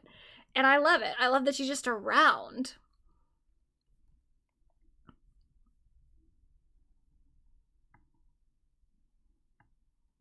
Well, it's a sequel. It's not a reboot, yeah. But it's like, I just don't think that we needed more in that IP. It's like, it was perfect the way that it was. But here's Nicole on Las Culturistas. For what reason, I don't know. Like, what is she promoting? What is she doing? I don't know, but I'm here for it. I have my Looney Tunes characters on today. Yes. We love Looney Tunes. We love Looney Tunes. Yes, there's Coyote. Yeah, there he is. Yes. Now, don't you do... Tweety Bird. Don't you do Little Quacka? There's Tweety. Tweety. Yeah. All of them. Oh my God. Honestly, I knew to whip this out at the right Tweety Bird. moment. Yeah. Something is happening. Yeah. Well, you are in a thrall right now about Rihanna, Tweety Tweety Bird, smells in general. The legendary ladies of our time. I'm sensory. Okay, I'm so happy I love it. remembered to Tweety key them in. Bird. I have my Looney Tunes characters on. She's just like me. I too get weirdly fixated on small, cute little creatures. And she also said something else in the interview too. She said one thing where I was like, oh, that's not me at all. She said that she always wakes up in a good mood. I'm like, oh, I don't. I don't wake up in a good mood ever. Even if I'm in a good mood for the rest of the day, when I wake up, I'm annoyed. And I'm annoyed because I woke up. I do not like waking up. But she said that like she's a really good smeller. Like she's a really good nose. And that when she got COVID, she was like, oh, I'm finally free. No, I didn't feel that way. When I got COVID, I was upset because I couldn't taste anything. So it's like I didn't even have time to revel in like my lack of smell. And I also didn't even like it either. I'm very good at smelling things, and it is kind of a pain in the ass because I smell things that other people don't smell. And a lot of the times they're not good things to smell. I'm never like smelling something pleasant where I'm like, oh, thank God I get this lovely aroma undertone for my day. It's usually something that I don't want to be smelling. But at the same time, I think if I lost it, if I just went a week without being able to smell as well, it would stress me out because I'd be like, what am I not smelling right now? Like, I feel like my nose keeps me on alert. I know when things are going bad in the house. Like, I went to my mom's house a few weeks ago, and I like across the room, I was like, your tomatoes are going bad. And she's like, what are you talking about? I was like, I can smell it. They're gonna go bad. And I touched them and they were very soft. They were gross. I wanted to leave. They smelled so bad. And no one else could smell it. But I smell things. I smell a lot of things. And it's a burden. John opens the fridge and I'm like, something in there's not right. Something in there is not right. But it's like, what would I do if I couldn't smell that? I just wouldn't know. I would be surprised later. I just know before other people know. I smell it before other people smell it. And I think that's good. Anyway, I'll see you all next week. Yeah, I don't think there's nothing happening in between now and then, so I guess just whatever news happens, we'll just talk about that. No more, we're done with the award season, right? There's nothing else. No big performances, I don't think. So I guess we'll just see what happens. All right, see you next week. Bye.